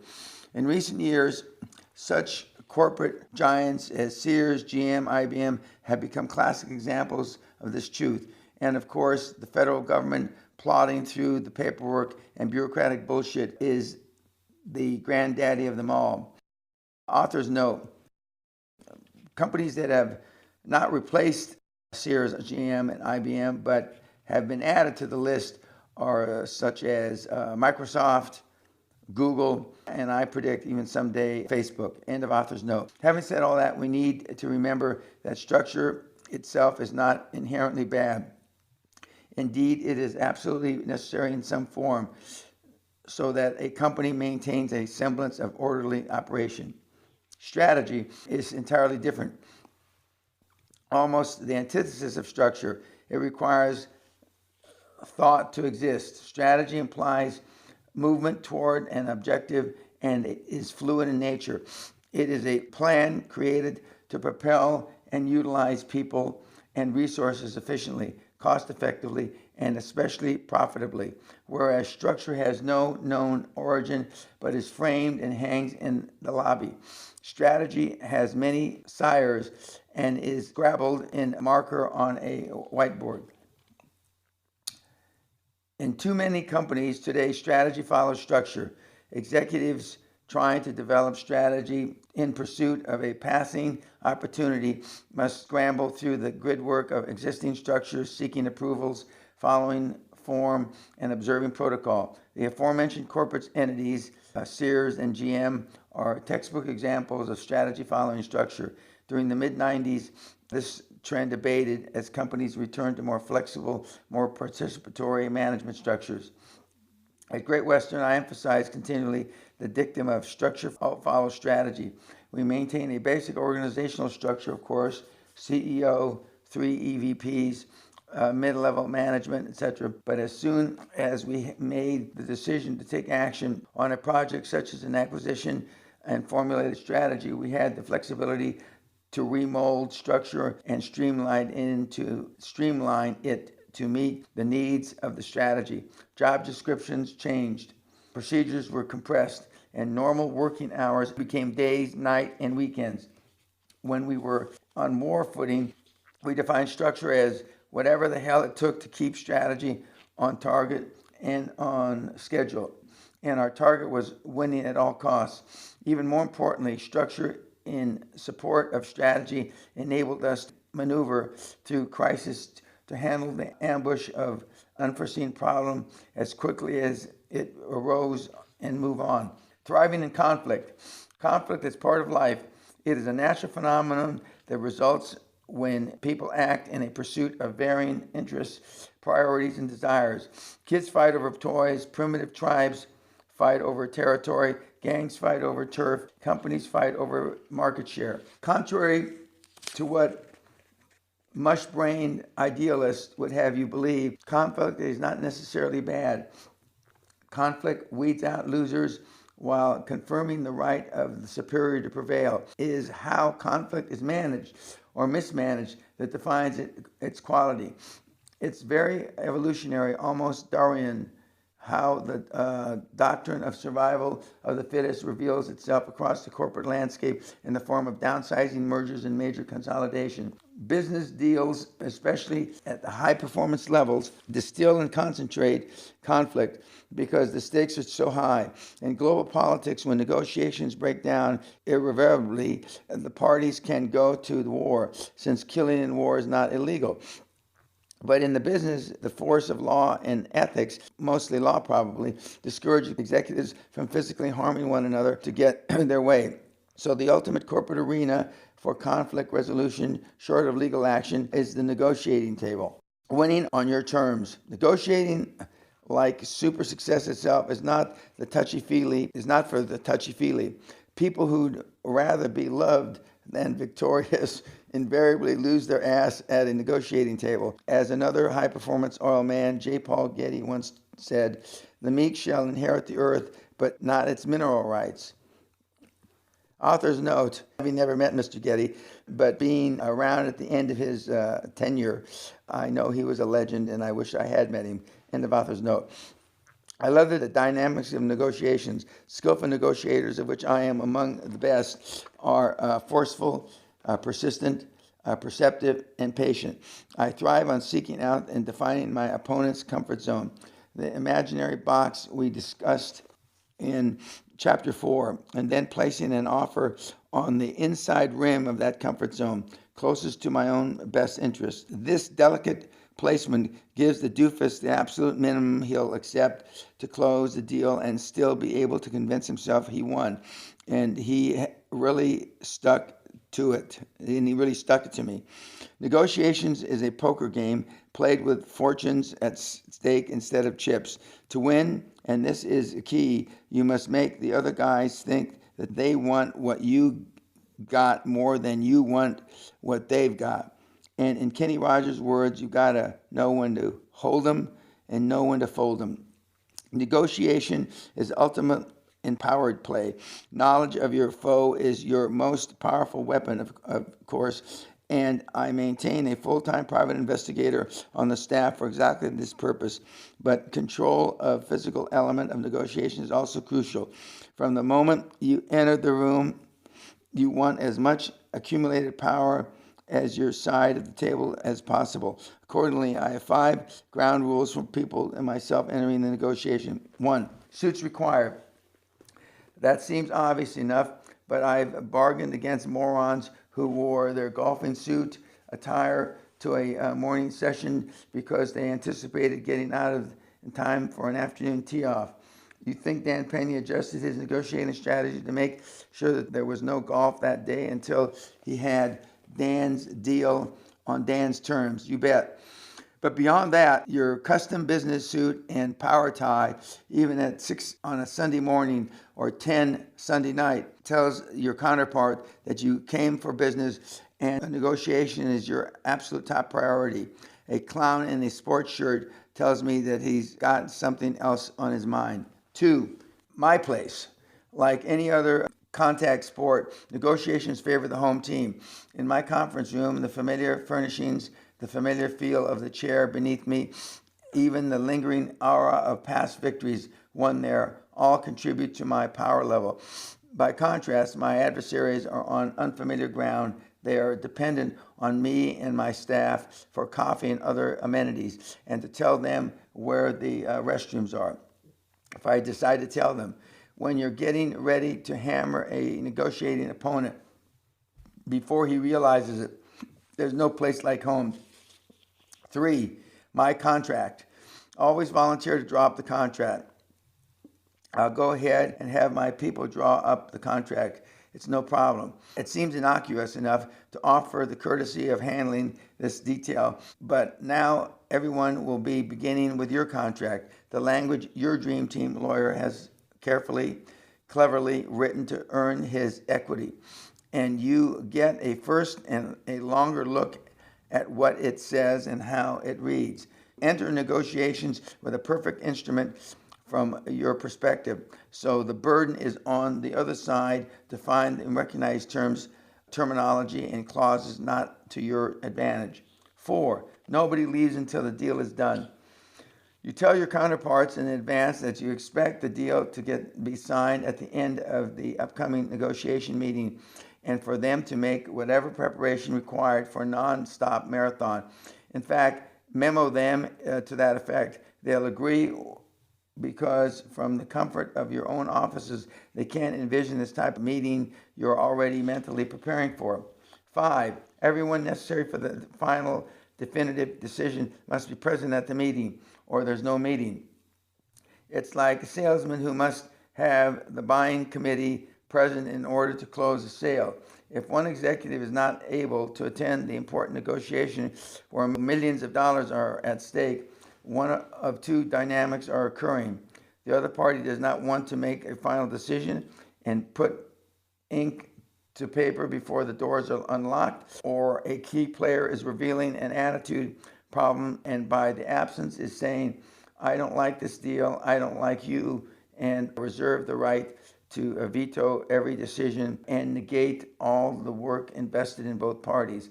Either way, it's a negative force which must be resolved before serious negotiations can begin. With all the ground rules met, the other team arrives at, say, 9 o'clock in the morning. You greet them with friendly formality, offer coffee, and escort them to where you want them to sit. Then you buzz your assistant and instruct that no one accepting calls. You ask all present to turn off their cell phones, iPods, and other sources of interruption. You get up, go over to the conference room door, and lock it, saying, I know this is important for you as it is for us. Don't want to be disturbed, do we? How can they disagree? At the same time, message or memo about remaining in negotiations until the deal is consummated is starting to sink in. He means it. You have to make some allowance for potty breaks. After all, you did give them coffee. That's why the conference room of high performance companies have adjoining restrooms. But the point is that you expect no one to leave, not for another meeting, nor a golf at 3, or even for meals. When you thoughtfully order in handling the meeting in this way, you're exerting total power over these unsuspecting doofuses. Your place, your contract, your rules.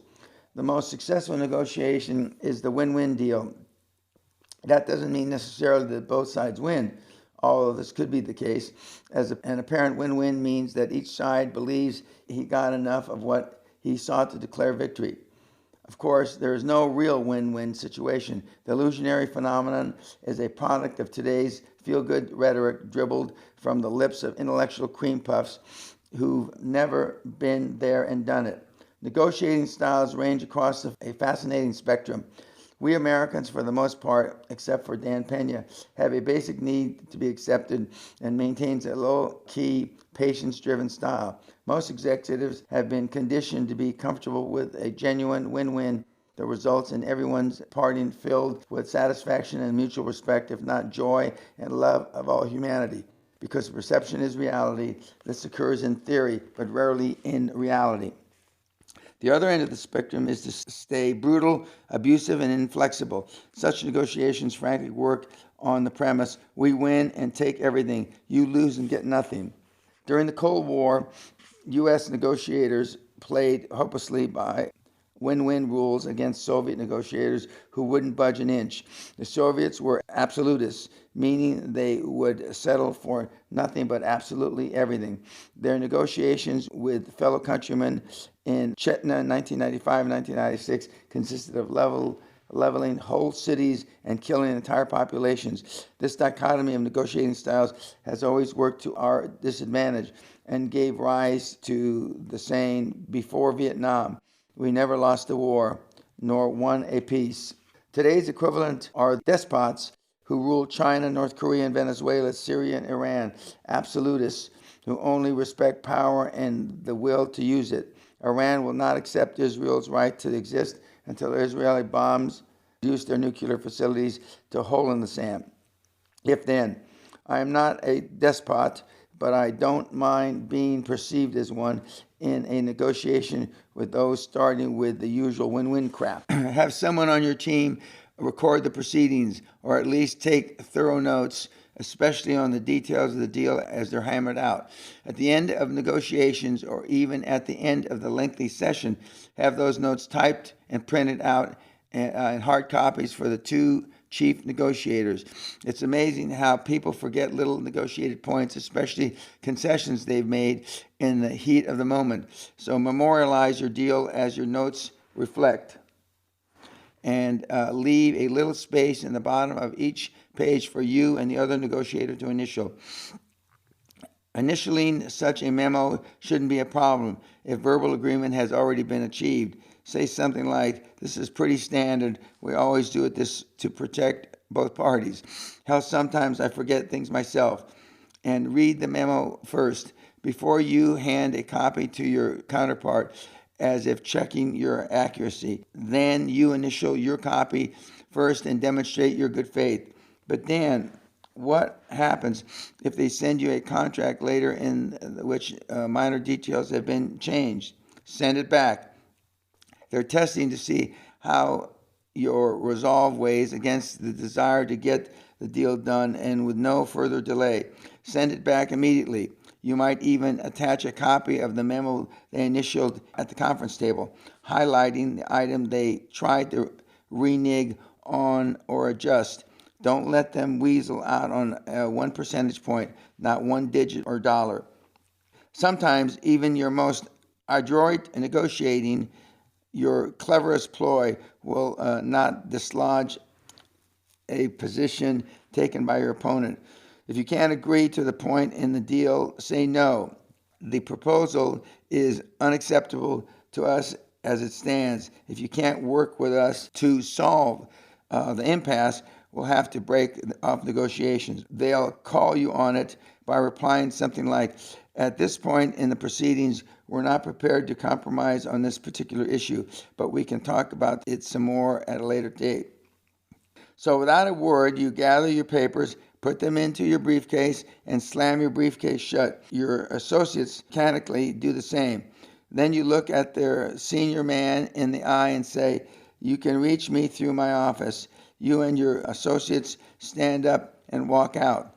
If you in your own conference room, you have left the other side to scratch your head in disbelief and find its own way out, or shown out by a secretary. If the meeting happens to be at their offices or their attorney's office, the worst place, it's even cleaner for you to just execute your walk out.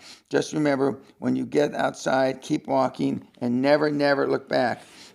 They're watching you from the windows. Then you disappear from their day, giving them time and space to reflect on the stupid intransigence. The point is, don't be afraid to walk out. A dramatic exit is a killer because it's always unexpected.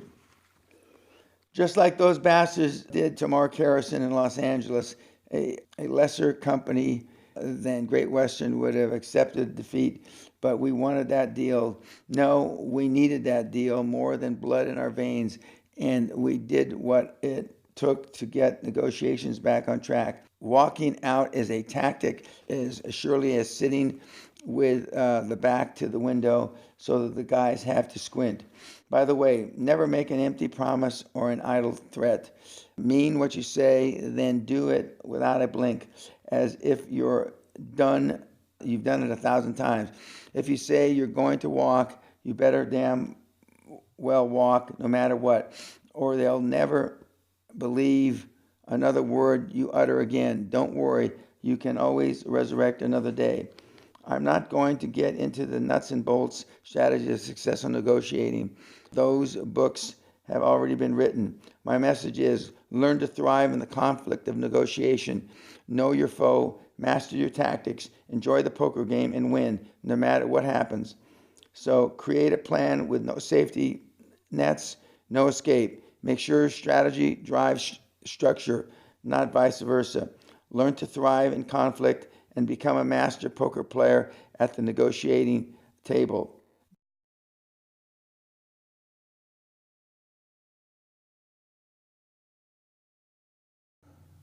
Chapter 9, Offering Lenders the Chance to Finance Your Dream Team. Borrowing money from a bank is like having sex. You both want it, but they need reassurance of your intentions and foreplay. No matter what business or profession you happen to be in, there are processes and procedures you do so often that you regard as so basic, you take it for granted everyone knows how to do them. If you were to ask a master carpenter how to drive a 3-inch nail through a board, he'd look at you funny and say, "You just do it." I feel the same way about raising capital. I would almost sleepwalk into a bank and walk out with several $1,000,000. It is so basic to what I do that I didn't realize it was a secret. I conduct Quantum Leap Advantage seminars at my home, Guthrie Castle, Scotland. This extraordinary week-long castle experience for business owners and entrepreneurs at my storybook home is beyond compare. At the conclusion of every seminar, I ask attendees to complete critique sheets and to offer suggestions with regard to seminar content, delivery, and overall value. In reviewing these critique sheets, I realized that a significant number of the respondents were asking, in one way or another, the same question: how do I get the money? I was astounded. I assumed that when seminar attendees began thinking like high-performance individuals and applied strategies of high performers, they would instinctively know how to find and secure the capital they needed to take action. Author's note: in recent years, I have started doing podcasts, and I have many on my site free, and one of them is called How Do You Get the Fucking Money? End author's note. Two simple facts emerge from these critiques. First, most potentially super successful people are still held back by a residue of fear about asking for money. They still approach even the idea of talking to a lender with a trembling lip, sweaty palms, and pounding heart. If the idea of walking into a banker's office strikes mortal fear in you, let's put this in perspective right now and move on. Not long ago, a news article called "What Kills Us" listed the statistics for the most frequent causes of death. Heart disease is the #1 killer, followed by cancer, then stroke, and lung disease. But not one death has ever been attributed to rejection by a banker, or indeed the rejection of any deal. Presenting a deal is not Sophie's choice, so get over it. The second fact I learned was that the techniques of dealing successfully with bankers remain a mystery. Even some of the fieriest proteges were hesitating before the barricades of uncertainty, artificial barriers I had trampled to splinters so long ago I'd forgotten about it. As a result of these revelations, I developed a new seminar in 1995 called the QLA Raising Capital Program, dealing exclusively with finding and securing capital. It focuses on the step-by-step details and techniques of this apparently mystical and forbidding process. We even do role-playing, often with myself cast or miscast as the doofus banker. This chapter and next briefly surmise the content of this seminar. But if you're serious about giving lenders the opportunity to lend you some of the cash they're sitting on, I urgently recommend you attend this 10-hour exponentially explosion of information. Of course, you can also buy the CD. My standing guarantee to attendees is that if you stop their moaning, get into gear and follow the methodology, and don't get their capital funding in 1 year, I'll refund the seminar tuition, period. Author's note: while that was true when I wrote the second edition of the book, the basics of getting money are still the same, very easy. But since then, I have on my website, courtesy of Dan Loke, the Raising Capital Seminar from 1995-1996, where you can get the seminar, but where it outlines in detail. End of author's note. Capital finance is quantum leaps, not pussyfooting. As you'll recall, the two primary jobs of the CEO are to find money, other people's money, and to find deals. If you're the owner of or CEO of your company, you should leave operations, marketing, administration, and group insurance to the competent people you hired and spend 95% of your time kissing frogs. And if you don't have any employed yet, find people to handle these tasks as quickly as you can. And why do you want people, money, and deals? Because unless you're selling drugs, there's no way you can grow internally faster than you can externally. There just isn't. Forget new sales territories, forget new products, forget cutting costs. All you'll achieve from these piddly efforts is humdrum arithmetic growth, widget sales up 7%, 13% less spent on paper clips. Who cares? You want to grow your business exponentially in quantum leaps as fast as humanly possible. While arithmetic growth means 1 + 1 = 2, 2 + 1 = 3, etc., exponential growth means 1 × 10 = 10, 10 × 10 = 100, 10 × 100 = 1,000. Isn't that a little more exciting? There's an old Chinese proverb: you don't leap a chasm in 2 bounds. For high-performance business people, that translates to: you don't pussyfoot yourself to quantum growth. After you've practiced for success, flush conventional wisdom, visualized your dream, and incorporated new rules, and started running toward the chasm between you and quantum success, you're probably going to need more money than you've got to finance your leap. Besides, not even the most obliging banker is likely to lend you money just to get your feet wet. Your wholehearted, enthusiastic commitment is as important to him as it is to you. He wants to be assured you're going to use your loan to create revenue, so both of you benefit from the transaction. Locating your financial partner. No matter where you live, you have a choice of financial institutions to consider when you begin thinking about borrowing capital. Banks, savings and loans, venture capitalists, finance companies, and other sources. Since banks fund about 60% of the business ventures, we'll discuss banks first. You'll recall I said that quantum leap strategies can be universally applied. The fact is, many of my capital raising skills were developed in the United Kingdom, then perfected in the U.S. I know British lending institutions better than most Brits. That's why I remind my British audiences how many banking offices there are in the UK to approach for capital. China's HSBC alone has some 1,800 offices throughout the United Kingdom, approximately as many as Barclays and more than Standard Chartered Bank. Lloyds Trustee Savings Bank, who took over HBOS, Halifax Bank of Scotland, already had more than 2,000 offices if you're in the UK. Don't tell me you can't find a bank to pitch. Author's note: since this writing of the second edition, there have been additional foreign banks that have moved to the UK. There's also been additional consolidations, but there are still in London alone, London proper, over 400 banks. End of author's note. Wherever you are, look in the phone book, read the business section of your newspaper. A lot of major metropolitan newspapers publish quarterly a list of banks which are looking for borrowers. Call the business desk of your newspaper and secure a copy of the most recent edition at report. Ranging further afield, such magazines as Entrepreneur and Inc., periodically publish a state-by-state list of financial institutions that seek to publicize their desire to lend capital.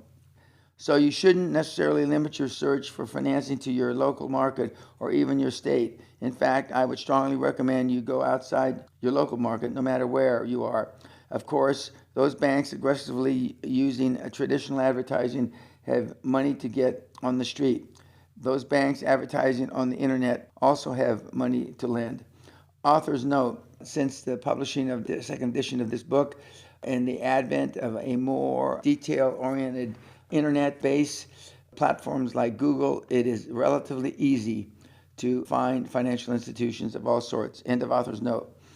In seminar after seminar, I have the latest special newspaper section of magazine edition with all these listings in the air, and ask to see the hands of those business owners and entrepreneurs who have used any of the publications to seek capital.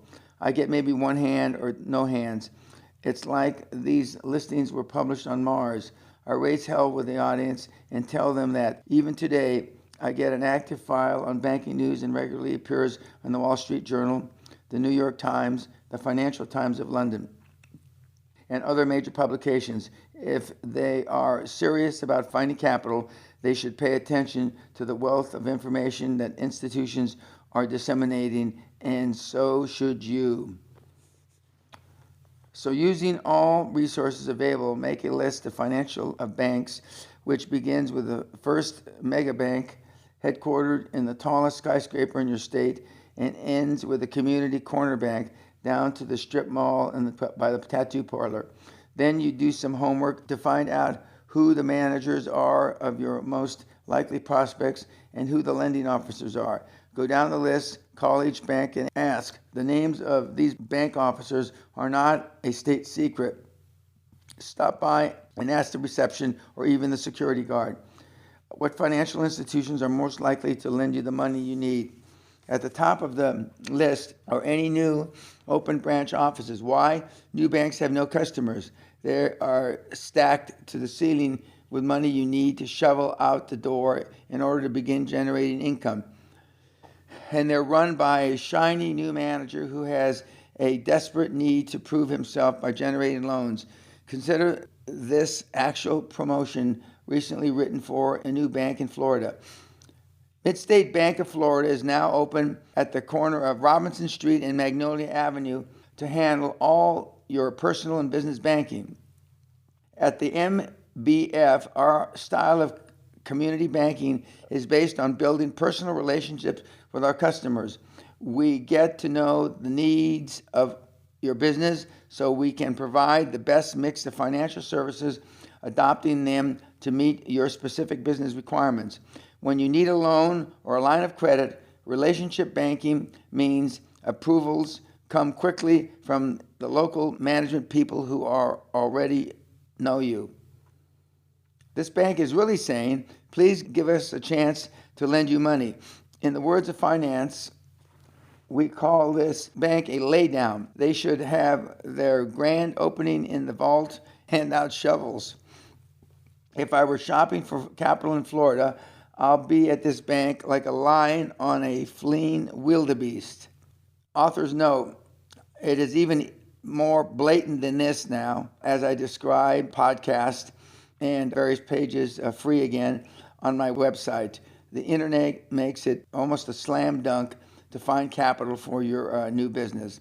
As I say, and as I've said since 1995, somewhere out there is a bank, a doofus banker, that will fund your dream. End of author's note. I recently read where two women banking executives joined together to open their own bank. If I were a woman trying to secure funding for my dream, I'd be on the phone to them in a heartbeat. And that's not a sexist observation. Who can deny that, all other factors being equal, a strong chemistry pre-exists between the founders of a bank and any female entrepreneur? In the early years, Michael Plazriak was a Dutch radio personality, a career he had dreamed of since childhood. But then in 1998, he quit while he was casting about for his next career. His good friend, Colin, met me at a seminar. The two of them signed up for the Castle seminar, but when time came, I was too sick to play host to a crowd of eager faces, so I canceled. But Michael and Colin would not be canceled. They showed up at Guthrie dressed to the nines and ready to become immersed in the deep waters of QLA. What an incredible experience, said Michael. For 3 days, day and night, we had our own private castle seminar. We learned step by step how to start our business. We learned the importance of staying focused. You can't hit 2 goals with 1 ball. And most important, to just do it, no fear. Michael told us how lack of fear and total confidence worked wonders when he went looking for money, when he went out offering lenders a chance to finance his dream. Moved by the conviction that anything I wanted to achieve was possible, Michael said, I went to the bank. I had great story and the ability to convince potential lenders of how successful my project was bound to be. I got my first $500,000 guilders in a week. I made up a business plan and found a partner and an investor. I continued to pull funds together, and in 2001 signed a contract with a private equity partner for 70 million guilders. And this happened within a year after I left Guthrie, and at the time we were just 6 people working in a huge empty building. Within a year, we bought several TV production companies, had grown to more than 150 employees, and were enjoying a turnover of more than 20 million guilders. It often happens that officers brought into a corporation to have different management styles and goals than the founding entrepreneur and outnumber that individual into forced departure. The day after I was given the opportunity to leave, I started my next venture. 7 years later, we sold the company to a major publisher for $7 million. Throughout these experiences, Dan's lessons kept coming back to me. Dream big and just do it. Author's note, Michael has subsequently come back to the seminar again. A few years later, I believe it was 2010, and has gone back, and after getting wealthy in his publishing business, decided he wanted to give back to the world, and he is doing seminars around the world based on his experience in QLA. End of author's note. For lending purposes, there are basically 2 types of banks: centralized loan institutions and branch bank institutions. The centralized bank pools its loan requests for several branches, and this bundle of requests is forwarded up to people who never heard of you. Your deal will be weighed objectively in competition with all other requests, and regardless of its merits as a splendid opportunity, it's likely to get lost among more promising deals backed with a stronger collateral and other advantages. Instead, you want to approach a branch bank institution with local lending approval power. Like Midstate Bank in Florida, this is likely to be a community bank or a hometown bank run by neighbors in the banking business. Loan committee is comprised of your individual banker, who becomes your advocate, and 3 or 4 other bank officials, directors or community business people, and golf foursomes to whom bankers looked for guidance. Suppose you picked 5 banks, which are possibilities. Which banks do you try first? The one that least likely to provide you financing? That's because you need to practice your presentation skills both on the phone and face-to-face meetings. Make all your mistakes, expend all your butterflies before you get to the serious prospects. What's your first point of contact? If you've recruited your dream team, I recommend you have your accountant or your lawyer make the first call on your behalf. Either one of these individuals is likely to have more clout with the banker than you. In fact, the banker will take the call of your lawyer and accountant long before he'll take and return your call. An intercessory call made on your behalf suggests you are a significant or at least a knowledgeable player in the local business community. Remember, perception is reality. Your accountant, hopefully a prominent CPA or chartered accountant in the UK, association with a respected and even a Big Four firm, calls the banker and says, as Joe Jones accounting firm, We've recommended that his company consider your bank to establish a business relationship. They're in the so-and-so industry. Do you foresee any conflicts? Of course not. Good. I'll have him call you and set up a meeting. But suppose you're still selecting your dream team and have to make the first call yourself. Of course you shouldn't. No problem. You start with the manager, but you may be passed to the vice president of lending. Most likely, however, you may find that Mr. J. Fred Banker is not available and some assistant will take your number. Do not sit by the phone and wait for him to return your call. Like most bankers, he is a very busy individual, being phoned constantly by people he already knows who are more important than you, a total stranger. Call him back again and again. If he has a voicemail, saturate the system with your patient professional messages. If I find out he has no time called indicator, I'll call 13 times in 10 minutes. Finally, Fred Banker will realize, this guy's persistent and he's going to screw up my voicemail if I don't call him back. So he calls. So introduce yourself graciously, thank him for returning your call, and begin the same basic opening routine.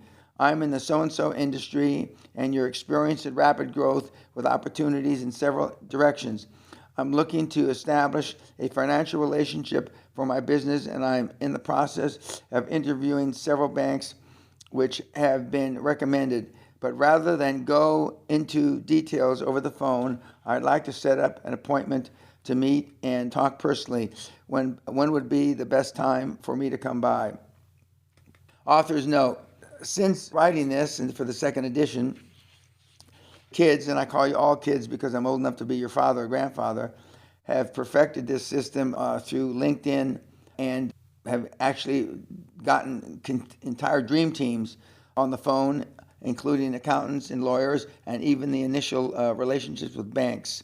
It's a new generation, and the internet can't be overlooked. End of author's note. Notice you didn't say, I need to borrow some money and need it by next Thursday. Bankers, you see, are very much into relationship banking. They want to know who you are, see your face, and understand what the hell you do, and begin forming a judgment as to whether you'll be able to pay back any capital they may ultimately lend you.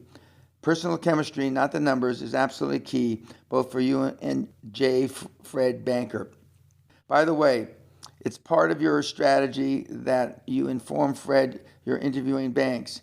This puts him on notice that as far as you are concerned, you're the one doing the selecting. You're in control of hiring a bank. Maybe his to handle your affairs. It also tells him you're talking to his competitors, and if you are a significant account for him, he's going to have to earn it.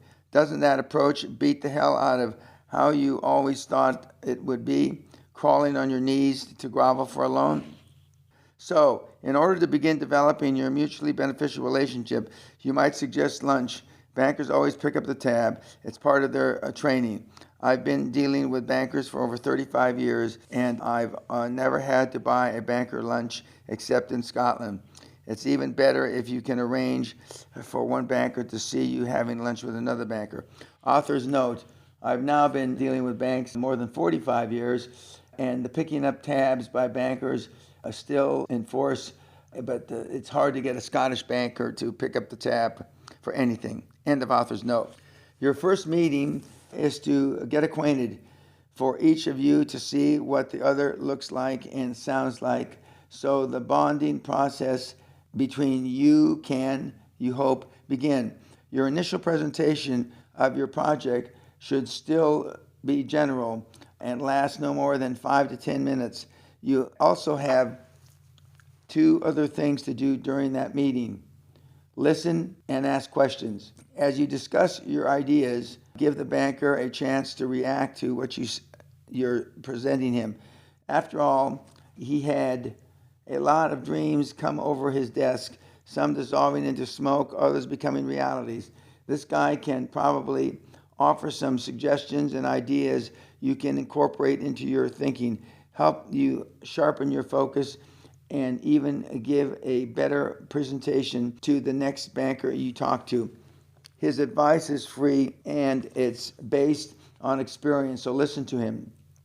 Most wannabe borrowers sit in the front of a banker with no idea of what to ask beyond, "Can you help me?" They don't understand that they should be in the interview mode, asking questions to clarify just what this bank is all about and if it's the best bank to fund your project. In Britain, that means you got to know the difference between, say, the Royal Bank of Scotland Group and Lloyd's TSB. Let's talk about some questions you need to ask each other with whom you have a meeting and why each question is important.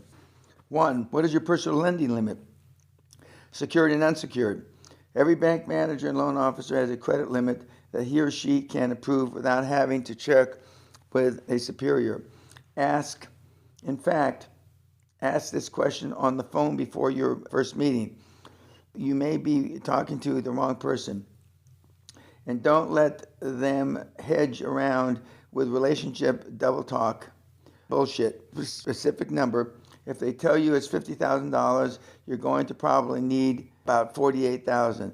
If it's $400,000, your requirement will coincidentally be about $350,000.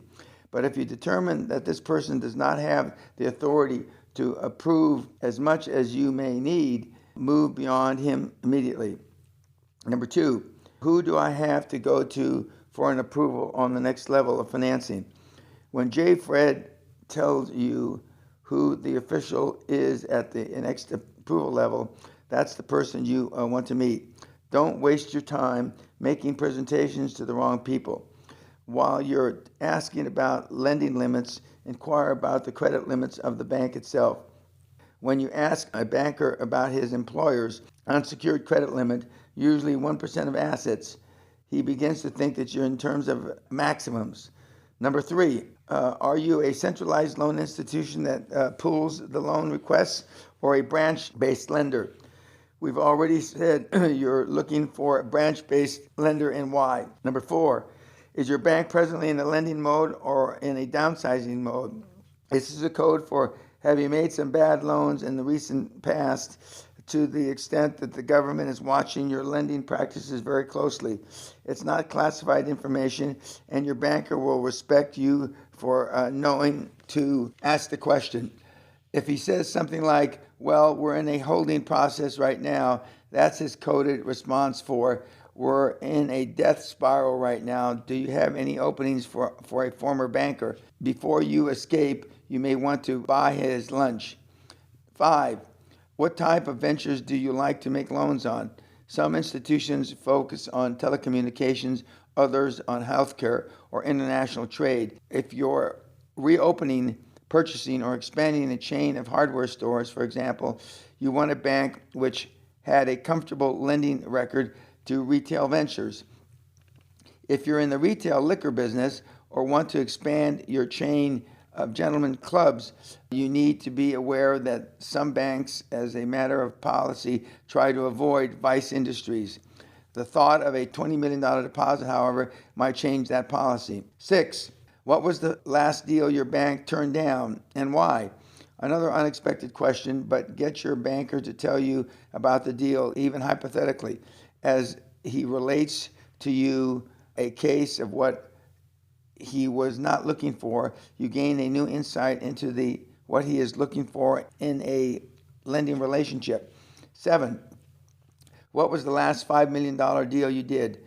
You might not ask this question to a VP at UBS, Bank of America, or Barclays, but for some likely lenders in your community, this is a significant question. You're asking your banker, in effect, to demonstrate his comfort level and skills at maneuvering both of you through the multi-million-dollar lending process. 8, can your institution take me to the next level of the quantum leap? How much are their assets? Once again, as a rule of thumb, banks can lend 1% of total assets unsecured and 2% to 3% of total assets secured. Author's note, these numbers may have changed, but they are good for a general rule. End of author's note. Number 9, What is your bank's policy on asset lending versus cash flow lending? By now, J. Fred Banker is sitting up in his chair regarding you with a degree of awe. You're already sounding more sophisticated than 95% of the morons he talks to about loans. In asset lending, the loan limit is determined by the loan to value of asset. Take 50% as an example. If you've got approximately $100,000 in tangible assets, the bank will lend you $50,000. Many banks these days steer clear of asset lending because of the past loan defaults have forced them to become reluctant property owners. You should look for an asset-based collateralization loan, since most banks will bend over backwards to work with you in a pinch rather than take possession of your chain of dry cleaners or pet stores. Cash flow lending, a basis lending parameters on percentages of existing cash flow revenues less operational expenses, cash costs, and taxes, typically between 50 and 65% of cash flow without smoke and mirrors. If you're already producing income, many bankers prefer this basis because they can get their hands on income without hassling property ownership or attempting to realize tangible assets. If you're just starting, show them how much income your project generates so that they consider giving you the loan based on future cash flow. 10. Are you an interstate bank or do you operate just within the state? I'm talking U.S. banks, of course. You'll already know the answer to this one by the time you and Fred Banker sit down. You will prefer an intrastate bank since it's simpler to deal with an institution which operates in only one state. Besides, interstate banks are subject to more federal and red tape and regulations. But again, you'll bank with whomever has the funds and buys your dream. 11. Could you give me some recent examples of companies for which your bank has approved business loans? Come on, Dan. Isn't that a little presumptuous? Asking the banker who he's lending money to? Damn right. So what? You're interviewing banks, and what do you ask for during the interview? References, of course. They're going to check yours, so check theirs. You're not necessarily asking dollar amounts in terms, just who. I will ask about amounts. In fact, I'll keep asking questions as long as they keep giving me answers. If your banker is eager enough to lend money, he may actually give you a list of recent lending approvals.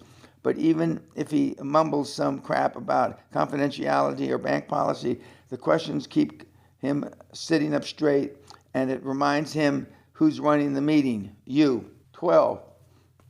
Do you anticipate any conflict with your present clientele in handling my banking business?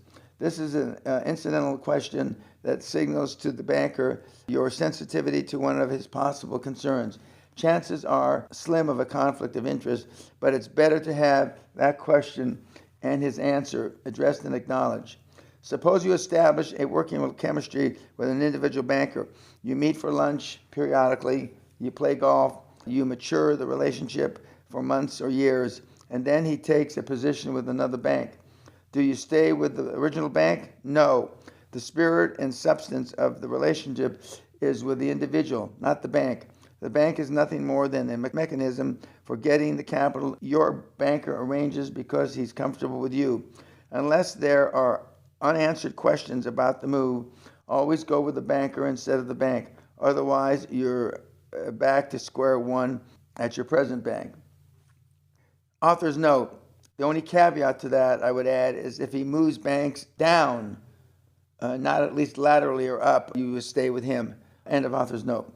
Finally, under the area of choosing a bank, don't overlook the option of spending your capital requirement out over 2 or even 3 banks.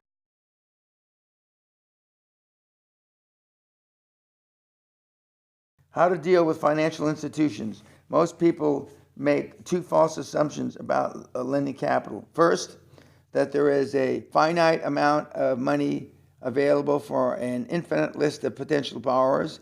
And second, bankers are your adversaries using their office to keep you from borrowing their money. If you forget everything else about dealing with bankers, remember these two statements. One, there is more money out there crying to be borrowed than there are people trying to borrow it.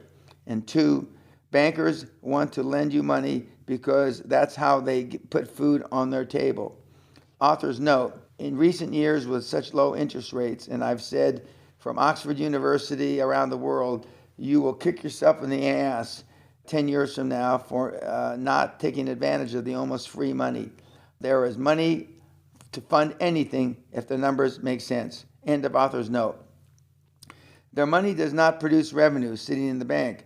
That means if they are even halfway convinced of the viability of your dream, they'll give you the benefit of the doubt. No wonder most banks, regardless of what they'd have you believe, they are laydowns, especially with the right romancing. An associate of mine at Clydesdale Bank told me in early '97 they were $788 million underloaned. That's a lot of dosh gathering dust. Bring me a deal, he pleaded. And if the numbers stack up, the money's yours. British entrepreneurs should look across the channel as well, where they have access to an enormous wealth of funding sources to an economically burgeoning Europe. European banks are flush with capital. The fine points of how to deal with your financial institution begin to surface during the selection phase we've just discussed. The operating premise is that you want to develop rapport, understanding, and chemistry with the banker from the first words he hears you speak and from the first time he lays eyes on you. That's why you practice what you're going to say before you blurt it out to the banker. And that's why you dress like the sort of business executive that a banker feels comfortable talking to and being seen with in a restaurant where he buys you lunch. Remember our discussion about comfort zones. Bankers have comfort zones too. Want to put yourself smack in the middle of theirs. Author's note, with the recent vote of Brexit, with the UK leaving the European Union some 6 months ago, I made the comment it would have very little major effects other than in a few areas. One of the areas was currency, and that dollar would be looked to for currency because of the strength, and the pound would drop against it. It is currently down about 20% against the dollar at about 120 or 122 per dollar.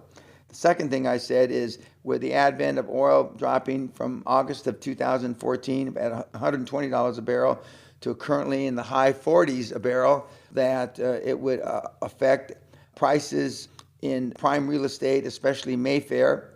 If it didn't drop the prices in Mayfair, it would certainly flatten them out because a majority of financing and purchasing of property in central London has been coming from the oil-rich countries in the Middle East and Russia. And both of those countries, both of those areas are hurting terribly.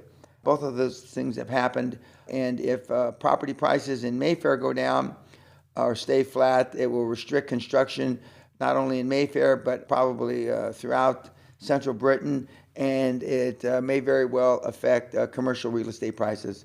End of author's note. Let's talk about what you say first. Words have meanings. Words are both weapons and tools. Remember interviews and what it signals to the banker. If you haven't guessed it by now, bankers like to hear words like relationship, partnership, long-term, mutually beneficial. When you're communicating to a banker, you don't ever need money. To a refined and a sensitive banker, that's pretty coarse. Instead, you have capital requirements.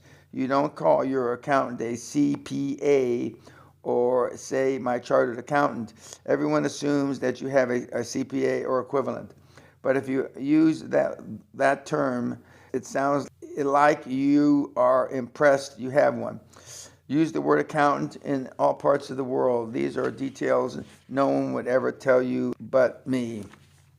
Delivery skills will come with practice. After I've been doing this a while, I made financial presentations to a large English institution that, in my estimation, went particularly well.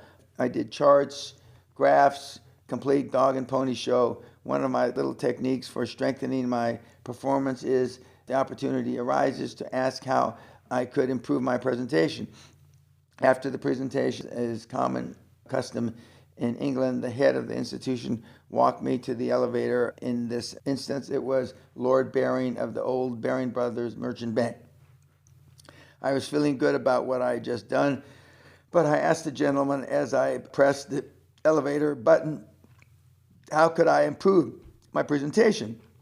The doors opened and he said nothing as I stepped in. Then as the doors slid shut, just before he disappeared from view, he said, Mr. Peña, could I suggest that you develop a stutter? The lesson, of course, is that there is a fine line between a professional and a knowledgeable presentation and a slick one. But that's an advanced lesson you probably needn't be concerned with now. You live in laid-back Southern California or casual, steamy Florida, or in the rural farmland of North Cumberland, Texas, or any other place on earth, and you need financing for an acquisition in an agriculture-related industry. What do you wear to see your banker? A conservative business suit, period.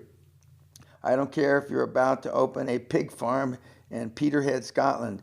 You show up for your banker meeting in a black, dark gray, or dark blue suit with a white shirt, a yellow or a red pattern power tie, dark socks, no kidding, lace-up shoes, and short haircut. Leave your gold chains at home.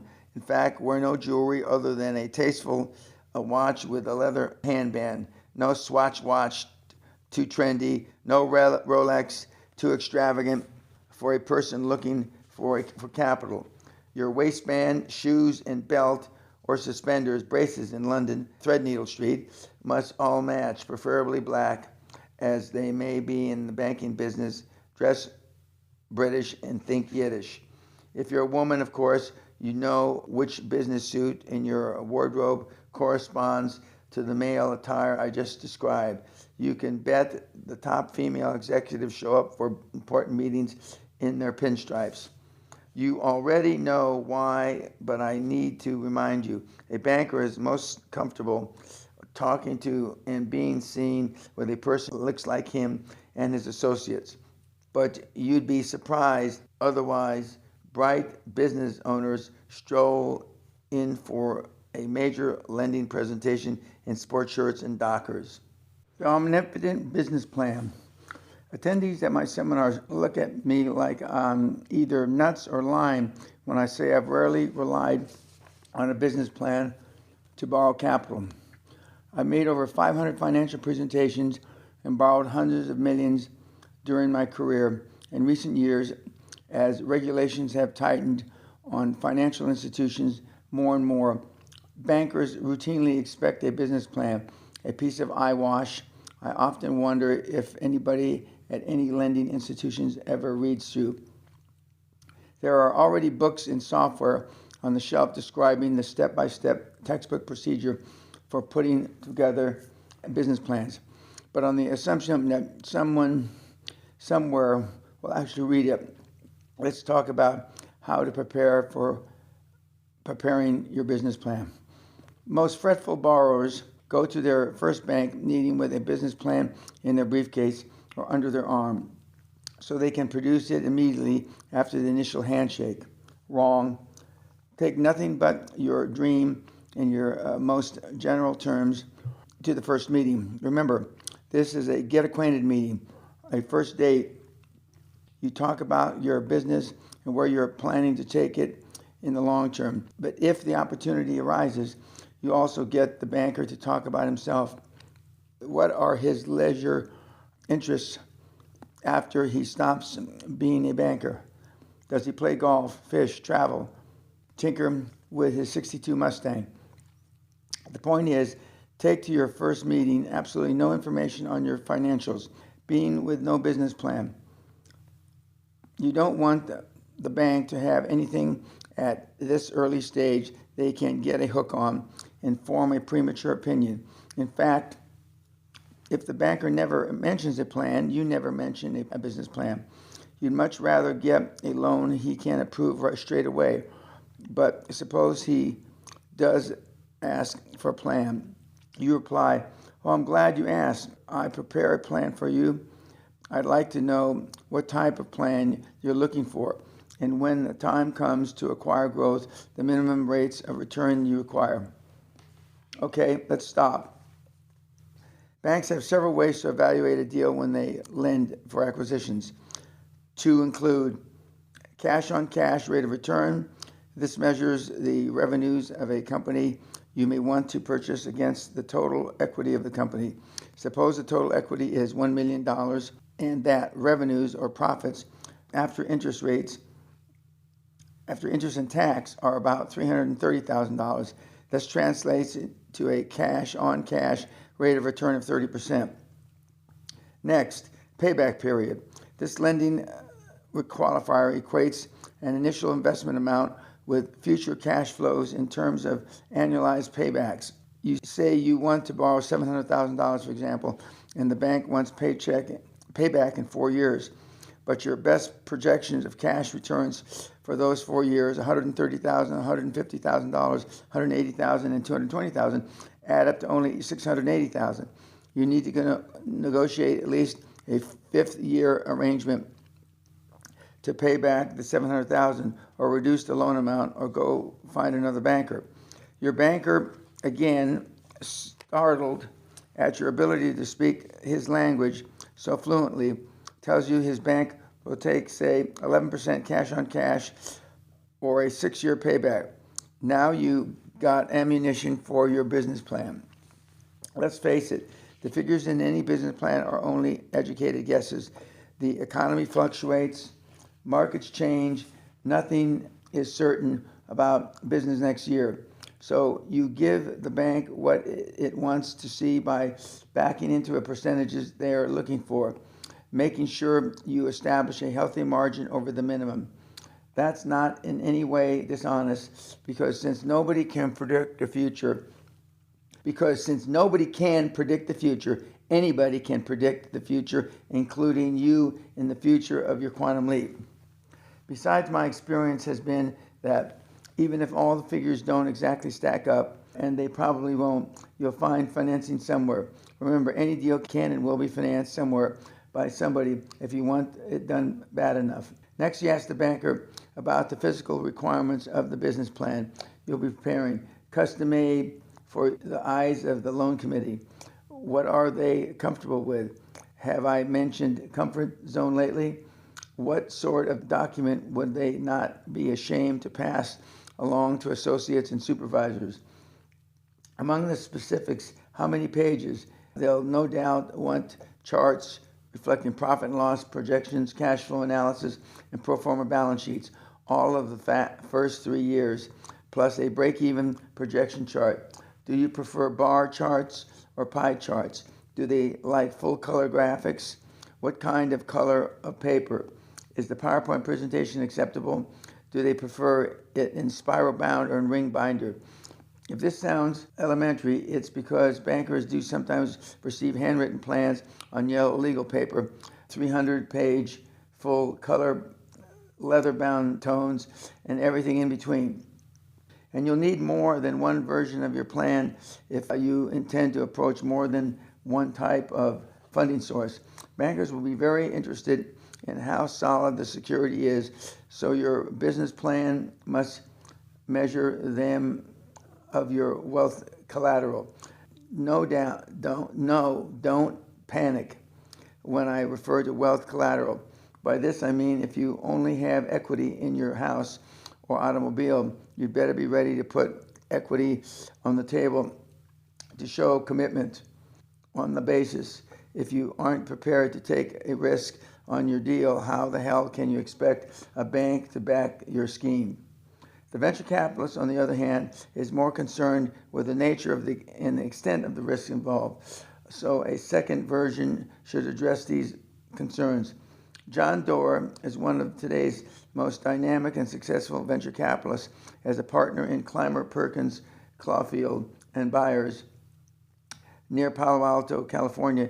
He has seen stacks of business plans and puts them in perspective. Don't obsess over the plan, he advised entrepreneurs in Fast Company magazine. The better plans we've seen are the shorter ones, often 30 pages, but sometimes just 3. The Intel business plan was 1 page. The The Sun Microsystems business plan was 3 pages.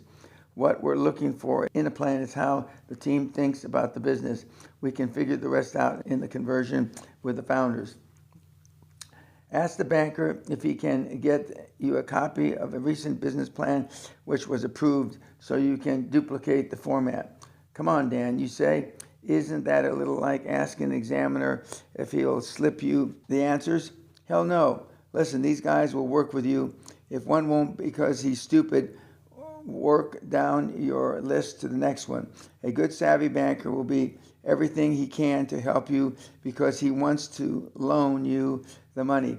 An investment banker may even rewrite your plan for you before he submits it. An investment banker will certainly write your prospectus in preparation of a public offering. Remember, bankers need to get money out the door. They want you to qualify.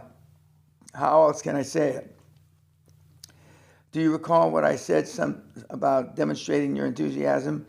Whenever you talk to your potential lender, let him see the fire of enthusiasm in your eyes and hear the dream in your voice. But enthusiasm also includes the language in your business plan. Write it like your deal is going to change forever the way people live their lives. Pump pizzazz into your plan and sell. Hire a professional copywriter to punch it up. Even if they see your touch of hype for what it is, they'll appreciate it and an expression of your enthusiasm. What your banker wants to hear, most of all, loud and clear. All the preliminary stuff, lunch, meetings, chat, and if you must, a business plan, is foreplay so the banker becomes comfortable with one fact. You fully intend to pay back the money he's going to approve, no matter what. The amount and paycheck schedule of the interest is negotiable, but it's absolutely indispensable to the approval process and his personal comfort zone that he knows his bank is going to get the principal back at the very least. And he wants to believe, mark this in your book, the banker wants to sell you his money. He also wants to know that you plan to bring him as much business as possible. Give him all the reasons you can think of to go to the loan committee more than once if it has to pitch your deal. What you never tell your banker. If you are unsure about more element in your plan, if you have a seed of doubt that it won't work, never mention those doubts to your banker. As with your employees who look to you for confidence, never share a doubt. While you're keeping things to yourself, never say something like, the last time I tried a stunt like this, I lost my butt. But I think I learned from that, and this time it's going to be different leastways. I'll give it my best shot. An associate in one of my companies gets to stay home during financial presentations ever since he blurted out, hey, the last time I went under, I took 2 banks and an insurance company with me. One stupid statement like that can spill negativism on your plans like indelible ink. So keep the conversation focused on the positive, on future success, and not past failures. You have a couple or 3 meetings with a promising bank, and the requirements become more and more specific. They may want to look at your recent financial statements. That's fine, because your Big Four accountant, not your CPA, has prepared audited financial on his firm's embossed letterhead. It's an impressive document before the banker even picks it up. It spells out your cash flow, existing capital, long-term debt, and short-term debt. It is an accurate snapshot of your business, and again, if you're starting from scratch, you will have found a joint venture partner whose track record you can use while you build your own. There are several levels of documentation your accountant can provide. The most basic is a compilation and review without opinion, which essentially reports the figures you give him on a prestigious accountant's letterhead. You might get an assurance letter which deals with an isolated specific such as receivables. The next level of financial review, which is the least expensive document, and tells the banker your accountant has not checked the figures, but has prepared and formatted what you have given him according to generally accepted accounting principles, which is GAAP. This says virtually nothing and means nothing to a good banker. The most expensive and comprehensive is a full-blown audit with an attached opinion. This tells the banker your highly professional accountant has personally audited and checked your figures and they are true and correct to the best of his knowledge. Pay the fee and take audited financials to any banker who requests financial statements. Banks will always lend more on audited numbers, and bankers will always feel more comfortable with the Big Four audit numbers. By the way, of summary, as the time approaches for the bankers you've been courting to make their decision, they'll have for their consideration any of or all of the following: your articulated enthusiasm over your project and its overwhelming chance for success, your business plan prepared, formatted, and presented exactly the way they want it, your audited financials prepared by your prestigious accounting firm, and the answers to as many questions as they can think of. But suppose they ask you a question you haven't anticipated. After all, you're not the first sparkling, hopeful entrepreneur that we've talked to.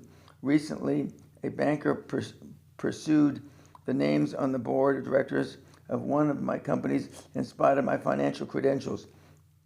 I wasn't in the meeting, so he asked my associate, "Why don't you get Dan Peña to underwrite the venture?" Without missing a beat, the associate replied, "Of course Mr. Peña could write a check for this whole project, but he's already generously agreed to give us his time, and we'd rather have Mr. Peña's time than his money." Terrific answer, brilliant, and it satisfied the banker's curiosity. The rule of thumb, however, is that if you don't have an answer, never try to bullshit your way through it. Chances are that they are asking some questions they already know the answers to, just to check your BS level. Simply say, "That's a good question, and frankly, right now, I don't have an answer, but I can seriously get you one." And you dutifully make a mental note and on your notepad. Finally, what happens if you get turned down? What do? I'll tell you what I've done in the past. I scream, "What? How can you violate the trust of your shareholders by refusing to participate in a deal so obviously in the best interest of your institution?" And it has worked, but I probably have a little more leverage to scream than you do. The reason you've been turned down may well be that somewhere along the way, one of your selling points fell through the cracks. And no really means no. You haven't given us sufficient data to approve your concept. You haven't covered every base and done your job adequately. Your response should be, what element do you feel you're missing from the proposal equation? Where do you have a problem? A breakdown in communication is often the simplest of reasons why a deal falls through. When Great Western was negotiating to purchase Bow Valley for $135 million, the deal stalled for some reason. The president of Bow Valley wouldn't return my calls. I finally got hold of him and asked him, "What the hell's going on?" He said they needed 139 to close the deal. Damn, is that all? I thought. After all the financial gymnastics we'd been through, another $4 million was nothing. I threw it in the pot and the deal was on again. So ask. There's a legitimate reason you've been turned down, and you're not out of line to ask what the reason is. It could well be something you can easily fix. Here's a great success story to wind up this chapter. Barbara Body was founder of an employee benefits consulting firm headquartered in Brookfield, Wisconsin. Barbara came to the Castle seminar in May 1995, and following August, attended my Quantum Leap Advantage Capital seminar in Los Angeles. Her company was a growth mode, looking for acquisitions. After her first dose of Dan. She went back and formulated her dream team. Later in the year, she decided to approach a bank with which she had not previously worked to see if she could get a loan. She invited the president of the bank to come to her office to talk about the beginnings of a relationship. Here's what happened in Barbara's own words. We spent an hour establishing a relationship. That means we talked about business generally, and the banker became comfortable in the realization that I was a knowledgeable, responsible business person with a good business. I didn't give him a business plan. I didn't give him anything. Just like Dan said, I offered the guy an opportunity to grow with us. I asked him what his personal lending limit was. He told me he could approve $800,000 unsecured, which would be no problem. And if I needed more, he was confident his board would take his recommendation for more funding. Containing my delight, I told him that $800,000 was all I needed for now. Besides, collateral was such a hassle with that paperwork. He agreed. We shook hands, and he said he'd send one of his lending officers around the next week with the papers to sign. That was it. All I could think of was Dan Peña was right. I used his method, asked his questions, and $800,000 for growing my business floated across my desk. Bankers are not gods, regardless of what some of them would have you believe. They're people with human needs, representing an institution with corporate policies and guidelines which have a great deal of resiliency. Make your banker your partner, your co-conspirator in helping you realize your dream. If you're prepared, if you're knowledgeable and professional, and court your banker step by step into what promises to become a long-term mutually profitable relationship, it will suddenly seem he's working for you instead of the employer. Now let's move on to some more so-called secrets of raising capital.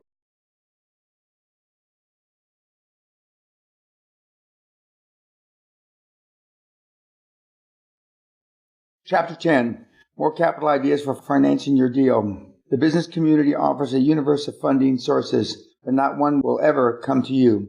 Editor's note, as I read this, Chapter 10, Dow Jones and most of the major indices around the world are making new highs. The market has continued to go up since November the 8th in the 20 or 25 of the major industry groups. All but two are up, somewhere between 5 and 6% and as much as 30%. As I've said before, this is the beginning of the greatest transformation of wealth on the planet since World War II. End of author's note.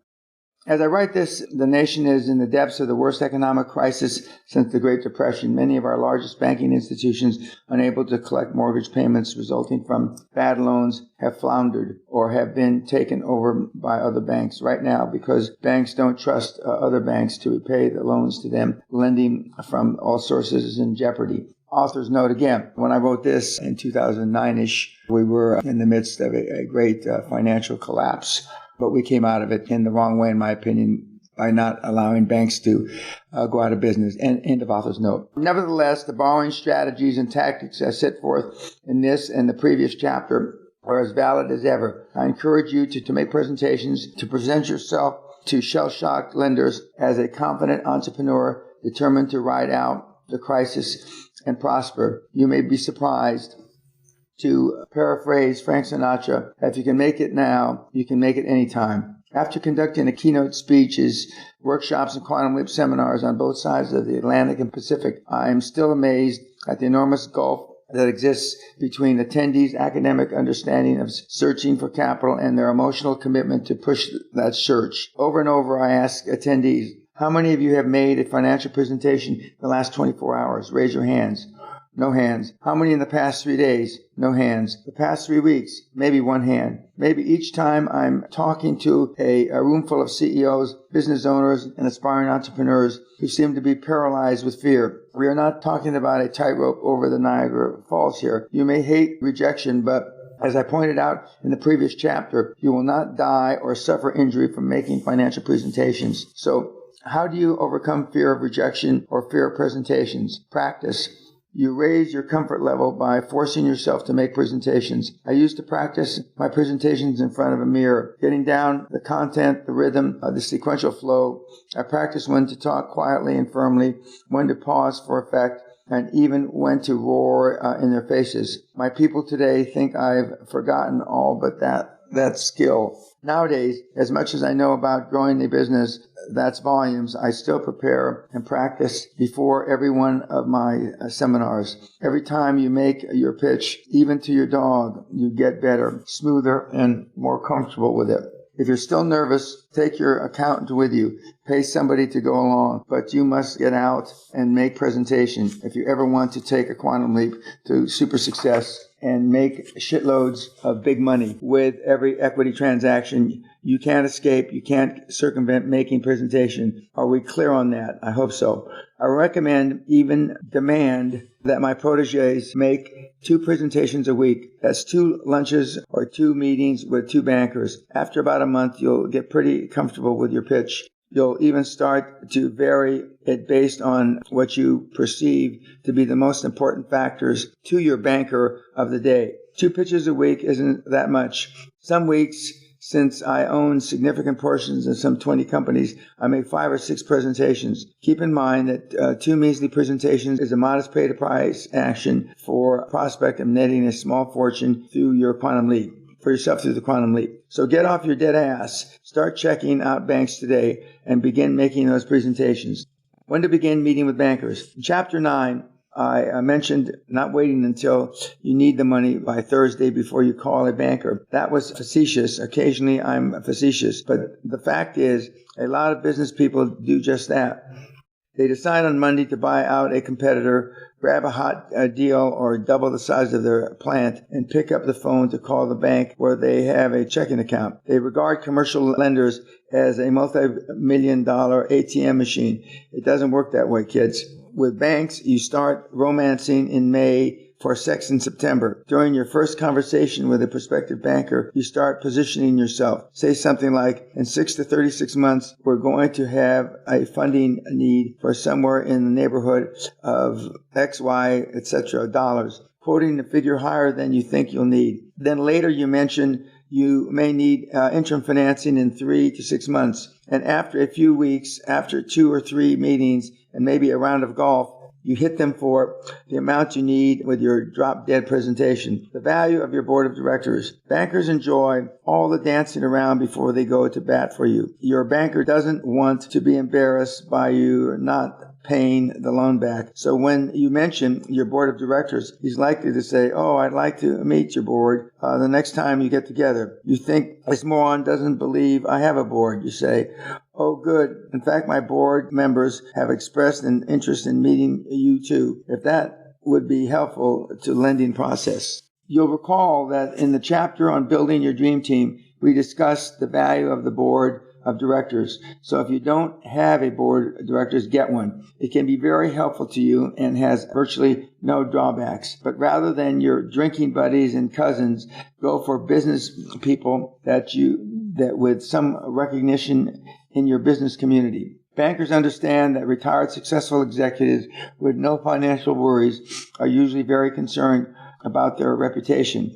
They would not be associated with the company they feel would damage the good name and they built over decades in the business community. Once again, as with a joint venture, you're borrowing their credibility to boost your own. Using your banking business as leverage. Your present bank may be your strongest possibility for a loan. It's currently the most obvious, even if all you have is a deposit relationship. You should approach them using whatever current business you may be doing as a stick. If your present bank isn't interested and another bank is cooperative, even eager for your lending business, move all your business down the street. Your bookkeeper will hate you, but who cares?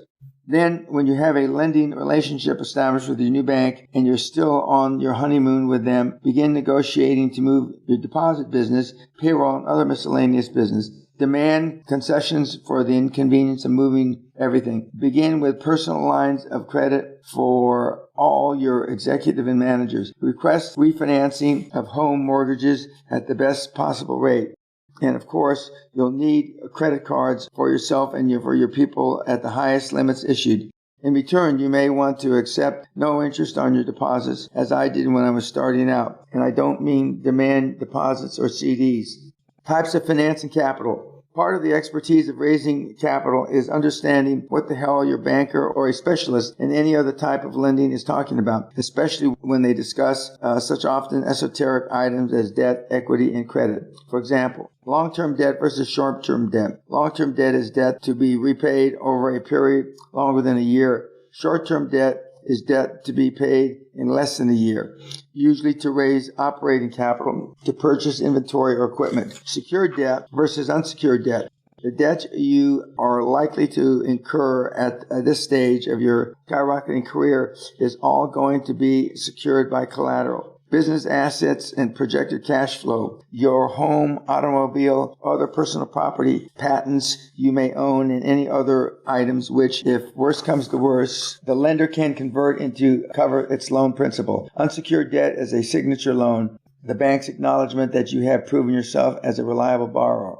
Guarantees. I tell my seminars that the definition of a guarantor is a fool with a pen. Unfortunately, the owner of a newly forming or small company, you can't avoid getting your name on the paper to be ultimately responsible for the debt repayment. So suck up your pantyhose, sign your name, and go for it. Are you really prepared to back it yourself? This is an acid test of whether or not you believe in your own dream. Lines of credit. You absolutely need an unsecured line of credit or an overdraft in the UK or other parts of the world from a banking institution. Thanks to tireless marketing, virtually everyone has a line of credit these days, if only Visa and MasterCard or Discovery. But as an entrepreneur looking for credibility, you'll need something a little more substantial to point to when a potential lender asks, do you have an unsecured line of credit? When you say yes, your lender understands that some other banker somewhere has investigated your credit record and has put enough trust in you to give you unsecured credit.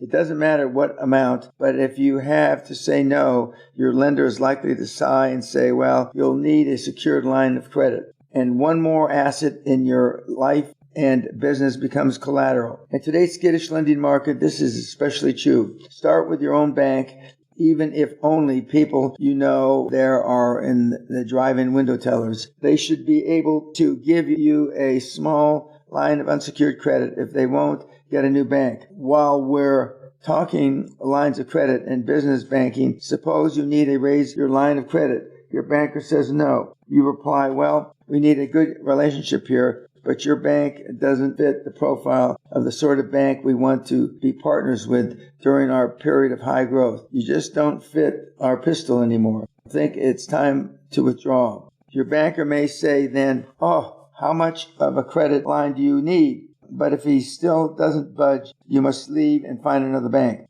This reminds me of a story about one of my disciples, Dr. Boakari, who is an alumnus of one of my 3-day Quantum Leap Advantage seminars. He's a plastic surgeon doing quite well these days in Dubai. When he was setting up his practice, he wanted his own operating room adjacent to his offices. He went to the bank for a loan. They refused him. He went to the second bank and was also turned down. The third bank he approached agreed to finance his operating room, so he switched all the banking to that bank. Dr. Bakari experience demonstrates 2 points. First, he understood that he made the rules, not the banks. And second, even a plastic surgeon who is not primarily a businessman has to go to certain lengths, however inconvenient, to achieve his quantum leap.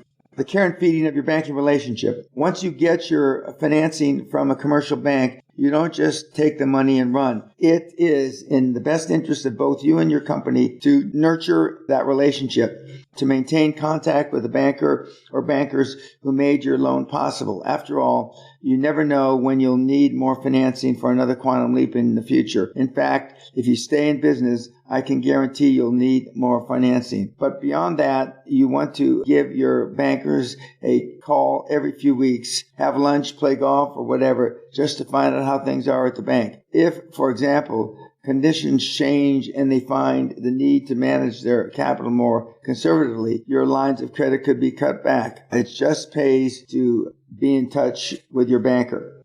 I also recommend that you take out a loan and roll it from bank to bank. Borrow, say, $50,000 from Bank A, then 3 months later borrow $52,500 from Bank B and pay off Bank A. 4 or 5 months later borrow $53,750 from Bank C and pay it off of Bank B. This rotation of your loan, and in fact, the act of paying it off, will give you a track record as a reliable borrower with several banks. Borrow the original amount from Bank A for whatever purpose you may need the capital. Tell Bank B, C, and D, etc., you're considering consolidating debt, which will be in the truth. Some business owners worry about bank fees. Let's face it, bankers will smile and say, we'll just charge you within the normal range, then stick it to you with fees as large and as often as they can. Bank fees are one of life's mysteries and certainly one of the necessary evils. But if that's what you're worried about, you're not entrepreneurial material and need to put this book away. Bank fees are simply not important in the great scheme of things, as long as they have plenty of money all the time. As I told my banker in the Bank of Scotland, I really don't care if I pay 1 or 3 points over LIBOR, their term for prime rate, as long as I have the money when I want it.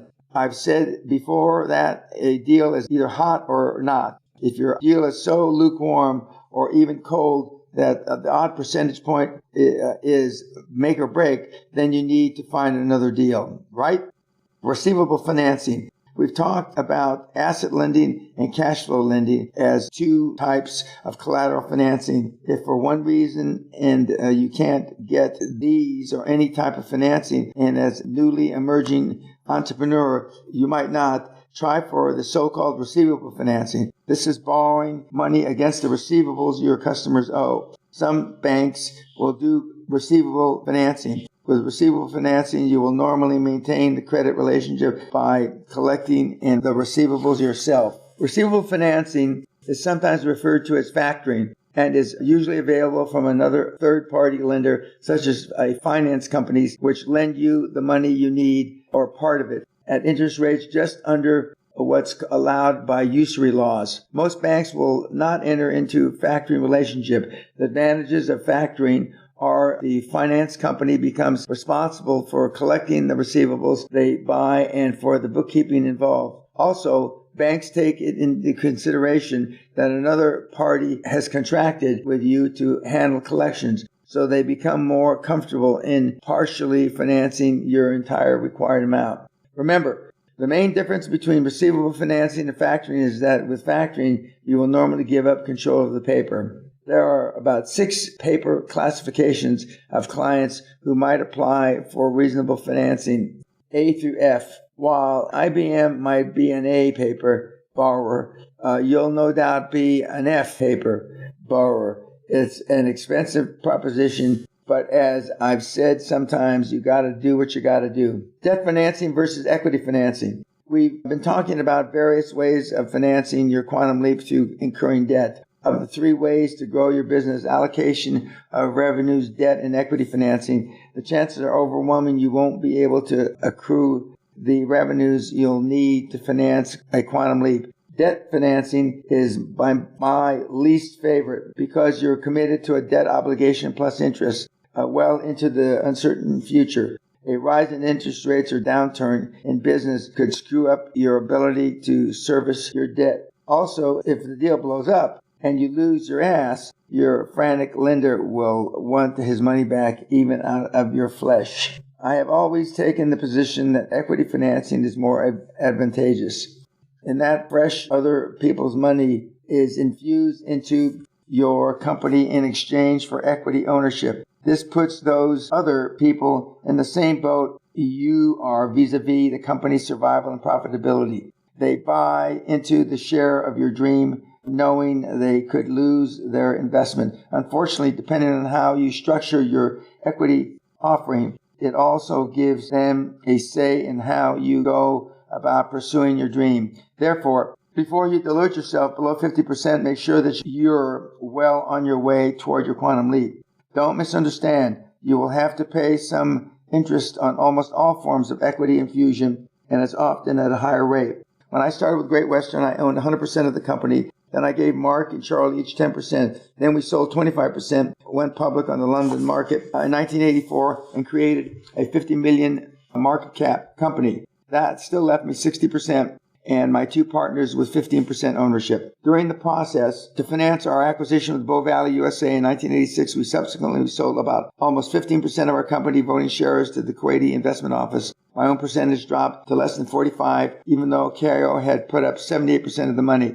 Further financial restructuring during the late 80s and early 90s ultimately reduced my portion of my own dream to just over 15%, but it was 15% of 300 million energy conglomerate, which would grow to more than 400 million in value, market capitalization, all from a small $820 investment in 1982. During those incredible years, we did equity financing whenever we could and debt financing whenever we had to. Under my leadership, every nickel of debt principal was repaid, and our shareholders made a ton of money. All in all, not a bad track record for a punk kid from East LA who has expelled from school 3 times before he was in the 3rd grade. Author's note, it was before I was in the 5th grade, not 3rd grade. End of author's note.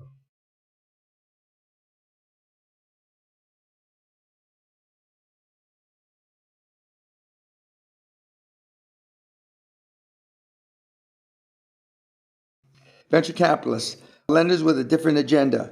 Venture capitalists are professional management companies who manage high-risk funding. The capital comes from such institutions as corporate pension funds, insurance companies, and limited partnerships, and they typically concentrate on investment opportunities beginning around $500,000. Venture capitalists, myself included, will also use their own money to finance a very promising startup company with high growth potential.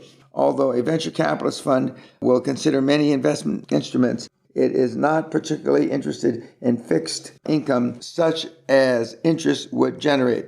Instead, it likes to take equity positions in anticipation of taking the company public or selling out in the future. Then, through a public offering, its exit strategy, it stands to make a ton of money. The timetable for execution of their exit strategy varies, but usually between 3 and 7 years. Venture capitalists prefer to become involved in the early stages of a deal, and we are especially interested in small companies with big promise, but some venture capitalists are only interested in the second stage funding. They look for such indicators as management, proven track record. If you're just starting out, you might consider a joint venture partner and the track record venture capitalists will accept. This is the primary reason people bring me deals. Venture capitalists are more comfortable risk takers than bankers too. That's because unlike your typical vice president of commercial lending at Pussyfoot Bank and Trust, venture capitalists are likely to be successful entrepreneurs who tend to make sound decisions more quickly. For that reason, you should insist from the beginning that a venture capitalist communicate with you clearly. Venture capitalist John Doerr suggests when the first meeting is over, the entrepreneur might say, I'd like a yes or a no right now, but I understand that you will need more than one meeting. So what's your level of interest and what's the next step? Author's note, the more popular term now as opposed to venture capitalist is private equity funder. End of author's note. With so many other items on your starting up checklist, you would no doubt prefer a decisive no to a long, drawn-out maybe. Few people venture to push for that kind of action. Besides, if one venture capital group decides to pass immediately, you've got more time to discuss your courting. Believe me, a quick no is a real blessing. There are more than 150 venture capital clubs around the world where entrepreneurs can present their plans and idea to potential investors. As a typical monthly meeting, an entrepreneur may stand up and explain his need for $150,000 or $500,000 to make a quantum leap, although he probably doesn't call it that. At the same meeting, a venture capitalist may get up and say he represents a group of investors with $5 million to invest in one or several projects. These clubs present a great way for entrepreneurs and venture capitalists to chat and make contact in an informal atmosphere. The National Venture Capital Association in Arlington, Virginia, publishes a membership directory with a listing of hundreds of members, venture capitalist organizations, financiers, and individuals, including addresses and phone numbers, websites, and contact names. Association staff members can also give you information on federal regulation and the most recent legislation regarding venture capital. In the UK, get the equivalent, a free copy of the British Venture Capital Association Manual, and the Venture Capitalist Journal is available in both the UK European editions. For more information, check www.nvca.org. PricewaterhouseCoopers provides several publications on venture capital, including 3 Keys to Obtaining Venture Capital, The Price of Growth, and Charting a Course of Corporate Venture Capital. In fact, all the big 4 accounting firms publish similar information. Pratt's Guide to Private Equity and Venture Capital Sources is a valuable resource for any company seeking to raise venture funding. It is a comprehensive list of the active venture firms published annually and includes such source data as location, investment preference, contact persons, and capital pool. For the most comprehensive listing of venture capital networks and organizations and several discussions on the nature of venture capital, you can Google venture capital and spend the rest of the week getting up to speed on the fascinating topic. The internet is flush with venture capital listings. In fact, 2 of the leading associations are British and European venture capital associations. Searching for capital is more than ever a global adventure. The point is that venture capital, like bank money, is not buried in some secret vault known only to a privileged few. Information is really available from many sources, and you need not tiptoe around venture capitalists. Seek them out and sell them your deal. Give them an equal opportunity to invest in your dream. How much venture capital is available? In 2008, more than 600 active institutional venture capital firms were managing over $35 billion of capital available for investment in early expansion and late-stage growth companies.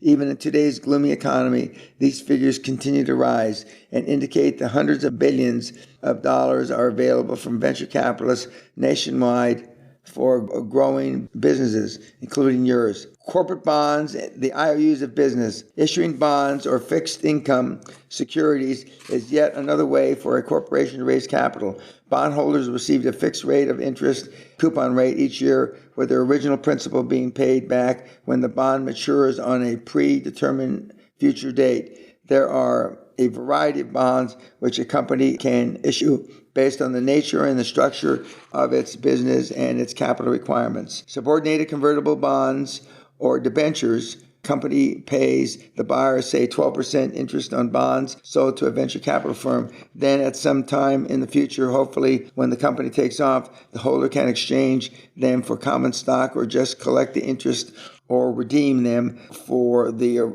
original face amount when they mature, having collected interest along the way. In the meantime, debentures are subordinated in that they usually unsecured and are secondary or junior to bank loans made currently or even later. If the company goes belly up, the bank has first claim against the assets. Then comes the subordinated bondholder. Royalty bonds. The holder receives income from the proceeds of a royalty on a product or other specific source of income. The zero coupon bonds. This popular type of bond was created in the 80s to attract investors looking for predictable returns on their investments for retirement or a child's college education. Zero coupon bonds don't pay any interest, but they are sold at a big discount. These bonds, sold by investment bankers to finance a company's growth, can be a safe investment if the bankers hold treasury bonds as collateral. Other sources of capital. Insurance companies and pension funds often seek out investments among corporations attempting to raise long-term capital, although more typically for purchases of equipment or real estate, which can be taken as collateral. The advantages of this type of funding are usually lower interest rates and long-term maturity of loans. Angels exist. In the corporate world, they take the form of individuals or organizations such as private foundations that seek to encourage and underwrite entrepreneurial efforts which prove themselves worthy of angelic support. Private foundations such as the Ford Foundation, MacArthur Foundation are often open to funding company growth, especially firms which are active in a specific area of interest or commitment to the foundation, such as social progress, healthcare, or environmental protection. Finally, add to the list of possibilities individuals who have amassed personal wealth often put that wealth to work by underwriting carefully selected corporate growth projects. W. Clement Stone, founder of Positive Mental Attitude, is an excellent example of an angel who takes no hand in management and only asks a pro rata share of the corporate profits in return. Warren Buffett, the legendary investor, is a frequent angel, although he might argue the term per se. I recently read where if you had invested $10,000 with one of his original Buffett partnerships in 1956 and then 9 years later and reinvested in the Berkshire Hathaway stock, you'd have earned well over $100 million by 1995 and upwards of $270 million today after all fees were paid. If he isn't an angel, I don't know who. No one. Author's note. My experience in almost 50 years in the real world is that there really are no such thing as angel investors. End of author's note. Public versus private funding. Taking your company public is one of the great and all heady experiences of the free enterprise system. The day we watched Great Western shares make its debut on the London Stock Exchange was August 10th, 1984, was my 39th birthday, and is memorably engraved in my mind as an experience I hope to duplicate again in my lifetime. Going public is risky, expensive, costly in fees and other expenses, typically 10 to 20% or more of your entire offering or total capital raise, depending on where you go public. But to you as a founder who has probably made substantial investment to grow your company enough to go public, your percentage in return in relation to net worth value of the company can be incredible. A stock share might score a 10 or a 12 price to earnings ratio, which means it sells at a 10 to 12 times the company's net after-tax profit. During a small initial public offering, this ration may well skyrocket to 30 or 40 times company's earnings. At Great Western, we turned our initial investment of $60,000 option on the mineral rights to $50 million. Even today, it's hard to imagine making that much money that quickly without a mask and a gun. It triggers an adrenaline rush with emotion high that cannot be duplicated. As with any other business option, there are disadvantages to going public. All confidentiality is forfeited. Your business transaction, financial records, and even marketing method must be open to the scrutiny of the government, regulators, suppliers, stockholders, prospective stockholders, and even competitors. A public company also subjects itself to internal accountability, particularly the transactions between the company and its officers or directors. Government regulators are forever sniffing around for a conflict of interest, inside dealing the special favors which, if not legal, would be construed to not be in the best interest of shareholders. Another disadvantage, and a supreme irony, is that you get the financing to reach your dream, you simultaneously lose control of that dream. As in the example of Great Western Resources, during the course of the IPO and subsequent offerings, every time we made a public offering, my own share in my company was substantially reduced. Finally, what I call the dark side of choosing to go public is almost inevitable consequence that one day you'll have to leave your company, forced out by many of those you invited aboard your dream along the way. The fact is that the days of the entrepreneur with his public company are limited. He may be a genius at envisioning, searing, and breathing life into the dream, but unless he also has patience and skills to be a management genius and a great leader, an entrepreneur will sooner or later recognize the approach of his own departure. The bright side of the dark side, he leaves with the pockets stuffed full of lots of money, and he can begin accelerating adventure again anytime he pleases. The Gulf War 1991 was my Waterloo. I was ultimately removed as a head of Great Western when my Kuwaiti friends, preoccupied with the invasion and other internal strife, subsequently transferred their loyalties and their voting power to a faction in the company that felt my own time had passed. Although we had to go to court to settle the issue, Great Western Resources paid me handsomely with a golden parachute in the millions, plus a startup subsidiary in the textile business and I was the largest individual Great Western shareholder until the sale in January 1997. Questions I'm always asked about raising money. Aside from the basic, how do I get the money? Seminar attendees inevitably ask other questions over and over. To prevent someone from asking one of those questions at a future Quantum Leap seminar, I want to conclude this chapter with a quick Q&A. Question: how much money should I ask for? How do I figure what to ask for? Answer: no matter what your figure, acquisition or IPO or any other Quantum Leap is going to cost you, you can bet your numbers will be short.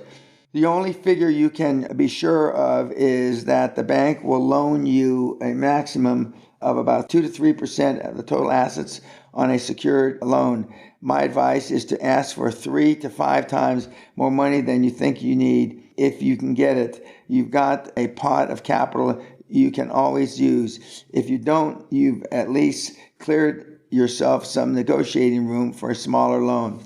By the way, it's actually easier to finance a larger deal because the bank is more anxious to sell you more money if you're approved. Bankers have to do less to get more money out the door, and their bonuses are tied to how much they lend. These are all reasons to ask for more money than you think you will need. Question: I don't have a track record. I'm a new company with nothing to show in the bank. Answer: find a joint venture partner who does have a track record. Attach your company to an established name. You'll recall that nobody at the Defense Fuel Center, Service Center, had heard of GWDC, but they had done business with Marion Refining Company, put together a board of directors which includes prominent and successful business people who can lend their reputation to yours, borrow credibility so you can borrow money. Question: how many financial presentations should I make? That's like asking, if I'm trapped in a burning home, how many times should I try to get out? As many times as it takes, doofus. Make as many presentations as you can.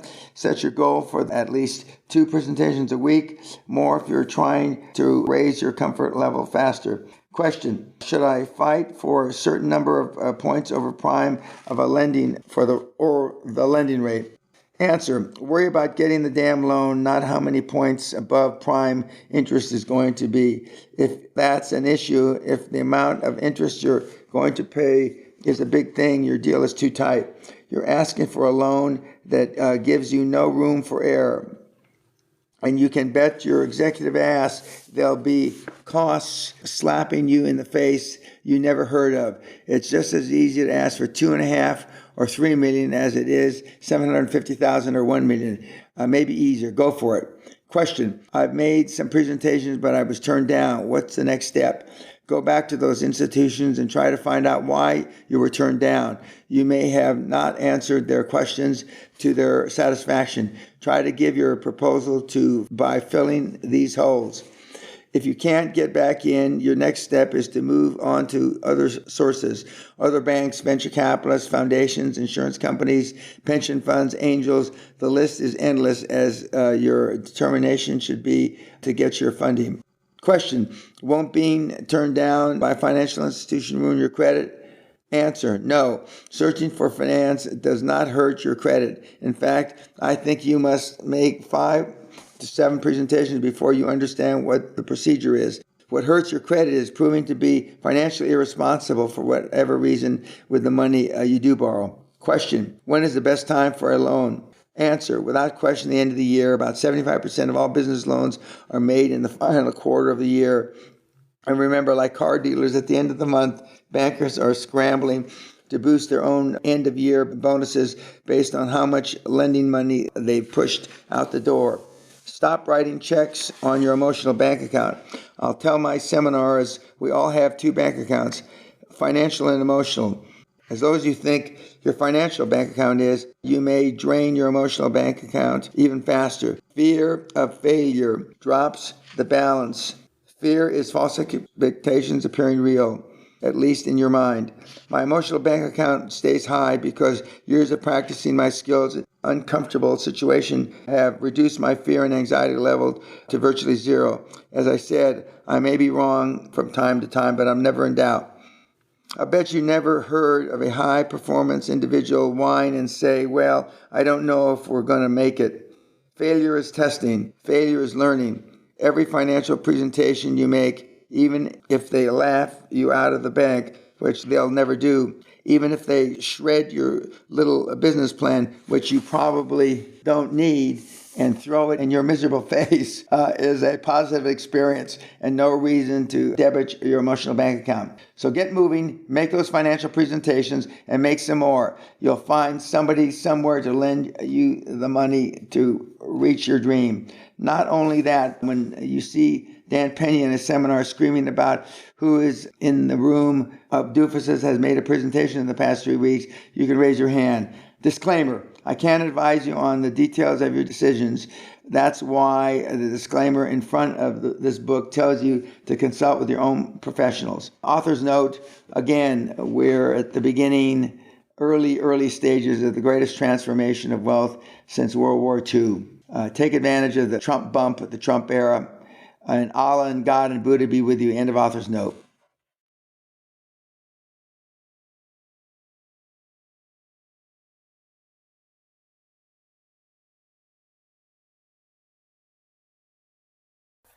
Chapter 11, Acquisitions, the Secret of Quantum Growth. For the high performer, arithmetic growth is unacceptable. Geometric growth, exponential growth, is demanded. Throughout this book, we've talked again and again about quantum growth and making your quantum leap to becoming super successful. And by the way, enormously wealthy. In this chapter, let's nail down the specifics of quantum growth and the best way I found to achieve it through acquisitions. But first, I want to discuss a minute on one of the most abused words of the current generation, success. Has almost become a cliche in a world where everything is relative. The feel-good mooches in the seminar circus will assure you with a straight face that you are a success if you feel better about yourself, if you've achieved harmony. Hell, these days you can be successful if you're happy shoveling horse dung or if you achieve contentment living under an overpass. We don't want anybody to think they're a loser, that they're basically worthless to themselves and society. In more and more elementary schools, so-called educators are banning competition sports, or at least no one keeps score. That way, no child loses and everyone wins. The precious little self-images are preserved through artificial success.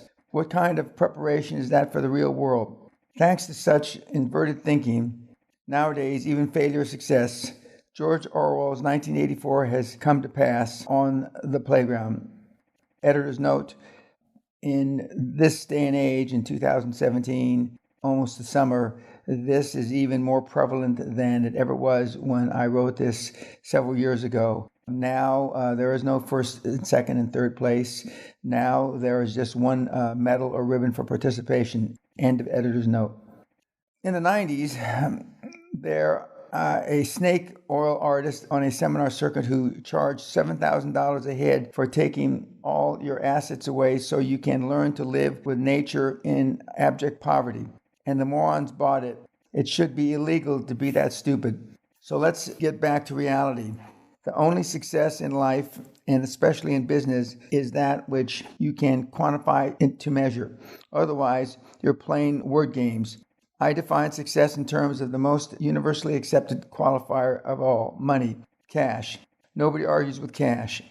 Money talks and bullshit walks. If you're making quantum leaps and pulling down millions in personal wealth, and a lot of people are doing it, you are without question successful. Remember in chapter 1, we discussed people who were uncomfortable talking about money. That's because the morons never had any to talk about. You've got to become as comfortable with lots of money as you do with success, because real success begins with real money. Let's define quantum growth by what it's not. Quantum growth is not making more sales than last year, or picking up new clients, or adding more products or stores or branch offices, or reducing costs. All of those are indicators of growth, all right, internal growth, and more to the point, arithmetic financial growth. We've already talked about this. 1 plus 1 equals 2. 2 plus 1 equals 3. The healthiest internal growth in any business is always going to produce only gradual, long-term arithmetic growth, nothing more. Why do entrepreneurs settle for gradual, boring growth? The best that can be said for arithmetic growth is that it's better than no growth at all. And in fact, if your company is only growing arithmetically, it's probably dying. But why does an entrepreneur, an uncommon individual who once had a bold vision to build a company and worked days and nights to see this vision come to life, why does this same person now accept the humdrum growth of 4% better sales than last year or a 2.5% higher profit margin? It is not as if the person has never known quantum skyrocketing growth. The fact is that in the beginning, the founder of a successful company did experience quantum growth, and it's exhilarating. He no doubt spiraled from zero to enormous success, maybe growth in the hundreds of thousands of dollars in the first year of business. And business was new business. All money was new money. The growth curve shot almost straight up and soared across the chart like a comet. Then inevitably the company settled into a routine. The entrepreneur became a manager and not mirrored in sales figures, group insurance and payroll. The growth curve flattened out. The comet fizzled, and once bold adventurer accepted it all as part of owning a business. After all, the other companies in his industry were doing about the same, so everyone was successful. Actually, everyone was satiated. This became part of the less than all you can be herd. Their expectations settled into average. Average, God, how I hate the word. If I continued to drill wells in Wyoming in 1984 with all the capital we got from the public offering and pumped out a respectable number of barrels of oil, our engineers had projected Great Western would have grown internally, gradually, arithmetically. Our Great Western shareholders in the UK, still clutching their prospectuses and getting their dividend checks, would have been happy as pigs in shit. Look, we made 12% on our investment. Those noisy Yanks are a bit of all right, after all. But punching hundreds of holes in Wyoming was not where I wanted to take my company, myself, and my shareholders. My vision was light years beyond theirs. I knew that quantum growth, kind of warp speed, financial performance I wanted, would only be achieved through external growth. And as I said, external growth is only possible through the series of equity transactions. Let's examine the difference between what we'll call a product transaction and an equity transaction. Product transaction is essentially an even trade. The product produced by an almost even trade of goods for money is negligible. We use the term profit margin because the damn profit may be a barely visible sliver of the whole transaction. So salespeople have to do a zillion product transactions to generate substantial profit. An equity transaction, by contrast, creates value. A board of directors decides to sell equity to raise capital. It votes into existence 500,000 shares of common stock for a public offering. When shares sell, value has been created from nothing but the perception of value. Investors, in fact, are buying not a product but a future value that may exist. It's sort of like buying thin air and paying cash up front for it. The downside, of course, is that the company cannot go on diluting its ownership indefinitely. If you're not willing to risk everything you own, don't try to buy a business. Accordingly, the equity transaction, which is a real secret of quantum growth, is acquisition. The purchase of equity assets, which enables a company to to multiply the net worth geometrically so that it can be turned around and sold to generate a ton of money. The first years of the new century, one of the rages among seminar gurus in the U.S. was real estate investing, which is code for buying and selling cheap residential properties or flipping houses with little or no money down. Those so inclined could buy fixer-uppers, slap on some minimal improvements, sell them to the next buyer, and make a quick profit, a few $1,000s. Then around 2004, the prices of residential real estate began to skyrocket out of sight. You remember how it was? Greedy investors, large and small, bought houses as their value ballooned beyond all reason. Banks joined in by offering subprime interest rates to buyers whose avarice outran their common sense. Then, bust. In the rest of the first decade of the 21st century, the real estate market stagnated. Home values tumbled, so those inflated home deals that seemed too good to be true turned out just that. There were more for sale signs than trees in some markets. In 2008, the big lenders who had been so cavalier with their loans went down the tubes. Bear Stearns, Fannie Mae, and Freddie Mac, only to be rescued by the federal government with taxpayers' money. AIG was saved by the intervention of the Federal Reserve, who agreed to lend up to $85 billion to AIG in return for 80% stake in the company. Thankfully, that was an election year, and Congress vowed financial relief for all the ignorant morons who lost their ass and their home to the landmines of subprime mortgages. But even in the best of times, these types of investments are only the beginning, not ends in themselves. Flipping houses are the poor man's equity transaction. How infinitely more lucrative is the equity transaction in which a company is acquired for, say, $5 million of other people's money, OPM, pumped and prettied up and sold for 10 or 12 million. The perils of the leap. If you're contemplating your first business transaction, you need to approach your venture knowing in advance the three greatest personal hazards you face. Having the will and determination to clear these hurdles, as you recall from our first 4 chapters, it is what becoming a super successful high performer is all about. Here are the 3 hazards. Number 1, the depth of personal commitment required. Your acquisition deal must take precedence over normal personal considerations. You have to make a total commitment of time and energy. Buying a business, especially the first business, is a full-time proposition. If you are trying to hold a job at the same time, you'll either have to quit the job or give up making your quantum leap through acquisition. You'll be spending days and nights figuring, refiguring, analyzing, and strategizing, and then doing it all over again. Because if you do a half-assed job of the planning and calculating every step and every nitpicking detail, you're likely to fail. All this means no days off, no vacations, constant travel, and continuous meetings. Remember my doofus test, which put a prospective associate under pressure? When you're working on acquisition, your whole life is a doofus test. You sleep on your couch, eat at your desk, work on your bed. Your lawn goes to hell.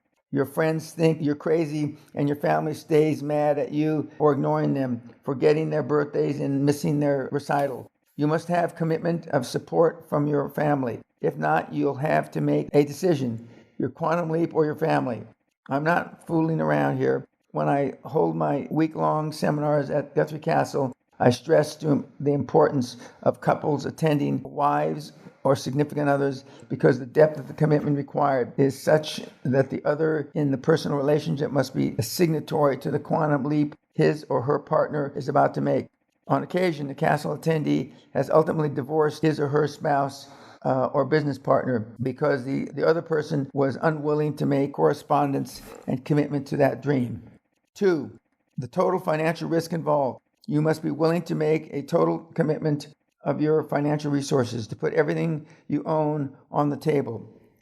Sure, a lot of other people's money is available, but many sources of OPM are looking to see how willing you are to lay your resources on the line first. Mark this sentence: if you're not willing to risk everything you own now and in the uncertain future, don't try to buy a business. If you can afford to, or are unwilling to risk your savings, your home, your car, your child's education, everything you own, find another way to earn a living and file your dream under nightmares I have avoided. 3, the degree of stress you must endure. Here's an important reason why I practiced being a super successful high performer long before I achieved my greatest success. I knew from what I saw and from what others told me that the quantum leap would be no picnic. I knew I would have to suck up my pantyhose, act tough, slash enemies, take hostages, and kill prisoners to reach my goals. I knew almost instinctively the pressure would be enormous to evocate, to compromise, to surrender.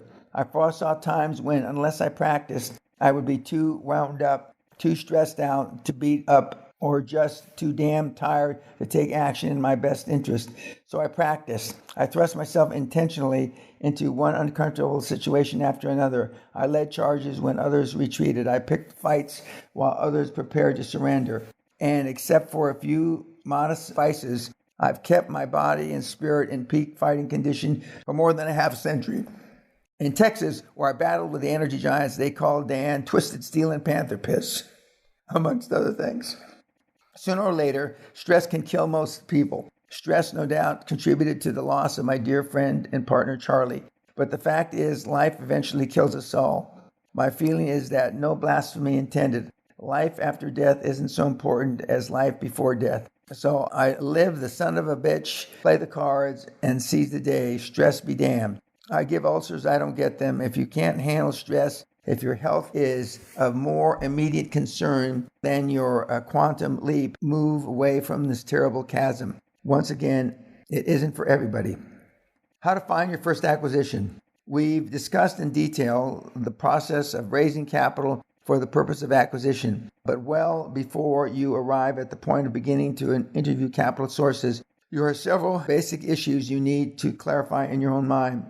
You're an energetic, ambitious individual with a 3-digit IQ who sees less capable people than you run successful businesses, live in a luxurious lifestyle, then suddenly sell their company and retire early to a tropical island. You're an employee now, maybe, but you have an imagination, self-discipline, and chutzpah to run your own business, and you're tired of working your tail off to make your boss rich. Your first question, what kind of business? I have some guidelines for answering that question. First, as I preach to my disciples, stick to your knitting. Look for businesses in which you already have expertise. You'll face enough problems, not challenges, borrowing capital, assembling your dream team, taking over your company, and learning to become a CEO without having to acquaint yourself with the technical process and jargon of a whole new industry. Do what you know. Later, after you've made several quantum leaps and become more comfortable with the acquisition process, you'll see common characteristics and be able to handle acquisitions regardless of the industry, much as I do now. Do what you like as well. Regardless of the problems you run into, your quantum leap will seem less harrowing when you are making it in an area you know and from which you derive pleasure. There are other practical criteria too. You want to make your acquisition in the industry which is fragmented and dominated by mom and pop companies. You want an industry that's large enough to handle your acquisition aspirations. If you're planning to purchase one of 3 companies that serve what is essentially a limited market, such as a buggy whip repair or carbon paper manufacturing, you have nowhere to expand. You want industries that enjoy a 20 to 40% margin. In my own experience, these include such wisely diverse industries as retail jewelry, landscaping, building maintenance, publishing, home improvements, and trailer parks. If you get into the business with a 3 or 5% profit margin, you'll take forever to build your dream. Narrow your focus. You might be interested in healthcare, for example, but you need to find a niche no one else is consolidating, such as childcare or senior living. Editor's note, the margin that I speak of is gross margin. End editor's note. The size of the business you want to acquire depends on the size of your goal and the clarity of your vision. My guess is that if you've read this far, you're looking for more than a steady income and a secure retirement from a couple of dry cleaner operations. I sure as hell hope so. I want you to be getting ready for the quantum leap to haul in an obscene amount of personal wealth. That means your acquisition must be in order of a large manufacturing firm or a distribution business that will catch the eye of an investment banker's. How big is a company? As a general rule, you as the owner can reasonably expect to receive income before debt service of about $25,000 from intangible services or consulting fees of $50,000, which there is no inventory and usually no equipment beyond office equipment, about $25,000 from retail sales of $100,000, and the same from manufacturing equipment depending on the degree of automation and the cost of materials. The bottom line is take some quality time to define exactly what you want before spending money and effort shotgunning the market. Ask yourself if you are more comfortable in consulting, retail, or manufacturing, to name but three. Conducting your research. Once you've defined the type and size of business that meets your requirements, there are several avenues to take for locating likely prospects. The most important thing to remember at this point in your eagerness to buy is not to buy the first great deal that comes along. If you looked at the 20 houses or more before you purchased your most recent home, why would you grab the first business that sticks a for sale sign in your face? Even if you find the perfect sweetheart deal the first day or you search, shop around anyway. Take the time to analyze and compare several prospects, and so you'll know a great deal when one comes along. Editor's note: many years ago, T. Boone Pickens told me that, Danny, if you want a deal bad enough, you'll make a bad deal. End of editor's note. Begin by scanning the business opportunities sections of your local and regional metropolitan newspapers and the Wall Street Journal. If you don't yet subscribe to such magazines as Forbes, Entrepreneur, and Inc., my first question is why not? Get current copies of each of these and look for opportunities that match your criteria. Get copies of trade publications in the industry of which your prime interest, and check the marketplace and classified sections of the business for sale. Editor's note: now with the internet, all this is made much more simple, and you can get this information online. End of editor's note.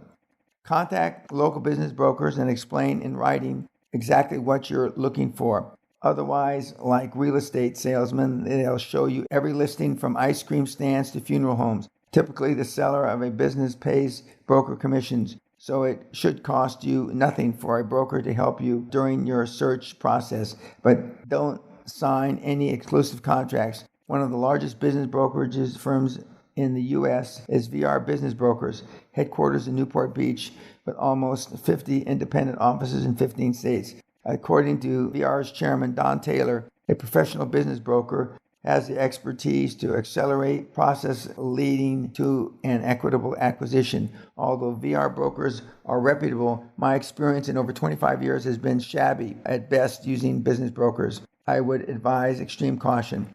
Editor's note: and today in 2017, business brokers are even more shabby. End of editor's note. Sources of information abound. Ask your banker, your accountant, lawyer, industry supplier, wholesaler for any companies which might entertain a purchase offer.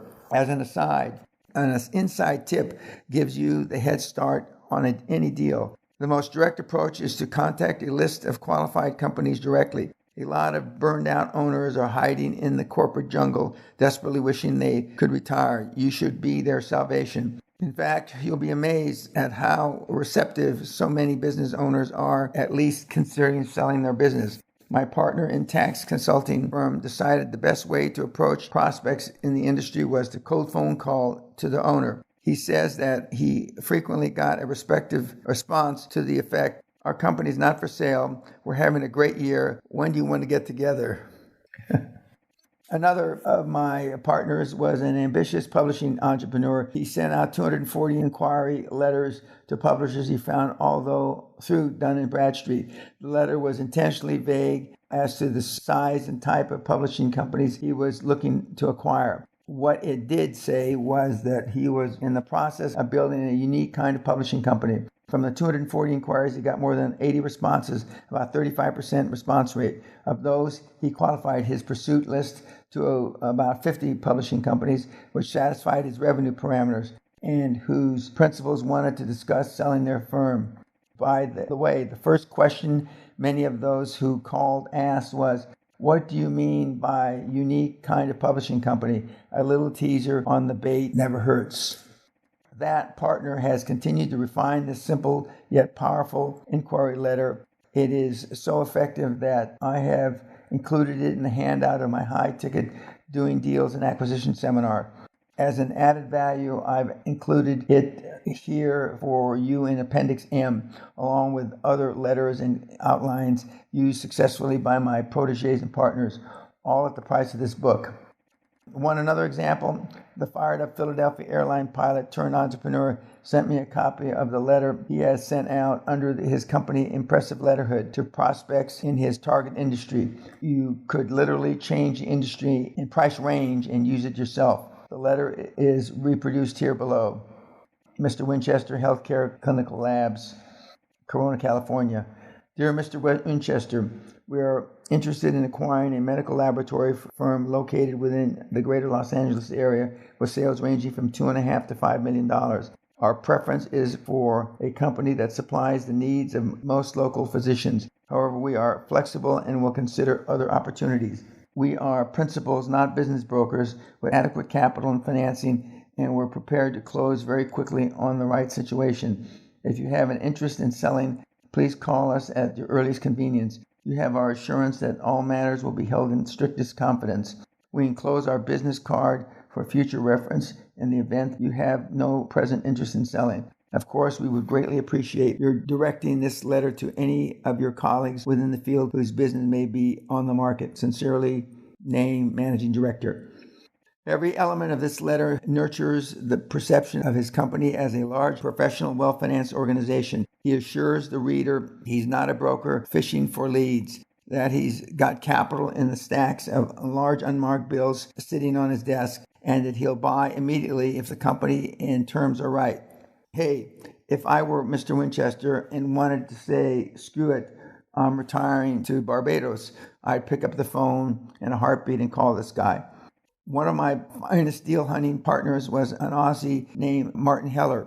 Martin was already a committed entrepreneur, but after listening to my tapes, attending my seminars, and reading the first edition of this book, he decided he was ready to hunt with the big dogs. Here's what his letter wrote. By the time we meet in London Hotel in December 2000, I had fully absorbed his mindset. I felt I knew him very well already. Dan had formed the Guthrie Group, an investing consortium specialized in facilitating transactions. I was determined to join them. Many doofus tests later, and after 3 months of investigation, he finally made me an offer to join the Guthrie Group. I stayed with the group for over 5 years, lived in the castle for a time, and eventually became one of the principals. Dan taught me how to best hunt for deals. We had over 100 meetings that I set up with banks, venture capitalists, and private equity firms. We interviewed CEOs, assessed acquisitions and divestments, MBOs and SMBOs. We worked on industry consolidations, and all of us working together sent thousands of emails. It was a hard graft, but excellent grounding. Whilst no two deals were the same, the credos for success Dan teaches never change. For anyone interested in super success, I recommend Dan's training exclusively. Few individuals come close to his attitude or knowledge in business. Classic comments like, super success is not for everyone, and if you want a friend, buy a dog, are very unlike those happy, slappy, feel-good seminars. More important, they reinforce the fact that without a series of pay price to action, without grit and passion, in his words, you can forget about it. Selling the seller on you. Most business owners, particularly those who have founded and grown their own company from scratch, are very protective of their baby. It is their baby, and even though they're entertaining the idea of selling it, they want that baby in good hands. They want their employees protected and secure. They want their customers taken care of. The first question they are going to ask, at least in their own mind, are, who are you? And how do I know you can run my company the way it should be run? They do not want to sell it to a kamikaze pilot who's going to drive it into the ground. That's why it may be best for your lawyer or your Big Four accountant to make the initial call on your behalf to get instant credibility. Or if you prefer to make that first call and you detect those questions bubbling around, offer as reference the names and numbers of your lawyer, your accountant, and maybe one or two of your directors whose names he may recognize. Once the prospective seller has chatted with your man at Deloitte & Touche or Ernst & Young, you can bet his diligence is done. Another method that is equally good is to send a short letter which includes the profiles of your board of directors, much as you did when seeking your accounting firm. This also gives you instant credibility and should remove any hesitancy on a prospective seller's part. What if your prospect cuts to the bottom line just to see if you're serious? He says, well, I may be willing to sell. Are you willing to pay? You say something like, oh, 3 to 8 times after-tax earnings, but of course, we have to look at the books. I probably do an acquisition audit, but we can talk about that later. You sidestep his probe with an answer that tells him that what the hell you're talking about. So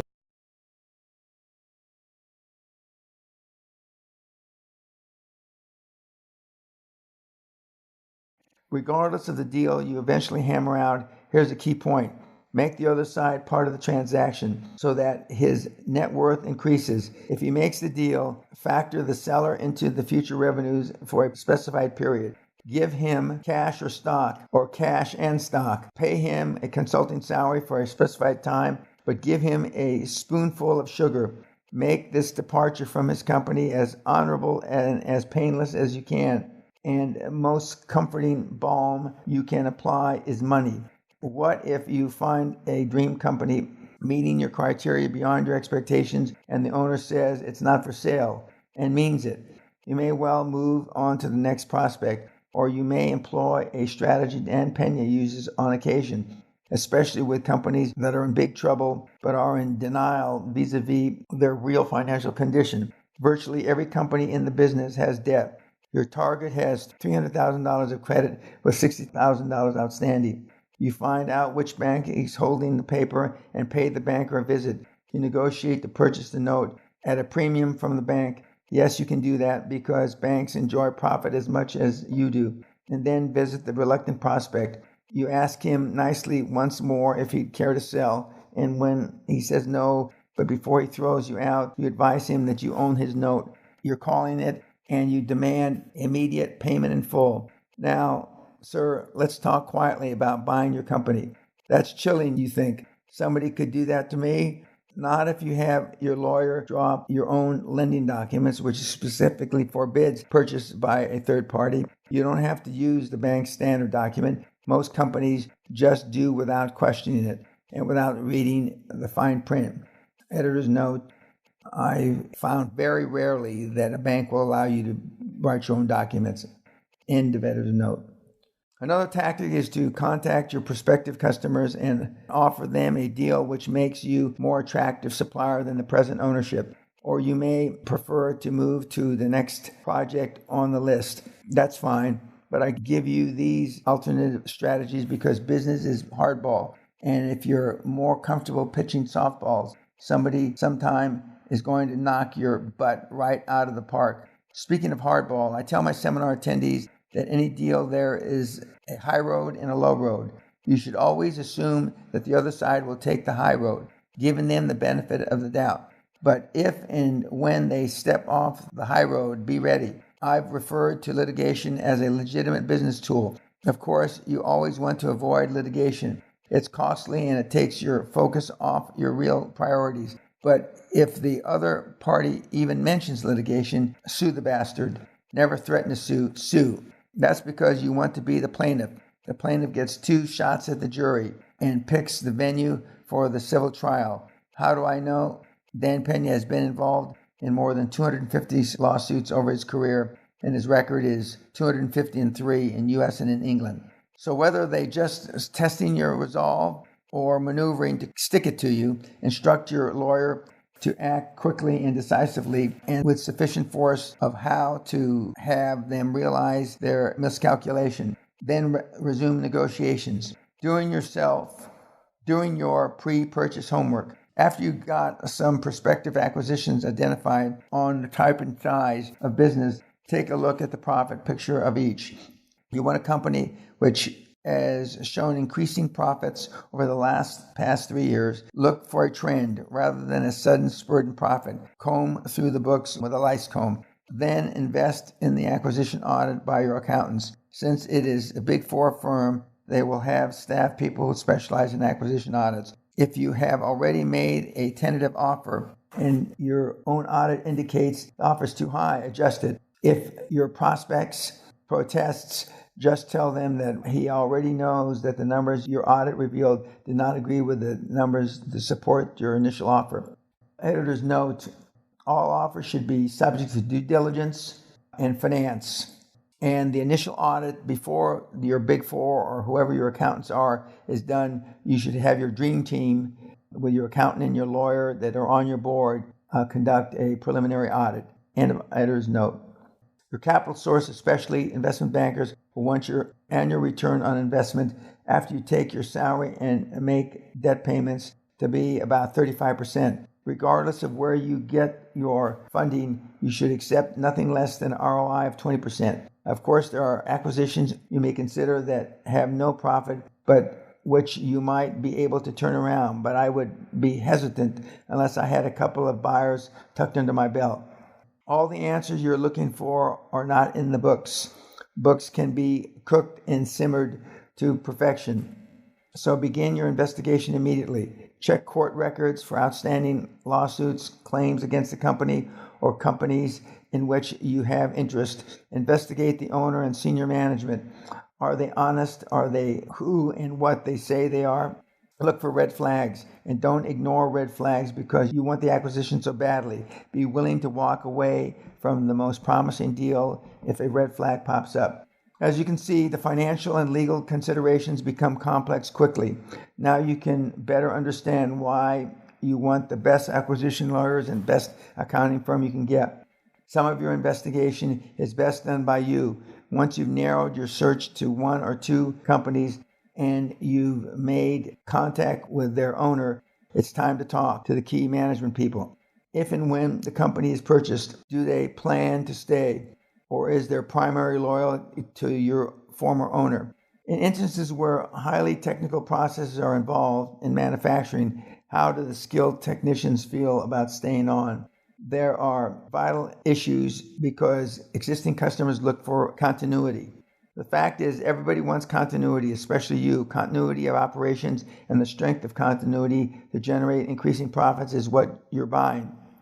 A quantum leap is actually a direct leap from zero to full profit-making capacity, giving you opportunity to skip all the growing pains in between, and your ability to convince employees, suppliers, and especially customers that nothing will change after the buyout and make them believe you will do more than anything else to get your money's worth out of the new company. Unfortunately, every predatory corporation which buys out a competitor grins and says, "We have no plans to make any changes in personal or operations at this time. Besides, you may have a better vice president waiting in the wings." So the best you can do is create a perception of continuity and feed it to those who need it. Your investigation should include a lot of listening as well. When I visit a prospective acquisition, the scenario goes something like this. First, I'll have dinner with the CEO, just the two of us. No wives, husbands, or significant others. I'll listen to where he's coming from and what he's looking for.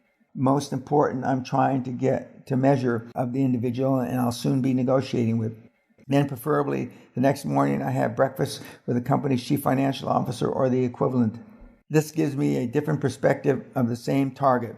And I can compare what the finance man tells me against what the CEO said the night before. Afterwards, by prior arrangement, I spend the morning talking to employees from several departments, meeting with them one at a time behind closed doors. I ask them what they do, how they like working here, other questions that reveal facets of the company from the bottom up. Ideally, I have lunch with a partner in the company or some other key executive as I continue to build my picture of the company. Finally, I try to invite the marketing and sales people, always a gregarious bunch, out for a few drinks after work. On me, of course. After a few rounds, we're all asshole buddies, and they do what drunken employees do best, bitch about the company. This is invariably the most instructive meeting of all. You want to acquire a company with a broad customer base. The last thing you need after you sit down in your new corner office is to get a call from the customer who represents 40% of your billing and say, "We've decided to move our business down the street." The largest customer of any company you consider should account for no more than 15% of the total billings. Part of your preparatory work should even include a chat with the largest 4 or 5 customers to see how they feel about dealing with a new owner. If less than 20 or 30 are involved, you may want to see them all. I buy and operate companies wherever I find them, so I fly a hell of a lot. But I don't mind because my business life has always necessitated travel, and my procedures are geared to working on planes, in hotel rooms, and by email. One day you may feel as comfortable with out-of-town or out-of-state business ownership as I do, but right now your first acquisition should be local if possible. Otherwise, when the inevitable problems arise, commuting back and forth will become a colossal pain in the butt. If you have a family and want to keep them, it's even worse. Staying local not only means less traveling, it also puts you into business where you already know the market. You may already know some of the customers and where you're established in the business community. Finding the best acquisition target is not easy unless you happen to know somebody who knows somebody trying to sell exactly what you want to buy, or beginner's luck turns up a gem. You can expect your acquisition search to take 6 months or more. Even if you find your dream company the second day, you still need to validate it by looking for a lot of other companies. This process is important because you eliminate half of your problems when you select and go after the qualified target. But remember, the deal is either hot or it's not, period. You still have to investigate even the hottest deal. When you're satisfied with your investigations and the deal looks good on paper and feels hot, it's time to tie up and move to closure. I use the letter of intent, which spells out the specifics and gives me an option to buy at a certain price. My letter of intent concludes with a sense of urgency, saying, in effect, please let us know as soon as possible or by such and such a date. If you do not intend to act, we can move on to our next choice. I don't use contracts because a letter of intent is just as effective and less intimidating to the prospect. At the same time, I have begun the search for my funding since I intend always to use other people's money. Let's buy a hypothetical company. We'll call it Rufus Electronics. My acquisition audit tells me this company is worth $10 million. I tell Mr. Rufus, who is looking forward to retirement, that I can pay him $9 million cash. After some requisite hesitation, he accepts my offer. Now all I need is $9 million, but I have it all worked out. Rufus Electronics has shown a fairly steady 3-year cash flow of almost $90,000 a month. That figure supports $60,000 per month debt. Based on the Peña rule of thumb, that cash flow should be about 1.5 times debt service. Since current cash flow determines debt level, my banker has determined Rufus Electronics can support roughly $720,000 annual debt service. At 10% of total debt, this figure in turn supports approximately $7 million of non-equity loan. And as always, to preclude escalating debt service, I try to borrow at a fixed rate. A good rule to remember is that the cash flow will not service the debt. You're paying too much. Of course, there are exceptions. A company that is losing money, but I really want to purchase Rufus Electronics and to demonstrate how to make the purchase without using my own money. So I'll need $2 million to cover the shortfall. What are my options? 1. Old man Rufus takes back $2 million in paper, a promissory note to pay him in monthly installments for a predetermined number of years. 2. I generously make Mr. Rufus part of the dream team with 12 or 15 or even 19% of the company still his based on my accountant's recommendation. I give him an office and an emeritus title and the reassurance that when I sell his former company, he shares in the profit, which might be even more than the paltry $2 million. This option is especially attractive for the Rufus Mooch heirs. 3. I find an equity player, a venture capitalist, who I'll give $2 million in return for maybe 30 or 40% of the company. In fact, the capital needed might be $2.2 million or $2.4 million to cover all the fees and professional expenses, and in many instances, a coupon at some fixed rate will have to be paid on the equity portion of the purchase. Obviously, cash flow will have to cover the debt service. 4. I locate another lender who'll take assets as collateral with cash flow as a secondary collateral. By the way, since I run my figures so cleverly, my bank loan is actually 7.2 million and I have 200,000 slush to pay with, or even better, to distribute as bonuses to my employees who, in the sudden burst of love and loyalty for me, will forget all about the years that they devoted to the old man Rufus. The point of all this is there are many ways and combinations to secure OPM. You just have to keep probing the financial market until you find the right combination. But trust me, the money's out there. Sometimes, however, in spite of your most adroit deal-making skills, a promising acquisition negotiation begins to unravel. Most people then try to fix the deal. It's a natural urge to say, hey, we've spent too much time on this to let it go fall through now. Or maybe you hang on because you don't want to admit you've made a mistake. The time and expenses you've invested to that point is nothing compared to what you're likely to lose with a patched up compromise deal that closes on crutches. Step back and give yourself the clarity and courage to cut your losses and move on to the next deal. And there will be a next deal. The second acquisition, not a carbon copy. Let's assume the best. You found the perfect company for your first acquisition. You located financing, you maintain continuity, and this morning, sometime later, you woke up with the acquisition fever. If you're like most budding high performers, the fever is really an outgrowth of your realization that you'll never achieve another quantum leap out of your present company until the day you sell it. Until you make an equity transaction, profits are inching up, revenues are steady, sales are up from the last year, and you're bored. Before mold forms on your elbows, it's time for more quantum growth. A few years ago, this exact scenario was being played out in the business life of a close friend and protege of mine, Casey Stevenson. Casey, who passed away in 2008, was an energetic, ambitious guy from Hanford, California, near Fresno. He owned his own jewelry store by the time he was 21. After a couple of years, he had been there, done that, in jewelry sales and wanted more. He tried to grow his company by opening new locations, but he was just working harder, doing the same thing, perpetuating his job at the same level. Casey attended my seminar in May 1993 and heard me talk about quantum growth through acquisitions. I was overwhelmed, he told me later. The idea would work, but how could I use it? He targeted the acquisition of a jewelry store 2.5 times the size of his own. Everybody thought he was crazy. The owner didn't want to sell. He didn't even care for Casey as an individual. Casey remembered that Dan Peña says, no means yes. So he approached the company's largest jewelry store acquisition company, and they tried getting behind his back to buy it for themselves. Casey wanted the store, so he finally made the owner an offer he couldn't refuse. In addition to the purchase price, the guy would receive 50% of the full profits during the first 90 days after the acquisition, when they would liquidate the assets.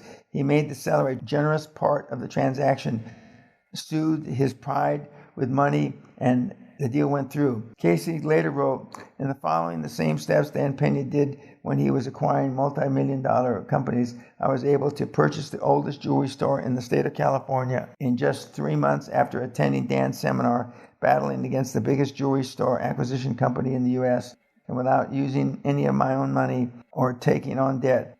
Minnow swallows whale, and the revenues in the business will triple in 1 year due to the acquisition, which is real quantum leap in my success. As you consider a second acquisition, there are some rules of thumb to consider. Your first acquisition should have established or continued a profitable track record, but that's not mandatory. If your first company is struggling for a breath, a second company won't pump life back into it automatically. A good idea is to give the first company about 3 years of operation after your acquisition so that you and your CPA can make a qualified judgment about the long-term health. Also, during those 3 years, your first company will have had time to establish a reputation within the business community. Editor's note: CPA is sarcastically talking about in the UK, chartered accountant. End of editor's note. There are rules of thumb, but if you find another hot deal and your instincts say yes, go for it. In your first business, no doubt, you'll become a managing owner. in your excitement and enthusiasm you got in early every day. Review receivables, walked through production, checked orders, talked to the customers, and monitored every figure for signs of profitability. Your employees would look and say, "Here he comes again." You can't do that with 2 plants, 2 stores, or even 2 offices. You have to hire or train another individual or several to take over your management duties so you can spend more time kissing frogs for your acquisition. Your second acquisition, in fact, signals the end of your role as a hands-on kind of owner. Otherwise, you become the company's worst confusion factor and worst enemy. You also want to pay off your short-term debt. You're going to need plenty of short-term cash during the second acquisition, and this time it should come from revenues of the first acquisition, not your own wallet. So pay down the operating line and do it all over again. I'll tell my seminar attendees, never apply short-term solutions for long-term problems. The same holds true here. Never use operating funds to make the equity contribution in a second leveraged buyout. Don't use short-term borrowing to make long-term purchase. Look for a second company that complements the operation of your first. Stick to your knitting. Part 2. At Great Western, we stayed in the energy business, expanding only from oil and gas to coal, construction pipeline, and drilling and marketing. Our acquisitions were energy support companies so that we were vertically integrating our organization in an area in which we were already familiar. Casey Stevenson, the jeweler, stuck with what he knew. A few years ago, Time Warner, already a communications giant, targeted Turner Broadcasting Systems, and put in a very complex deal very simply. Disney sought out outlets for its entertainment products by purchasing Capital Cities ABC. You will have learned volumes from your first acquisition, which you can apply to your second. At the same time, you'll be regarded in a different light by bankers, lawyers, owners, and potential acquisition targets. Your first time around, you were regarded as a novice and given slack and consideration for your lack of experience. This time, you may be regarded as a greedy capitalist reaching out to grab other men's dreams to extend your own. You may be met with suspicion, and every word you say or write will be examined for content and implied meaning. Your best defense is calm reassurance of your intent and the determination to remain fair to all parties. Once you're done a successful acquisition or two, an amazing thing will occur. Deals will start to seek you out. Accountants, lawyers, owners, and brokers will bring you deals because you're a proven player. The acquisition of a company, its development and improvement as a player in the marketplace, and its inevitable sale for millions in profit. That process has been, for me, the most exciting part of my career, and certainly the most profitable. I'm a committed frog kisser. I hunt for acquisition deals every day. I solicit deal proposals for consideration from those who attend my seminars. I'm always ready to participate in any deal which will help an enterprising individual make more money than he or she ever dreamed possible, and naturally make a bundle for myself. I encourage you to think beyond cost reduction and more sales. Adjust your thinking and your vision just 10% and look past day-to-day business banalities toward the chasm beyond. Go for your quantum leap with your acquisition of a company, just waiting for your level of commitment and caliber of expertise. As Casey Stevenson said on the heels of his success, now I look at everything differently. I'm able to see opportunities, and there are lots of them around. I've got so many things coming at me now.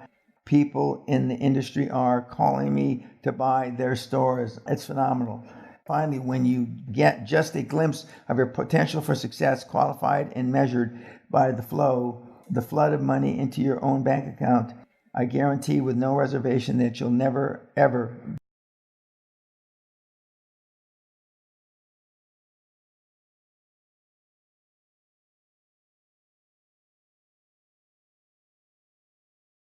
Chapter 12. Your grand exit, dying or selling. Some long for the glories of this world, and some sigh for the prophet's paradise to come. I'll take the cash and let the promise go. Omer Khayyam said that in the Rubaiyat. The CEO world is largely populated with careful, comfortable founders and owners who were once bold and courageous entrepreneurs. No matter where you live, they're familiar names. Business leaders who speak to the Rotary Club and head up the United Way Drive. They run a mid-sized CPA firm or a lumber company, a car dealership, an ad agency, or a manufacturing plant. They are all perceived and respected as pillars of the community. At one point in their lives, they snatched control of their destinies, stacked all the chips they had on the table, and created or acquired a business of their own. They took a ballsy chance and succeeded. Then, recoiling from the shock of their own unexpected success, they decided that their one big score was a lucky break, a fluke, and they could never repeat it. So they took up a safe defensive posture to protect what they had miraculously achieved. They dug in and frittered away the rest of their career, trying not to lose what they had achieved. Today, years or even decades later, they're still dug in, basking in the respectable mediocrity. Their names are on the letterhead, their portraits are in the lobby, and their stupid sons are in the vice president's offices down the hall waiting for them to die. I've come out of retirement again and committed myself to saving as many energetic, determined entrepreneurs as I can from the fate I've just described.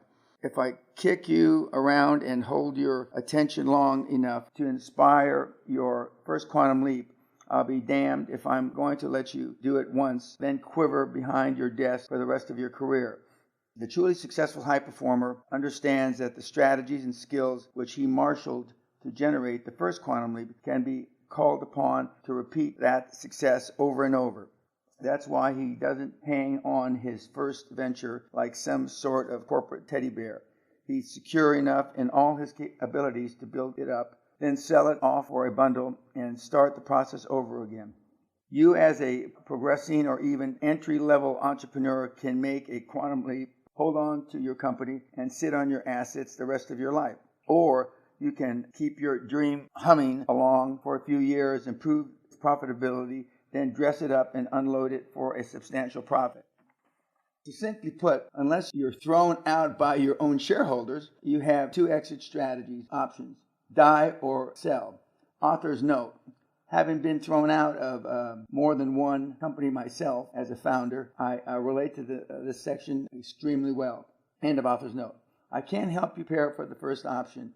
Fortunately, I've never used that strategy nor taught anyone who did. I'm far more familiar with the latter, selling, and I can give you some pointers on how to puff up the hog, ready for the fair, and get it ready to bring you top dollar. Owners sell their companies for several reasons. Some are simply ready to retire, take the cash and enjoy a more leisurely life. Others want an injection of capital to continue to grow their company, or an affiliation with a larger company with greater distribution, marketing, and manufacturing resources. The best reason I can think of to sell a company is to free up assets and turn equity into cash, lots of cash. Selling is a natural end of a cycle that began when you decided years ago to begin or acquire your first company and make your quantum leap.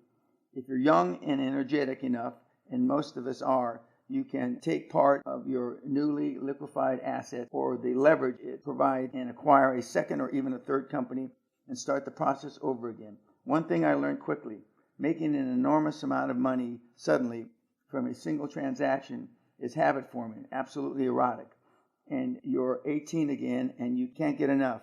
The more you do it, the more you want to. Author's note: having just had my 72nd birthday and working with approximately 100 mentees yearly, which are a result of my 4 to 6 seminars a year, I can tell you that the kids, once they've tasted the quantum leap, can't get enough. End of author's note. Pay yourself first. Before we get into the specifics of implementing your exit strategy, let's talk about paying yourself and your people. A company owner whose aim is to grow the company arithmetically will characteristically plow profits back into the company to strengthen its financial profile, to purchase new equipment or expand however necessary. I can't emphasize enough that you, as a company owner, need to pull money out of the company to pay yourself so you can begin to enjoy the lifestyle that you and your family have earned. Many owners feel guilty about rewarding themselves. as if they're betraying the company. The mentality is fine if you never intend to sell, but if you plan to sell, as I hope you do, you'll feel less obligated to squeeze every penny out of the deal if you've been paying yourself all along. While you are paying people, never forget the employees who have made your company successful enough to become a marketable item. Your employees may love you for your charismatic leadership, but trust me, they're in it for the money. If they do everything you tell them to, everything they feel is expected of them, they don't care if the business is temporarily lousy. They expect you to reciprocate. They need a bonus now and then, especially at Christmas or end of year, which confirms their value to the company. So take money out and put it aside for you and your employees so you can pay several deserved bonuses in all business conditions and cycles. When you borrow money, borrow enough to tuck away for the employees' bonuses. Don't make yourself wait, and don't make your people wait for the rewards they deserve.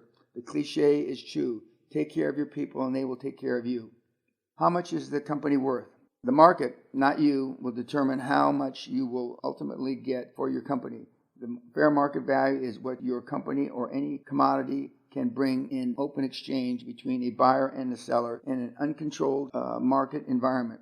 You should bring in professionals to perform valuations so you have at least a ballpark estimate of how much to ask. Be assured that any serious buyer will conduct his own valuations because nobody believes projections or even current figures provided by the seller. Buyers make their decision based on what they think the projections are after examining your records for the 3 years back.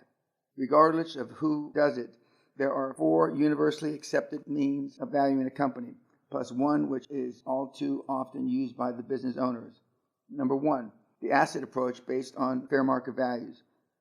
This method adds up the fair market values of the company's assets after netting out the total of the firm's tangible liabilities.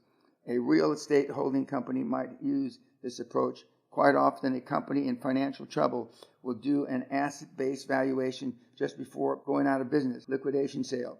This type of valuation would be appropriate for an outside manufacturing plant sitting on a valuable piece of property.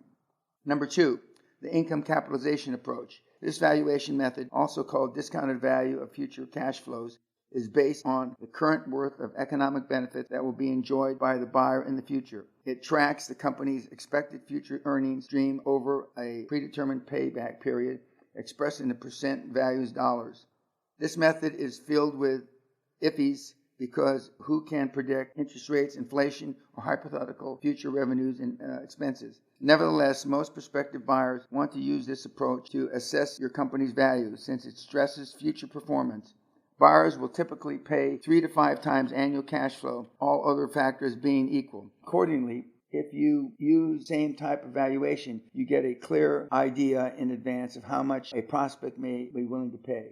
Number 3, the market comparison approach. This method is similar to that used in the real estate market, comparing the financial performance and ratios of similar companies, i.e., return on assets, debt-to-equity ratios, return on sales ratios, return on equity, and price and earnings PE. Average industry ratios are published by Dun & Bradstreet and by the U.S. Bureau of Census in their quarterly financial report for marketing, mining, and trade corporations. The PE ratio is perhaps the most widely used measure of comparison since it provides the most accurate reflection of a company's earnings power and growth possibilities. It expresses a company's value as a multiple of net earnings after taxes. The higher the key ratio, the higher is the firm's growth potential. And number 4, the gross revenues approach. This method is for companies like the ones I like to run, the gush torrents of income and matching expenses with few, if any, retained earnings. In most cases, they have a few assets and a little capital investment. Examples of these are consulting firms, retail companies, radio stations, employment agencies, dealerships, professional service businesses, and public relations and advertising agencies. A specific company's value is expressed as a multiple of annual gross revenues. The multiple is based on such factors as the company's reputation, time in business, sales record, and the strength of the industries. Multiples are very subjective and are based as much on educated guesswork as industry figures. This is the best way to value a company which is referred to as a cash cow. a company which only requires the buyer to survive and keep quiet to make money on his investment. Number 5, the here's how much I want, take it or leave it approach. Some business owners, especially those who have developed a deep emotional attachment to their company over the years or who have specific cash needs, will begin their evaluation not from the worth of their company, but from the amount of money they want or need out of the company. Unfortunately for them, companies are valued on their respective strengths and weaknesses, not on the personal desires or agendas of the owner. Puffing up the hog to take it to the fair. Puffing the show hog is no ideal phrase, as any former 4-H kid will tell you. When your prize porker is going to be judged by the pound and the round of its figure, you make sure that before the two of you head up to the fairgrounds, the fat sucker is fed to the snout with its favorite corn. What better scrap of Americana could I apply to your taking your own prize company to market? Timing. The search for a perfect wave. As you will have learned after you've been in business for a while, you compete in a cyclical economy and a cyclical industry. It grows without saying that you want to sell your business in a strong market. The problem is that there are several indicators you need to read and consider before putting your company on the block. The ups and downs of the economy sweep over your company like waves, influenced by interest rates and periods of stable and general confidence in business. Concurrently, your specific industry may be in the upswing or the downswing. The mid-90s, for example, saw such industries as computer technology, communication, and healthcare sweep like tidal waves into the hearts of investors. Others, which cater for fairly stable wants and needs, hardly feel the bumps and dips. Add to these variables the condition of your own company and its profit picture over the past 3 years. You're hardly in the position to demand top dollar if your revenues over the past few years have been flaccid. Achieve at least 3 years of solid profit, make it jump out of your books to grab the attention of the most casual reader. You're likely never to ride the crest of all 3 of these waves in the same time. Nevertheless, you need to monitor them. The economy, the industry, your company, so that you can at least aim for the seller's market when you decide to sell. If your overall plan calls for you to sell in 5 to 10 years, you'll track through several cycles of change before you finally sell. As a rule of thumb, however, I tell owners that if you're over 40 years of age, to sell during the next upcycle and get the hell out. Author's note. As I said in November of 2016, when President Trump won the election in the United States, we were going to see the greatest transformation of wealth in the world since World War II. Now, in end of September 2017, we've seen about $4 trillion added to the U.S. stock markets alone, and thousands of jobs and many industries growing again in the United States. I believe, or I know, that we only just begun to see the effects of the Trump presidency with all its hazards. End of author's note. A clean house brings a higher price. The snapshot of your company on any given day, its financials, its contracts, even its physical condition, is not the picture you want to present to the potential buyers. When a potential buyer strolls through your premises, the most insignificant images stick in the mind. The receptionist greeting, the clutter in the stockroom, the dirty carpets, the crowd in the lounge, the wards on the walls, the demeanor and the noise level of the employees. Remember, whether a person is buying a car, a house, or a business, much of the decision is emotionally based. Above and beyond the financials, buyers feel whether a company is right or not, just as you, the seller, can feel whether a buyer is the kind of individual or conglomerate you want to sell your hard-earned company to. Prior to trying to sell your pride and joy, paint and repair is needed. Clear corridors, storage areas of accumulated files and boxes, replace outmodel equipment, repave the parking lot if necessary, and redecorate your offices to reflect an efficient, productive, yet warmly human environment. This is called puffery. Now, shoring up your organizational structure. Housekeeping at the most elementary level requires that you update or create salary guidelines, board meeting minutes, job descriptions. In fact, even the smallest company needs a policy and procedures manual for employees covering hours, vacations, health insurance, retirement plans, and record-keeping procedures. An organizational chart, complete with the titles and lines of accountability, will convey a sense of organization and suggest that you, as a CEO, are already grooming others for senior executive positions. A credible board of directors. Another preparatory step is one we've discussed relating to establishing your company in the financial community, that of assembling a distinguished board of directors. In some part of the world, these are called advisory boards. Just as a list of respected executives on your board impresses a banker, it also speaks volumes of the potential buyers.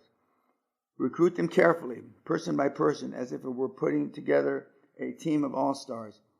Offer them free stock or options and warrants to compensate them for the use of their name and the time they may spend advising you and your successor. Far beyond window dressing, in fact, your board can provide you and your potential buyer with a wealth of business acumen and wisdom well worth purchasing. And remember, as I say in my seminars, I bought my first Dream Team board of directors. Author's note. By that, I mean on the New Year's Eve of, I believe, 82 or 3, I got a call from a wealth person that I was in business with to buy a company from him on a fax machine overnight for tax reasons. And I did. And with that company came a very distinguished board, including the founder of the North Sea, Robert Dyke, who was nicknamed Dry Hole Dyke for his 88 dry holes and the 89th well that he drilled and brought in the Argyle field, which arguably saved Great Britain from bankruptcy under Mrs. Thatcher's administration. End of author's note. Corporate literature. The company also needs some literature to add to its legitimacy. A brochure tells prospective buyers, as well as clients, of course, that the company is prosperous and aggressive in its marketing program. Brochures for high-tech firms are especially effective in explaining the company does in pedestrian language. An illustrated color brochure will add pizzazz to the company's seemingly mundane and complex businesses. Author's note. And today, 2017, in addition to the brochure and sometimes replacing the brochure, would be a corporate website which puts your face in front of not just the prospective buyer, but the rest of the world, because we are so electronically connected now. End of author's note. Clean financials. Clean up your financials too. I'm sure you wouldn't do this, but a lot of companies use tax avoidance strategies, such as excessive compensation, to camouflage earnings from the tax authorities. Such tactics may well have a negative impact on a potential buyer who says to himself, what else are these guys hiding? But beyond ethical issues, buyers will typically only recognize your taxable profits. You're not going to pay for earnings that are invisible or not clearly documented, no matter how blatantly you nudge and wink. In order to avoid getting caught between the tax authorities and the concerns of a potential buyer, I suggest that in anticipation of putting your company on the market, that you invest in taxes for a couple of years. Yeah, when all else fails, pay your taxes. Just keep in mind that your company will be acquired based on multiples of earnings, so your investment in 1 or 2 years of taxes should bring your multiples of that amount when you sell. We've talked about audited financials. Such a report issued under the logo of a respected accounting firm will lend credibility to your company. This is another reason to get honest on your tax avoidance schemes, since a reputable national CPA firm will tisk you for those practices. As you recall, these eye-shadowed bean counters are really trained to work for the tax man and against you unless you can convince them otherwise. Author's note, Europe, or especially the UK, they're not called CPA firms, they're called chartered accountant firms. End of author's note. During the normal course of business, you may have gotten a little loose in collecting your receivables and tightening up your inventory. Uncollected receivables that you'll never collect should be marked down, as should those dated and cobwebbed items in inventory that you'll never sell. Sure as hell, a prospective buyer will dispatch his auditor to find these untidy holdovers. So you find them first and write them off. None of my companies will ever enter into an acquisition audit by a Big Four firm. Author's note. If the acquisitions, as I tell the mentees now, currently in the 21st century, are small, $1 or $2 million, or 1 or 2 million euros or pounds, rather than forego a expense of a full-blown audit, your CFO, finance director, your industry expert, and your CEO should be able to do a preliminary audit enough to purchase the firm or the company. End of author's note. Stable long-term contracts. Another cleanup chore is to strengthen and lengthen contractual agreements. Any potential purchaser wants to buy into the same pattern of arrangements which have helped make you successful. These arrangements include any property, equipment leasing contracts, and in a union environment, any labor contracts. If you're anticipating selling, negotiating ahead of time a long-term labor contract that subsequently gives any buyer a sense of stability with regard to his union workers. Although this isn't always possible, it is definitely worth trying.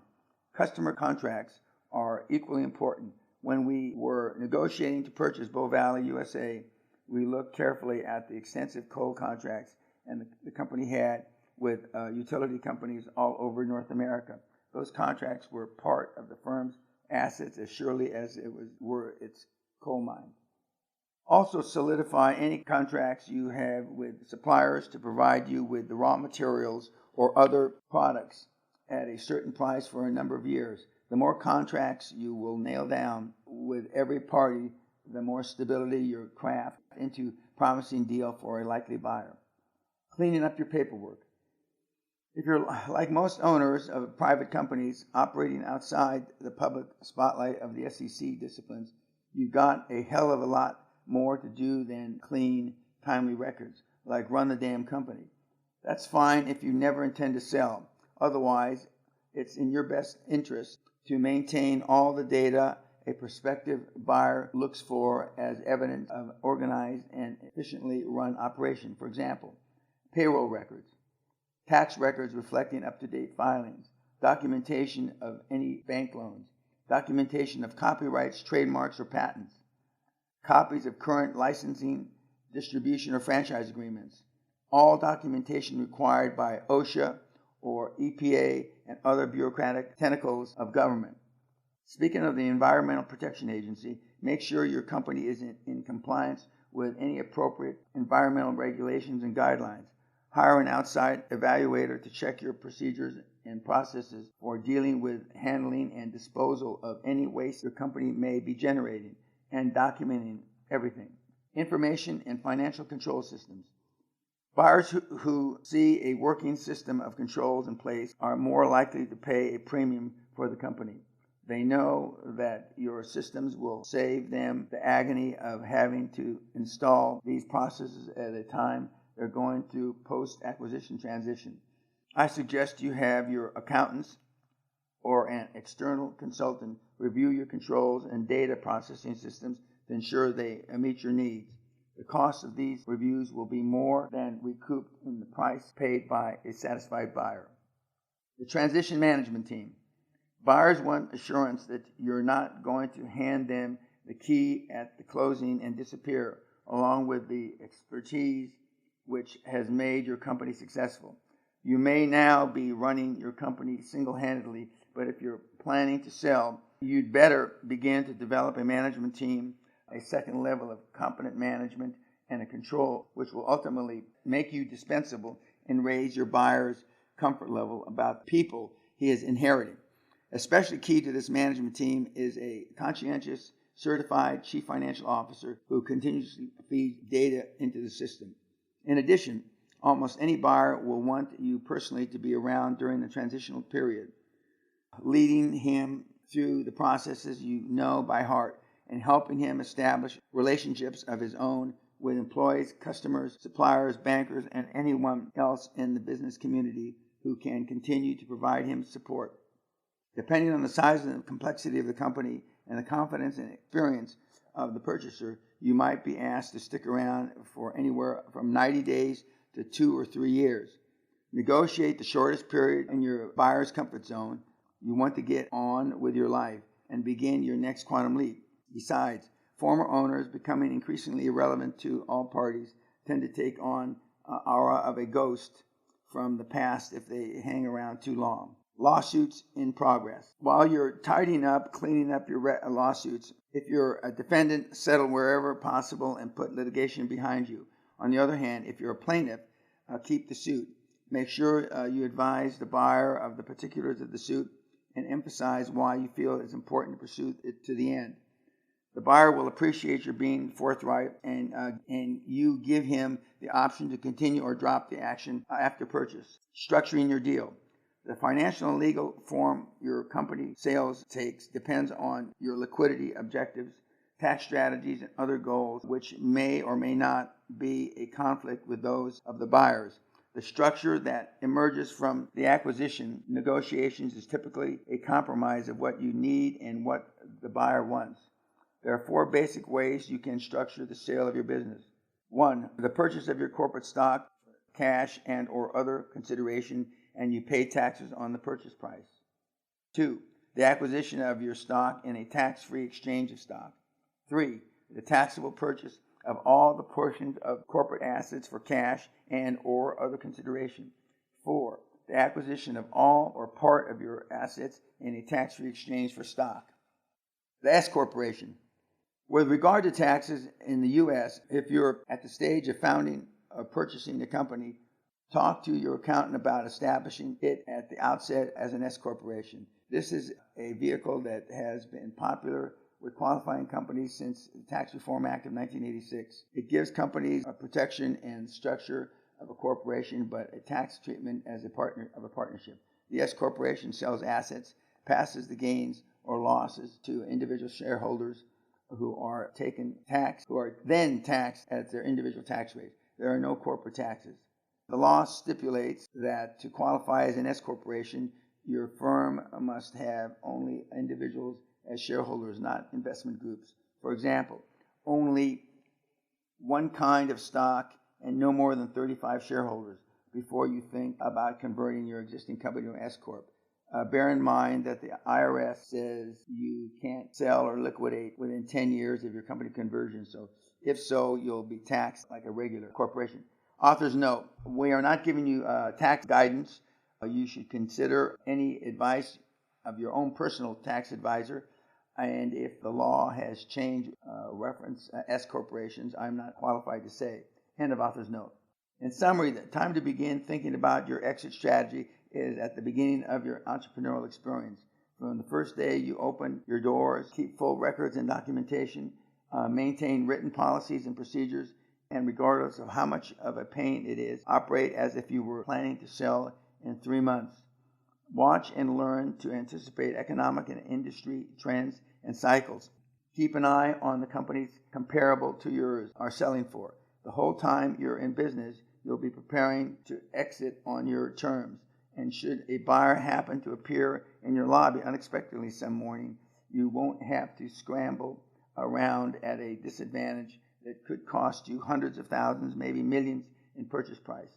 Finally, whether you're just starting out or you're already in business, think of your dream company as a stepping stone, not as the end product of your dreaming. You can grow and nurture it, but never develop such an attachment that you cannot bear to sell it someday, regardless of your best interest. High performers regard companies as a means to the greater end, that being enormous wealth and total independence to you pursue further goals in life.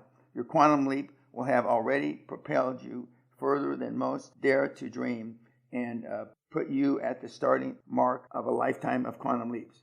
Author's note, as I tell the seminar attendees at the castle, that when you start your company, you start with a dream, but it's in preparation for a sale. The only person that does not look for that end sale is if you are building a legacy business to turn over to your family, which we do have.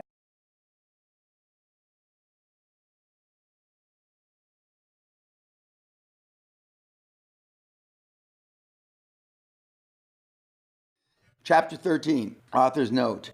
13 has always been my lucky number, my favorite number, and this book ends with this chapter. End of author's note. Take action now or never. If you don't take action to begin your quantum leap within 21 hours after finishing this book, you never will. Author's note, this is a quote by me, and it has stood me in good stead all my 24 years of coaching. End of author's note.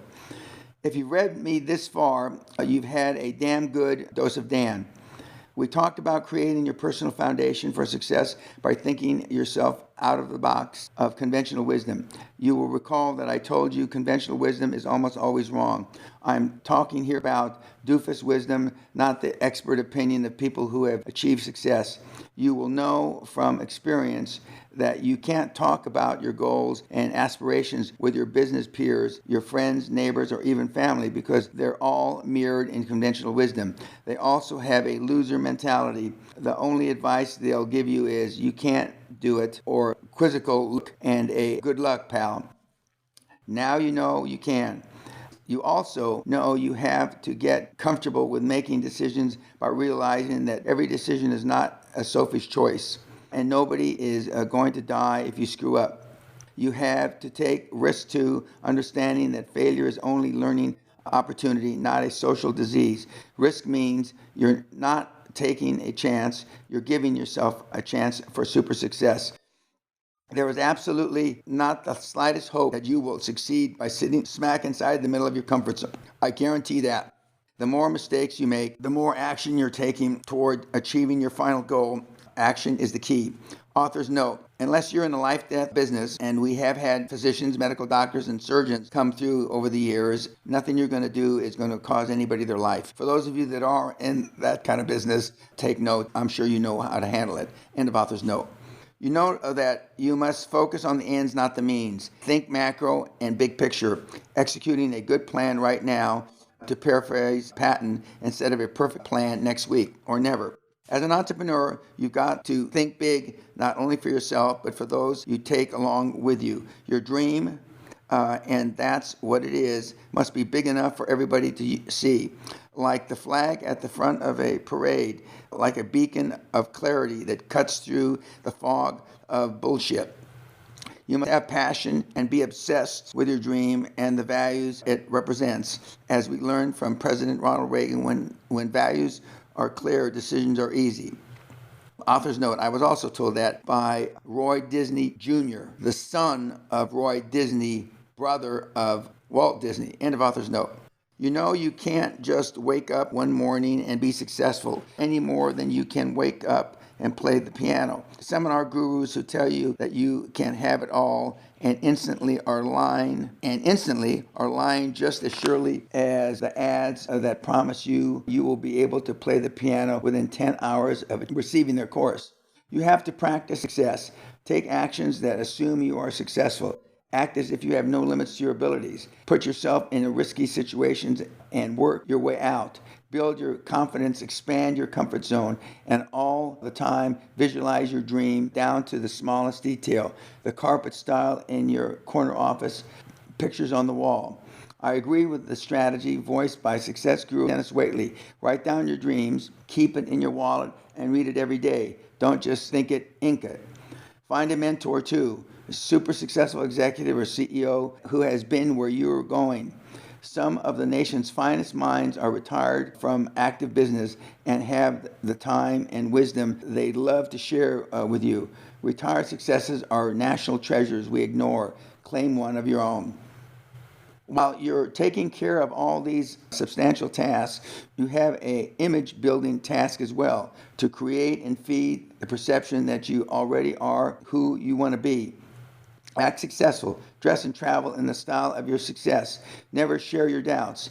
Like Trump in bankruptcy, keep on smiling and keep on dealing. If you are perceived to be successful, people will want to be associated with you. Author's note. When I wrote this originally, Donald Trump, who I'd met back in the early 90s and late 80s, I had no idea, nor did anybody in the world ever think that he'd be president. He is our current president. He's been in less than a year, but Mr. Trump, now President Trump, has personified many of the QLA methodologies. End of author's note. Start working on your dream team immediately, today. Make the first telephone call the instant you finish this chapter. You'll need first-class accountants, lawyers, bankers, and associates. Why? Because you can't do it alone. Get help and give equity. And don't hire credentials so much as attitude. People with an appetite for adventure. Then lead them on that adventure. Give them responsibility. Enable them to make decisions and mistakes. Pay them, but pay yourself, directors, and team first. I gave you my 11 steps that make the deal. Start with identifying your idea and defining the deal, then investigate thoroughly and continuously throughout the process.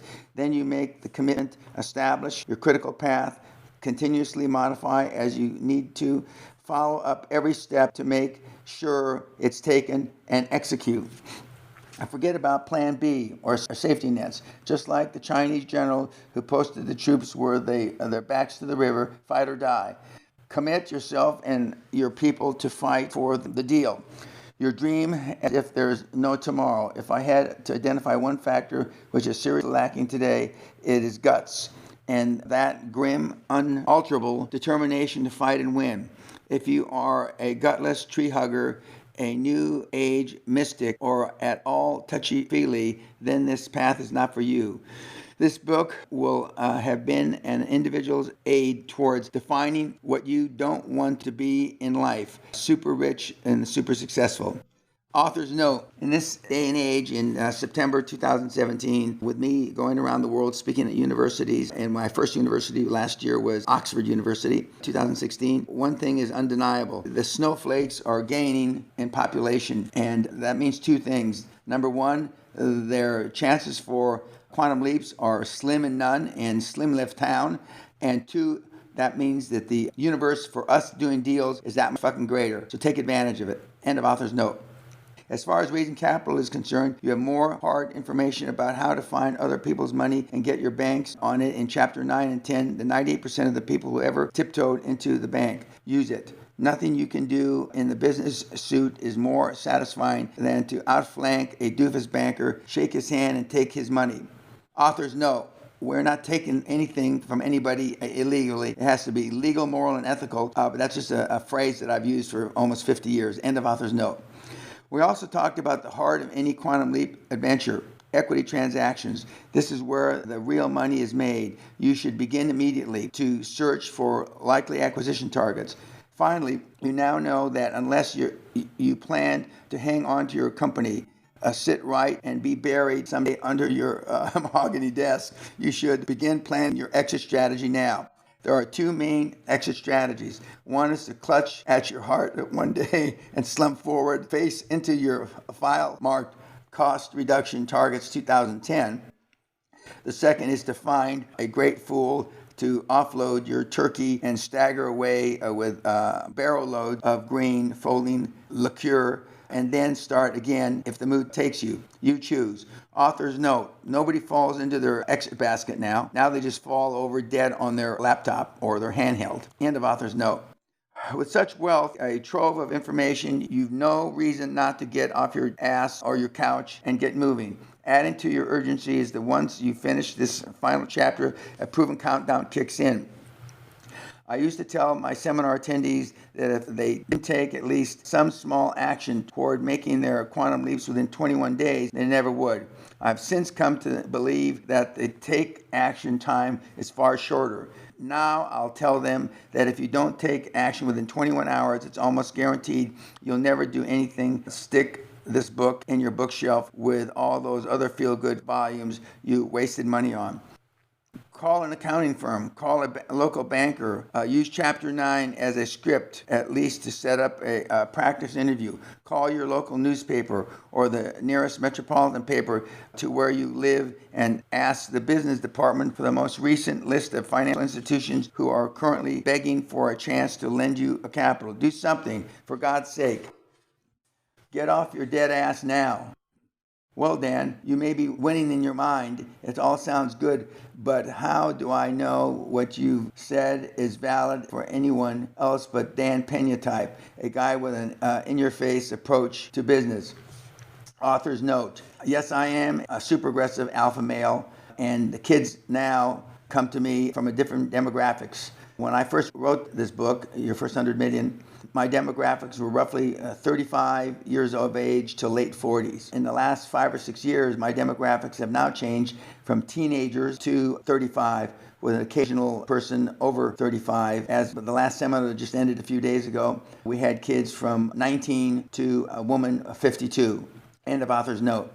I'm glad you asked such an obvious question. After my seminars, there's always some moron who writes on his critique sheet, how does this apply to me? A lobotomy would be a step in the personal development for people like this. Instead of restating everything I stated so far, I want to introduce you to some of the business people I've worked with over the past few years. In every instance, these people were already successful entrepreneurs, individuals running their own companies and making money.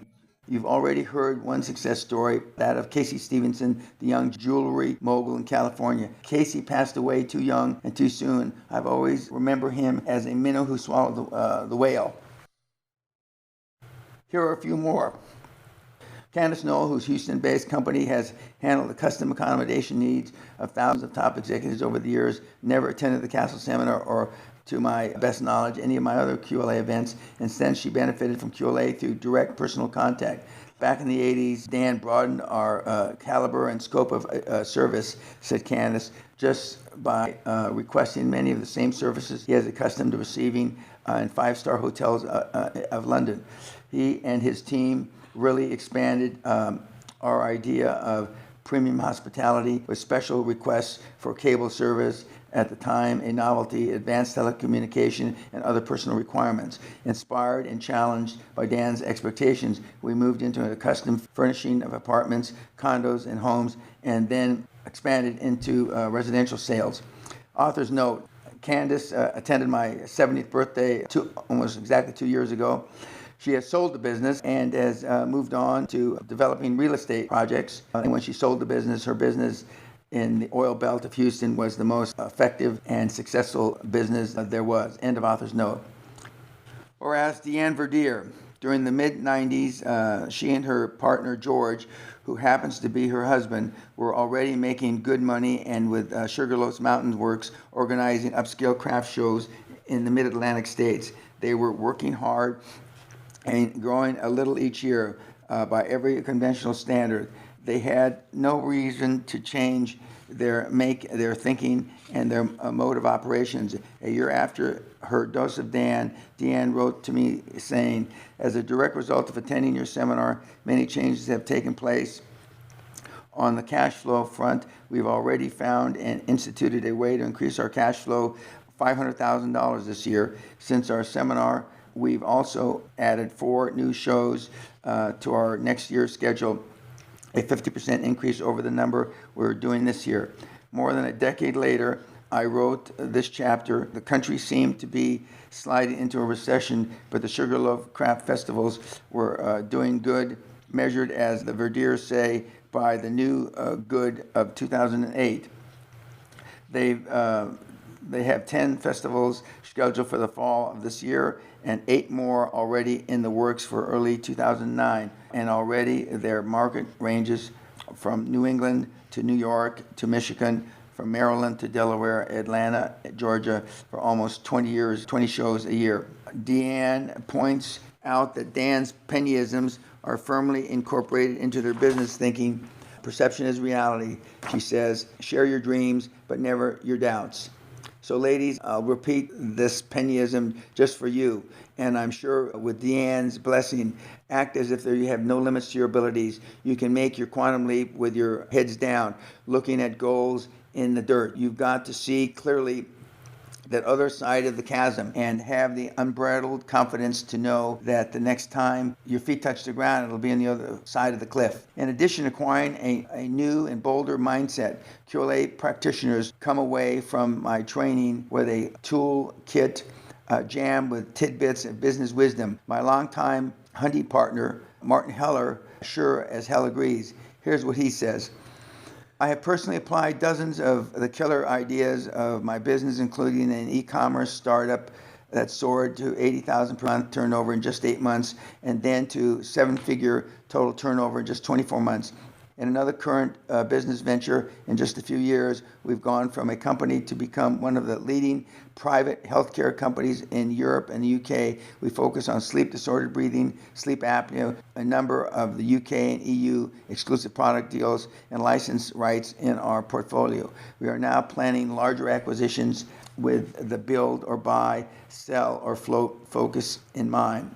Robert, one of my brightest stars I've mentored over the years, is like so many of the super successful who have passed through the castle. Laid off in '97, he wound up washing 18-wheelers on the graveyard shift for a grocery chain.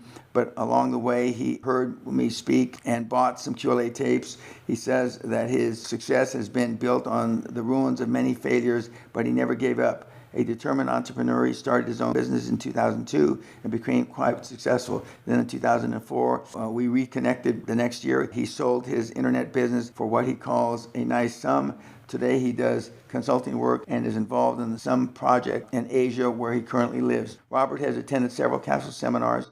He says the QLA has helped him remove the brakes from his potential. We all have limits on ourselves, and tragically, we also allow others to place them on us. If there is anything I have learned from Dan, is that there should be no limits to our abilities. In the heat of the most difficult battle, with the odds against you, you should go in knowing you will win. I credit Dan with where I am today, and I am where I'll be in the future. Everyone should be lucky enough to have a mentor who pushes you to the place you want to be. Thelma Box thinks of me as an old friend who once urged her to redefine enough for retirement. Actually, Thelma and I have been friends for 30 years. We go back before Great Western and Castle and the seminars. I was just getting into the Texas oil business and stayed at her motel in Graham for months. Dan doesn't understand the word enough, says Thelma. His prodding challenged me to rethink my own definition of enough. As a result, I more than doubled my retirement funds and now run a personal development program called Choices. I want my grandson to look to Dan as a role model and mentor in his life. But most important, I think of Dan as a loyal friend, one who values our friendship regardless of the divergent paths friends often take. He certainly changed my life and it left footprints on my heart forever. Author's note. Thelma's in her mid-80s now. We've known each other for about 35 years. And I still keep in touch with her. She's still running her own program called Choices, but she's winding down. And in fact, I plan on seeing her early next year. End of author's note. Dr. Bernie Schindler should have retired from his chiropractic practice years ago. After all, he was running 12 successful clinics, but instead he met me several years ago, and I told a seminar in Los Angeles. Bernie had heard about Dan Peña, so he made a point to attend and bring 5 of his children. I bought 4 of Dan's books that day, said Bernie, but more importantly, I met a man who inspired me to advance to the next level of business without having to see patients every day. Along the way, I suffered a back injury, kept me in bed virtually every hour of the day. Inactivity and painkillers resulted in serious constipation. I retrieved an anti-constipation from my interning days in the late 50s, taught myself in internet marketing, a sales vehicle that was still in its infancy, and started a new mail order business. Bernie was probably one of the oldest entrepreneurs to come to Scotland for the Castle Seminar, but is also one of the most energetic. I mean, everybody who gets so excited about relieving constipation, you've got to love. Today, I count Bernie as one of my personal friends and a great example of how a passion for your business is good medicine at any age. Tim Cohen is a successful marketing consultant, a recommended marketing resource for IBM business partners, and a certified Google AdWords professional who handles more than 70 clients from his office in Oklahoma. In the late 90s, before he met me, he had a dream to expand his business. In Tim's words, I knew where I wanted to go, but I didn't know how to get there. Dan provided the missing piece of the puzzle. He was the guide who showed me how to make high-velocity decisions with the skill and confidence of a super performer. I heard other experts talk about growing a business, but when I met Dan, I knew he was the real deal. One thing Tim learned was how to talk to bankers and potential investors. When he was ready to open an office in London, he took his associates and to meet some of the city gents. His secret weapon was he learned at the castle how to talk to those people in their own language. His associates were dumbfounded as Tim romanced the bankers into negotiating a sizable loan, then even issued his partners each a Barclays card with enormous limits. I love to hear stories like that. Today, Tim Cohen is an international expert in earning income based not simply on products or promises, but on booking transactions in either of the internet. I work in a pure mediocrity, Tim said recently. I'm judged solely on the statistical results of my applied knowledge. I review about 1,000 websites every day to monitor the performance, but more importantly, in my approach is what I do. In fact, I act, as Dan Words, I have no limits to my abilities. Tim found a niche in the internet marketing using a process that is so technical and so esoteric that few, including myself, could probably understand. Yet the methodologies of QLA work in that business environment as they do in every other industry. Doris Permaserio has been operating telephone call centers for more than 36 years, started in the business at age 16. She started her own call center at age 22. Her niche is telephone answering service that handles after-hour calls to and from hospitals and doctors. Her employees are trained to take all types of medical emergency call and speak knowledgeably with callers to reassure them in a time of urgency. Her business was moderately successful when she heard me speak at the Hyatt International Airport in Orlando in 1995. I challenged her to expand her business exponentially by buying and merging with other call center operations around the country. In recent years, Doris has done just that, purchasing and consolidating those acquisitions in her Orlando, Florida headquarters. In fact, less than a year ago, she went international with a call center in the Philippines, employing some 50 agents. In the meantime, she fulfilled one of her longtime dreams by attending the Castle Seminar in early 2008. I love Dan Peña's Doris said recently, one of my favorites is investigate before you invest. That's one of that saved me thousands of dollars in purchasing companies that were not as stable or forthright in their reporting as they seemed on the surface. Not long ago, I challenged my son Jared to memorize the first 21 Peñaisms. What I didn't tell him was that I would pay him $1,000 for every Peñaism he memorized. He learned 15 and kicked himself when I gave him $15,000 instead of $21,000 he could have earned. Peñaisms are that important to me, and I want them to be important in business and his personal life as well. My only regret is that I waited 13 years to attend the castle. I put it on my goal back in 1995. If you are thinking about it or have it on your goal list, don't hesitate. Go to the castle and listen to what Dan Peña, who I call the $400 million man, has to say. The entire castle experience was absolutely incredible. One of the best testimonies I've ever received came from a world-class professional in the field of which I am only beginning. I previously mentioned Ted Nicholas, one of the few other seminar lecturers active today besides Dan Peña that I recommended hearing. Ted, who spent a week with me in Scotland during the castle experience, said, I think this is the greatest seminar I've ever attended. This information is worth millions of dollars in the right hands. You could go to Harvard or Stanford and never get the practical, hard-hitting information that Dan presented this week. It's often said that if you get one good idea from a seminar, time well spent.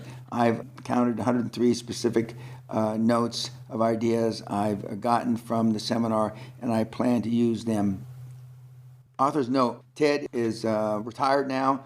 Ted Nicholas, he is one of the great marketing guys of the last 30 or 40 years. He's a gentleman that taught me that words matter, and not just written words, but spoken words. And he attended my first castle seminar back in 93, 94, and I consider him a good friend. End of author's note. I look for deals everywhere at my seminars where 400 people or more may attend. I conclude my lectures with an invitation. I tell my audiences, established business owners, entry-level entrepreneurs and wannabes, that if they have a project, a deal they think might be interested in, fax me one page, not 2 pages, but 1 page, single page. I can read that. It's hot or just mush brain fantasy.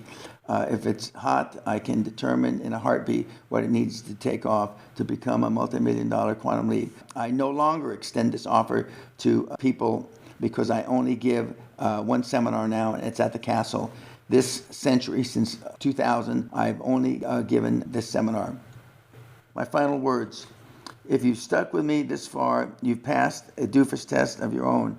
You're probably a serious individual scratching and clawing your way towards a dream that you may have seemed further away this morning than it did yesterday. You may even unconsciously doing the same wrong things over and over and expecting different results. As I've often said, this is my definition of insanity.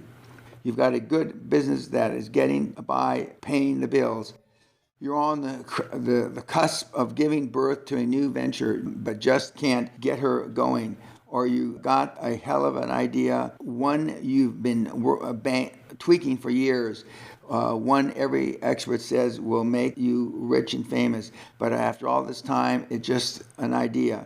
Other people are doing it. You know something is missing in your formula. Maybe that's why you go to all the seminars and buy those books and tapes and tables in the back. So what the hell is the answer? I had a guy who filled out a critique sheet at the end of the recent seminar, and it was like a light of knowledge had just burned right through his eyeballs into his brain. I've been looking for the secret of raising money and building my super success. I found out the secret today. There's no secret. Dan Peña explains why people who I'd never suspect of financial acumen are out there building monster companies and monster deals, while I'm on the sideline trying to figure out how they did it. Now I know.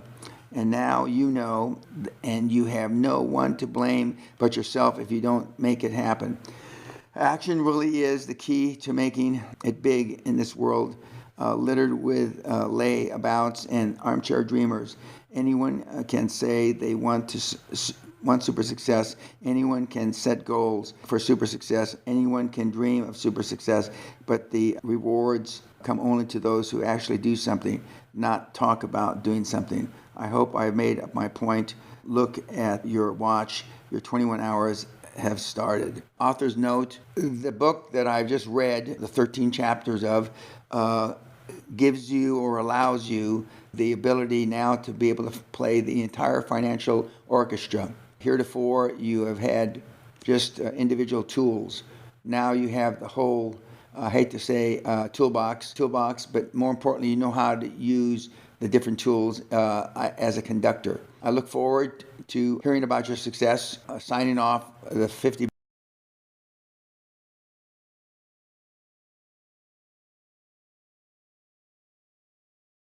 The first taping of my audio newsletter this evening will be on creating a deal flow.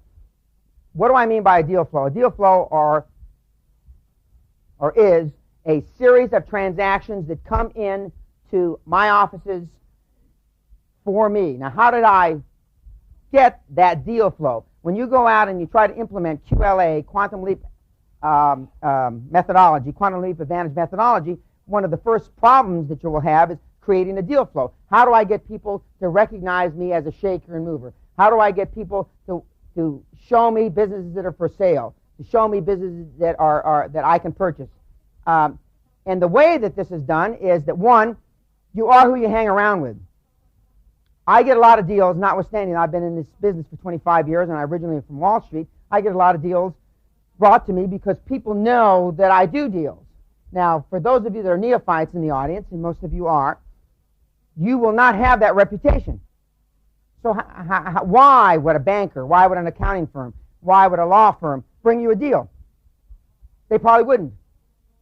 Therefore, by joining up in a joint venture fashion with somebody that has an existing track record. If this gentleman in the front row and I go into business together on a joint venture, whether it's 90, 10, 50, 50, 60, 40, my track record automatically goes to him. If these two gentlemen in the front row go into business and this gentleman has a track record for doing business, automatically he assimilates, he acquires the track record of this gentleman here. The way that you acquire deal flow is by going in the initial stages, when you go out and are implementing quantum leap advantage methodology, is by attracting somebody to be your partner. Now, in the early days of my career, one of my first joint venture partners was a gentleman named Konstantin Gratsos, who was the chief executive officer of Onassis Shipping Lines. He was the right-hand man of Aristotle Onassis.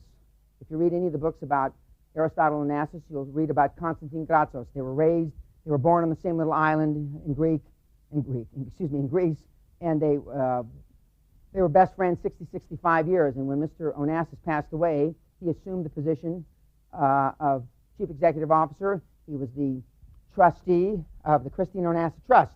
Well, early in my business career, in the late 70s, I had the privilege of meeting Mr. Gratsos. Mr. Gratsos liked me. He took me under his wing. We became joint venture partners. His track record, the track record of Onassis Shipping Lines, at that time, one of the biggest corporations on the planet, for sure in the United States, I acquired that.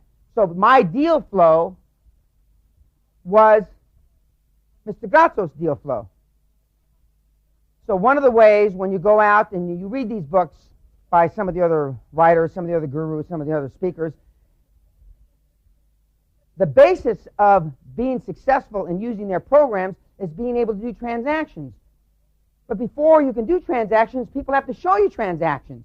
People have to show you companies. People have to be able to think that you're within the universe of individuals that can actually get deals done. The only way that can happen is if, in the initial stages, you partner up with somebody. Dave Rieker and Jose Alvarez, our other partner in the same transaction, in Great Wisdom Books, have acquired my track record. You read my profile, which is fairly lengthy. For starters, it lists the governments I've done business with. The British government, the Japanese government, the Yemen government, the Chilean government, the Netherlands government, the Kuwaiti government, the Canadian government, the United States government, the British government, Israeli government, that's right, I'm forgetting some of them.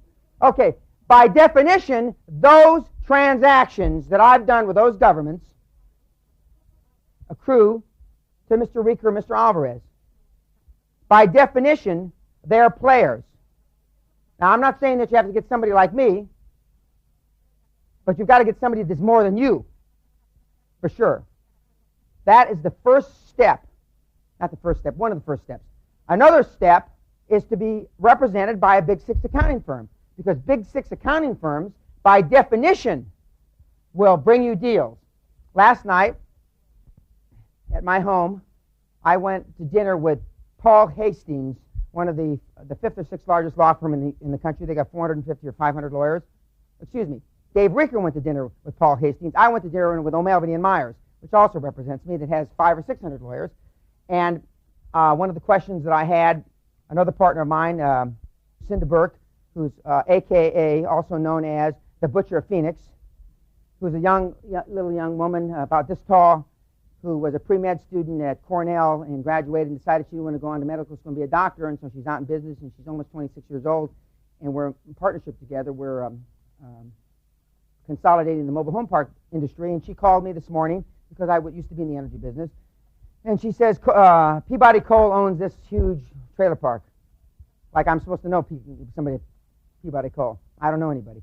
But I got on the phone, I called Arthur Anderson, who represents me, Deloitte Touche, who represents me, Coopers and Lybrand, who represent me, O'Melveny and Myers, Warren Christopher's firm, our Secretary of State, who represents me, Paul Hastings, who represents me, Richards Butler, one of the largest law firms in Europe, who represents me. And I said, put on your email, I want to know who the hell at Peabody Coal is in charge of their real estate portfolio, because we want to buy their mobile home park. That's how you get deal flow. This is why I recommend strongly, and I suggest strongly. When I say suggest, I mean, suggest means, you moron, if you don't do this, somebody ought to cut your head off with an axe. When I say suggest, that's what I mean. I would suggest strongly, and there's a reason why you pay 30 or 40% premium for Big Six accounting firms and huge international law firms. And the only reason that you pay those kinds of premiums is because of for their connections. When I needed to do business in Chile with the former president of Chile, the dictator of Chile, Pinochet, I called Coopers & Lybrand. They got me an appointment with the Minister of Energy, and I ultimately met the president. It wasn't that I created the deal flow. It was Coopers & Lybrand. Yet, most of you have been trained, one, to use your brother-in-law, the lawyer, or your cousin who's a CPA. If anybody that you know calls your accountant a CPA, he's a moron.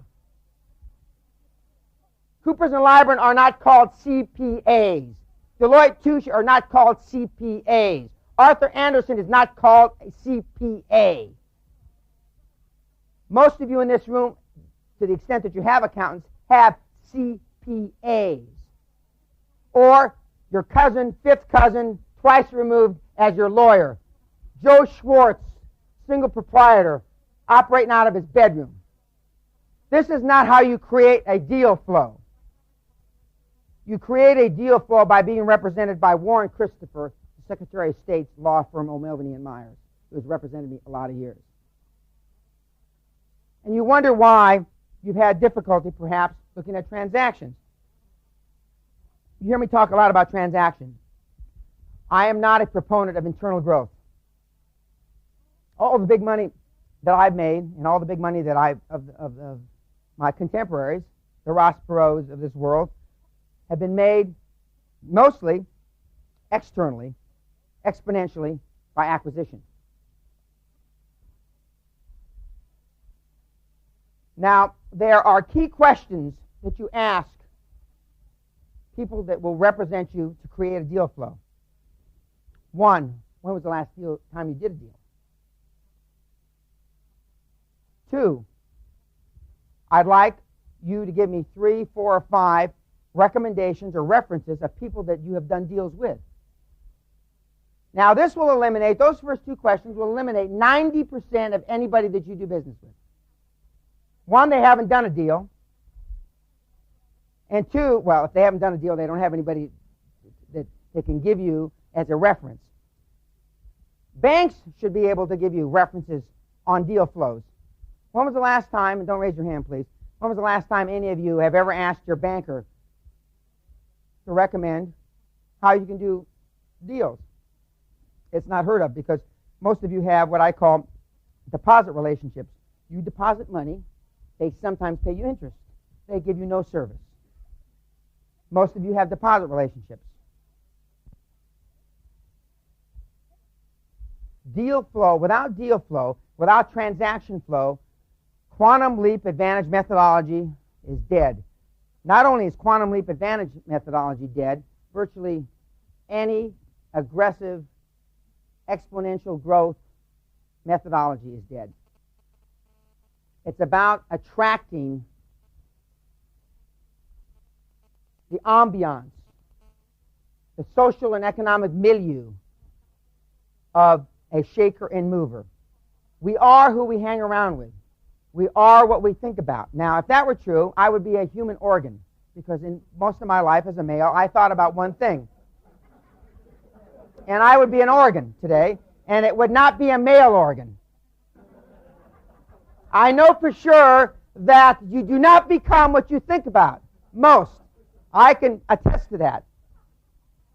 But as Napoleon Hill talked about in his book, Think and Grow Rich, and it's one of the 6 or 7 books that I recommend that you read, he talked about a thing called sexual transmutation. And that's taking your sex drive as a man. He didn't talk about women, because he didn't talk about women when he wrote the book. That sex drive as a man, and you're just shifting it. I understand. We can talk later. You shift it from your drive as a man, your sex drive, into business. And that's essentially what I did these many years ago. Now, I have 3 mentors. 2 that are still alive. Costa Grazos has passed away a number of years ago.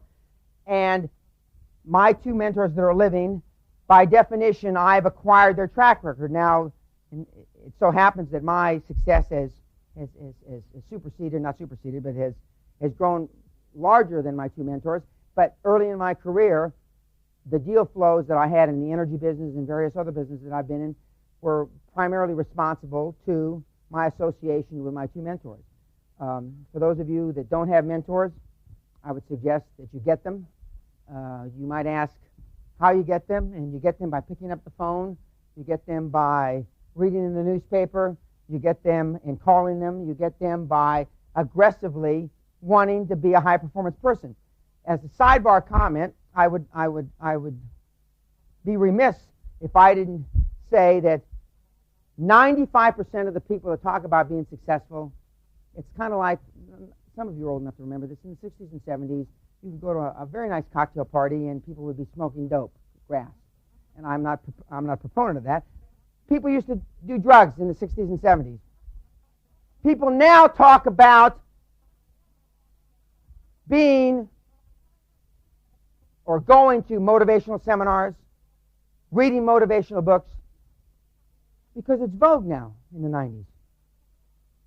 How many of those people that talk about it really sincerely want to be successful? I'm here to tell you an infinitesimal amount, close to zero. Close to zero. But it's vogue. It's vogue now to talk about that stuff. It's vogue to come and listen to people, not like me because you've never heard anybody like me, but it's vogue to go to seminars and buy books and buy tapes and all that crap that you do. I don't do that, but I mean a lot of people do. So to create your deal flow, one, it's who you're represented by, your lawyers and accountants. Two, who you hang around with. Three, your really sincere, innate desire to be a high-performance person and be successful. And being successful, ladies and gentlemen, doesn't come cheap. Creating deal flow isn't cheap. If you're using Arthur Andersen or Melvin and Myers, you are paying 30 to 40% more than you need to or have to for accounting and legal bills. Pure and simple. What do you get for it?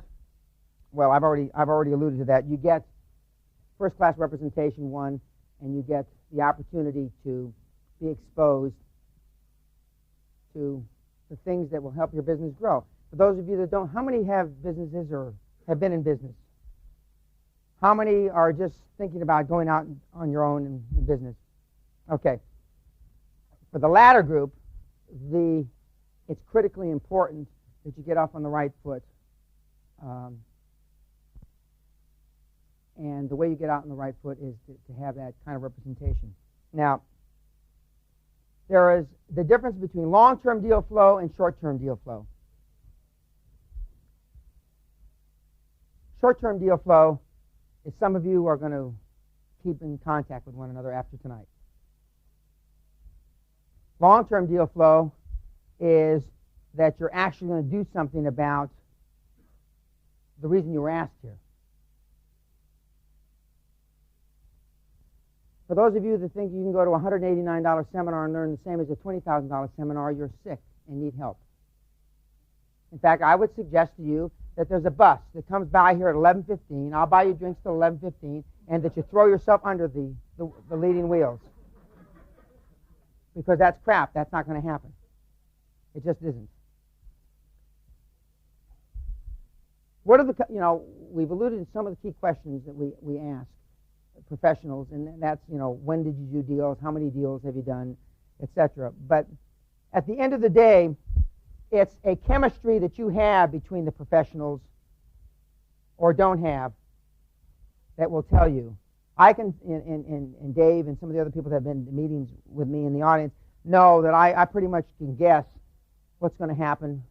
Of course, I'm experienced. I have made almost 60,000 business decisions in my career, 25 years, and we're not talking about pencils and paper. And I've only been I've only been right about 35,000 times, so I've been wrong about 25,000 times. I've made over 330 or 40 one-on-one financial presentations on 5 continents on the planet. Why have I only been to 5 continents? Because there's only money on 5. The other 2 don't have spit. Otherwise, I'd be there too. I've traveled millions and millions and millions of miles on airplanes. I was one of the first million-mile Advantage, American Airlines, whatever that program's called, in the early 80s. I've made over 250,000 business calls. I've spent close to 10,000 nights traveling, or days, not nights, traveling. I've been in over 5,000 meetings. That's how you create deal flow. Most of you in this room are not willing to pay that price to action. For those of us that are overweight in the room, we know how to lose weight. Less calories, more exercise, right? Well, then why are there so many lard asses in the room? Do you have to be Einstein to figure out how to lose weight? The answer is no, because we don't want to bad enough, right? It's the same in business. Now, when you're talking to these people about deal flow, your initial contact is extremely important. You only have one time to make a first impression. Now, I'm going to give you two scenarios. One, I would have come in here with green hair, my hair slicked back, and my, well, I hardly look like James Dean, because James Dean's about this tall. But, I mean, wearing a Hawaiian shirt, we're close to the beach, or drunk, or barefooted, or without socks. Now, you would have had a distinct impression of me. The same is for the people that you expect deals to come from. Most of you in this room are not dressed to attract deal flow. I tell people, I don't care, you know, because I have business in the South, in Florida, and they say, what's different in Florida? That's bullshit. It's different in Palm Springs. It's different in Cardiff by the Sea, Airy Ferry, San Diego. That's crap. Have you ever seen a head of state on TV that wasn't wearing a suit? I mean, other than some of the African countries, I mean. But, I mean, have you ever seen a head of state on TV that wasn't wearing a suit? Okay. Have you ever seen a head of state wear a double-breasted suit? Who? No, I don't think so. No. They all have the Brooks Brothers look. No crap on your shoes, no tassels. I mean, white shirt. Now, I'm wearing cufflinks, which I wouldn't normally do, but this group's not smart enough to realize that you shouldn't wear cufflinks, so I wore cufflinks tonight. But they all look alike. Ross Perot dresses Rick Scott, who's the CEO of Columbia Healthcare, used to be my lawyer. Rick Scott, they all look alike, except for the Bransons and a few people that are considered mavericks. For you to be considered seriously in what we're talking about, and for the women, whatever women the corresponding dress is, business suit. Now, I can just see you in a Brooks Brothers suit with a tie. See? I can see that because my successful female partners dress, and this is probably an embarrassing thing to say, they dress like me, which you can take that either way. I mean it in a positive sense. They dress conservatively. And if you don't dress conservatively, I can assure you your deal flow, your opportunity, in closing before I open it up to questions, look at it this way. It's your opportunity to become a high-performance person and be wealthy. Now, wealth, money is not the only benchmark. I understand that. In my career, it's the only benchmark that anybody keeps track of. Period. It's the I'm here and you're listening to me because I turned $800 into $425 million in 8 years when energy prices went from $40 a barrel to $8 a barrel. Otherwise, nobody'd be here. It's not because I'm a kind human being. It's not because I'm generous, which I am. It's not because I'm loving sometimes. The lights have to be down and I have to be in the horizontal position. But, I mean, it's not because of those things. It isn't. You're here because I've been mega successful, and more importantly, I've trained countless other people to be mega successful. Otherwise, you wouldn't be here.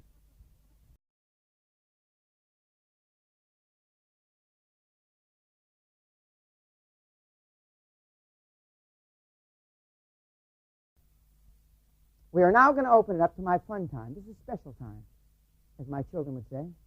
And I am married to the same woman for 23 years. I've been married 3 times to the same woman. We've renewed our vows twice. I have a 14-and-a-half-year-old son who's going on 30. I have a 13-year-old son who's going on 9. And I have a 9-year-old daughter who's going on 40. And so that part of my life is fairly normal. We're going to open it up to questions. And raise your hand. The mic will come to you. By the way, the reason that normally, because for edit expense, I use athletic metaphors and sexual metaphors. Why? Well, looking at this audience, I'm not so sure everybody understands the sexual metaphors. But I know you understand the athletic ones. At least the guys do. Okay? And maybe some of you understand the sexual metaphors. But that's why I do those 2 metaphors. Because everybody understands them. Oh, almost everybody. Okay. Raise your hand if you've got questions. I'll come and drag some questions. This young lady in the front row.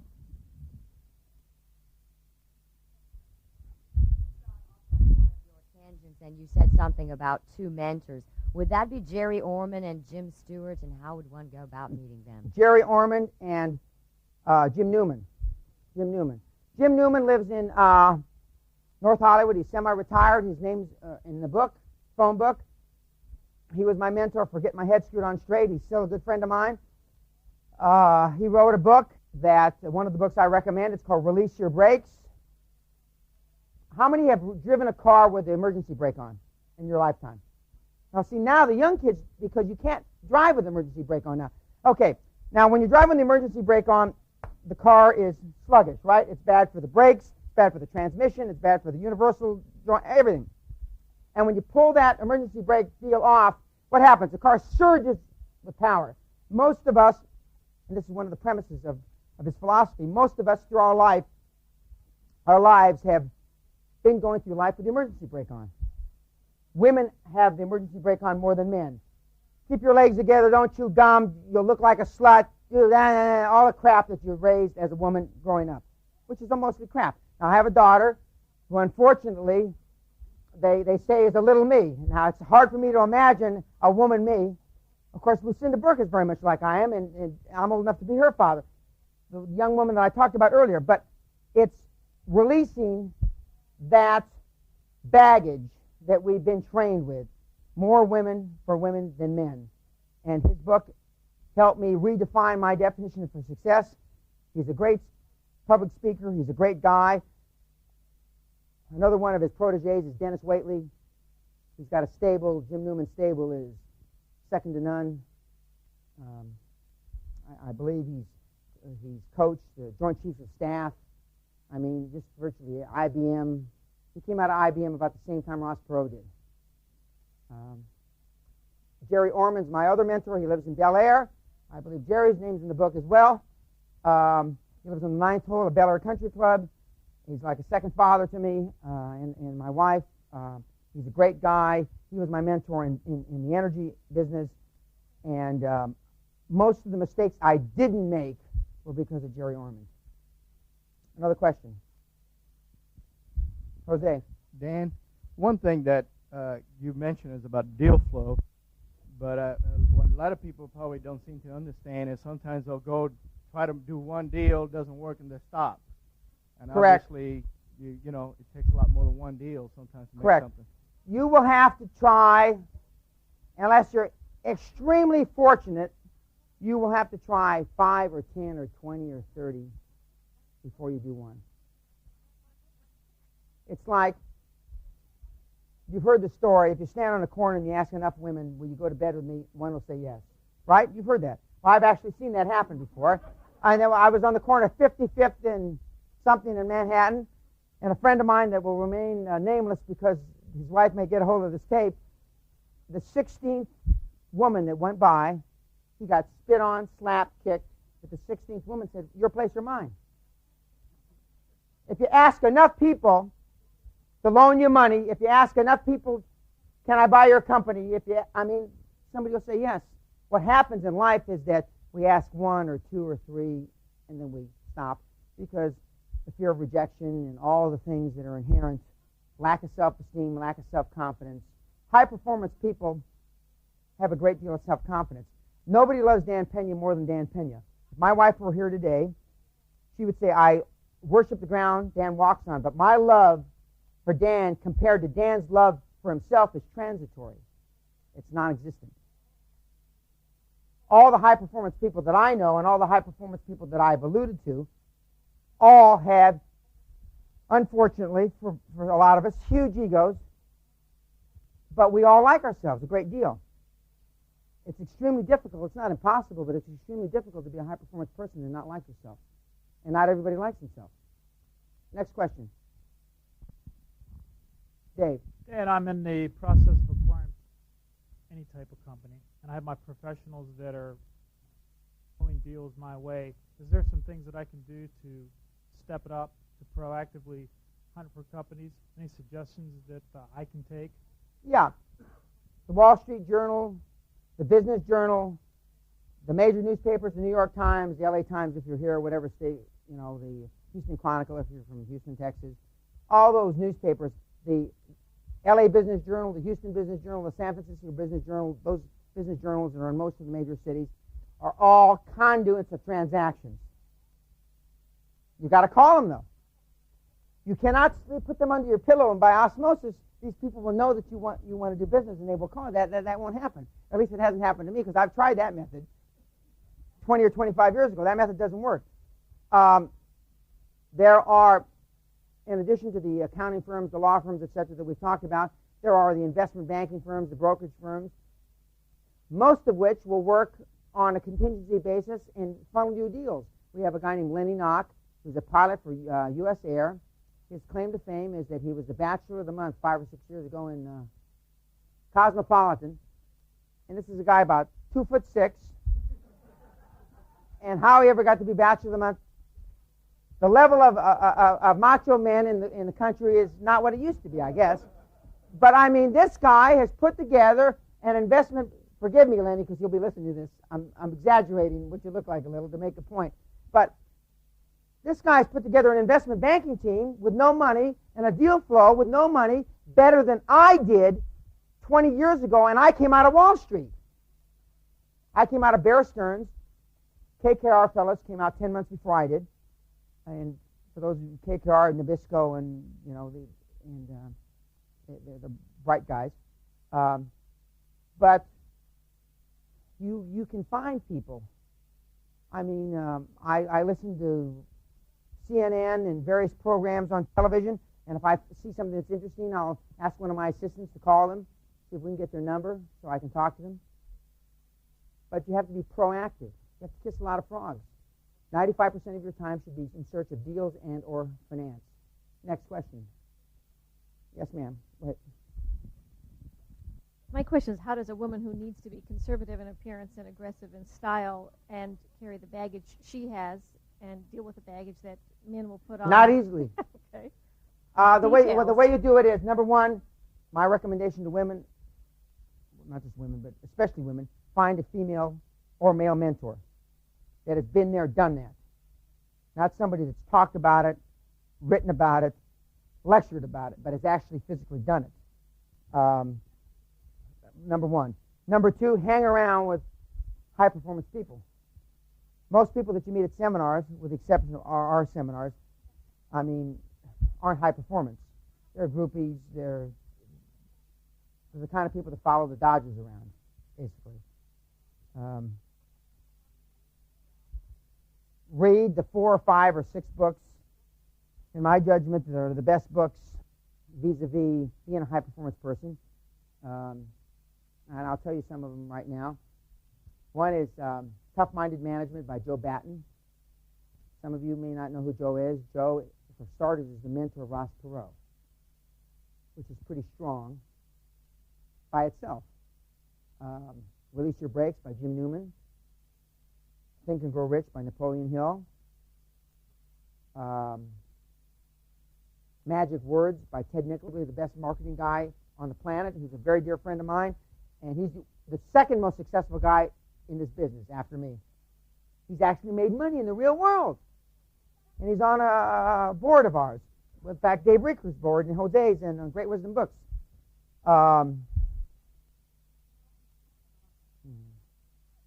Oh, the MAX strategy. MAX, excuse me, MAX strategy. Is it Dalton or Dutton? D-A-U-T-E-N, yeah. And later this year, my book, which doesn't have a title yet. But those kinds of books by people that have actually done it. Okay, another question. Initial stages of your deal, whether it be acquiring other businesses or developing a new product idea you might have before you're actually making sales and generating cash flow. Yes. How do you make it through that time to pay the expenses of the business as well as your necessary expenses to make it to the first stage? With great difficulty. I mean, some of you know I started with $820, a lease fax machine, and a phone. I had my oldest son had just been born, and I had no money. And you learn that they don't repossess your house or foreclose until you're at least, I think it's 3 payments behind. I know these things. Fortunately, it hasn't happened to me in a long time, but I know these things. I know that you can still go out and get credit cards, even if you're maxed out and you've got crappy credit. You can still go get credit cards. I mean, I know these things. I know that you can buy real estate and a lot of things with credit cards. And it's even easier now. My 13-year-old son has a MasterCharge that has a $15,000 limit. My oldest son has an American Express card. He's 14, almost 15. They send them in the mail. My kids sign them. And you're supposed to have a Social Security number. And if my kids have one, I don't know about it. I mean, it's easy. I mean, if I filled out or my staff filled out all the credit card applications I get in a year, I'd easily have 100, I'm sure. And that's what you do. But if you don't believe, see, this is a subject of another tape, but you can see I'm passionate about what I talk about. I don't have to be here. And when I retired 4 years ago, and I decided 3 years ago to go into this business, I decided to go into this business because I wanted to change the way success information is disseminated on the planet. Because I was so appalled that 99.5% of the stuff that you people buy, listen, is shit. It just is. By know-nothing losers that have never done anything but suck the money out of your purses and your wallets. That's why I'm doing this. I wrap my career around this passion that I have, my unique selling proposition, and the day that I'm not the most successful success coach on the planet, I will retire. Period. But it galls me to have people like you and you and you, them take your money and give you back crap. If you saw how these bums lived, I was going to do an infomercial where I know where everybody lives, and I know how they live. And I was going to have a camera go to all their houses and show you the 57 Chevy on blocks with the engine outside on the guy's front lawn. If you knew what I knew about these bums and how they have disdain for you, that they can't stand looking at your faces because they think you're morons, if you knew what I knew, you'd have permanent diarrhea. They think you're a joke. They laugh at you. When I got into the inner circle of these gurus, it made my skin crawl. They think you're chumps because they've never made a goddamn dime and they know it. That you spend $1,000, $500, $7,000, $15,000. You buy their tapes for $2,000. Their books for $40.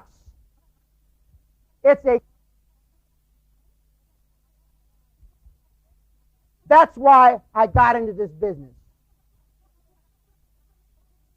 And yet some of you this week will go out and buy some bum's book. I will guarantee my life on it. Because they sell you half-truths and misinformation, and that's easier for you to swallow than the goddamn truth. That it's hard as hell to make a lot of money. And anybody that tells you any different is full of It's a bitch. On that happy note,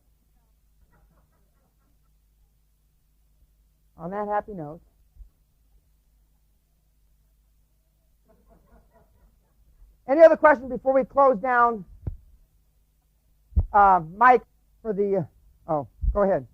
Dan, you talk about cultivating incoming deal flow. Would you recommend any direct solicitation methods as well? Oh, direct marketing, letters.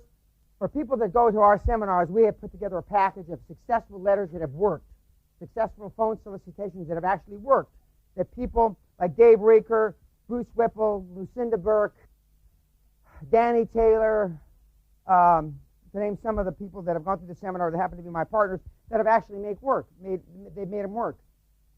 And and it's the simple stuff that works. It's not the highfalutin baloney that works. It's the simple stuff. And but I mean, direct marketing, which I'm not a guru at. Ted Nicholas is. I would defer to him, and he's a great seminar to go to. Ted's seminar on marketing is and self-publishing, and a couple of the other things that he teaches are he's excellent. But he's like, I think his unique selling proposition is he spent $200 or $300 million in direct marketing campaigns of his own money. Well, if you spend $200 or $300 million of your own money, I mean, you just think about it. You don't have to be Einstein to figure this out. Okay? Thank you very much. Let's wrap it. You've been a good audience.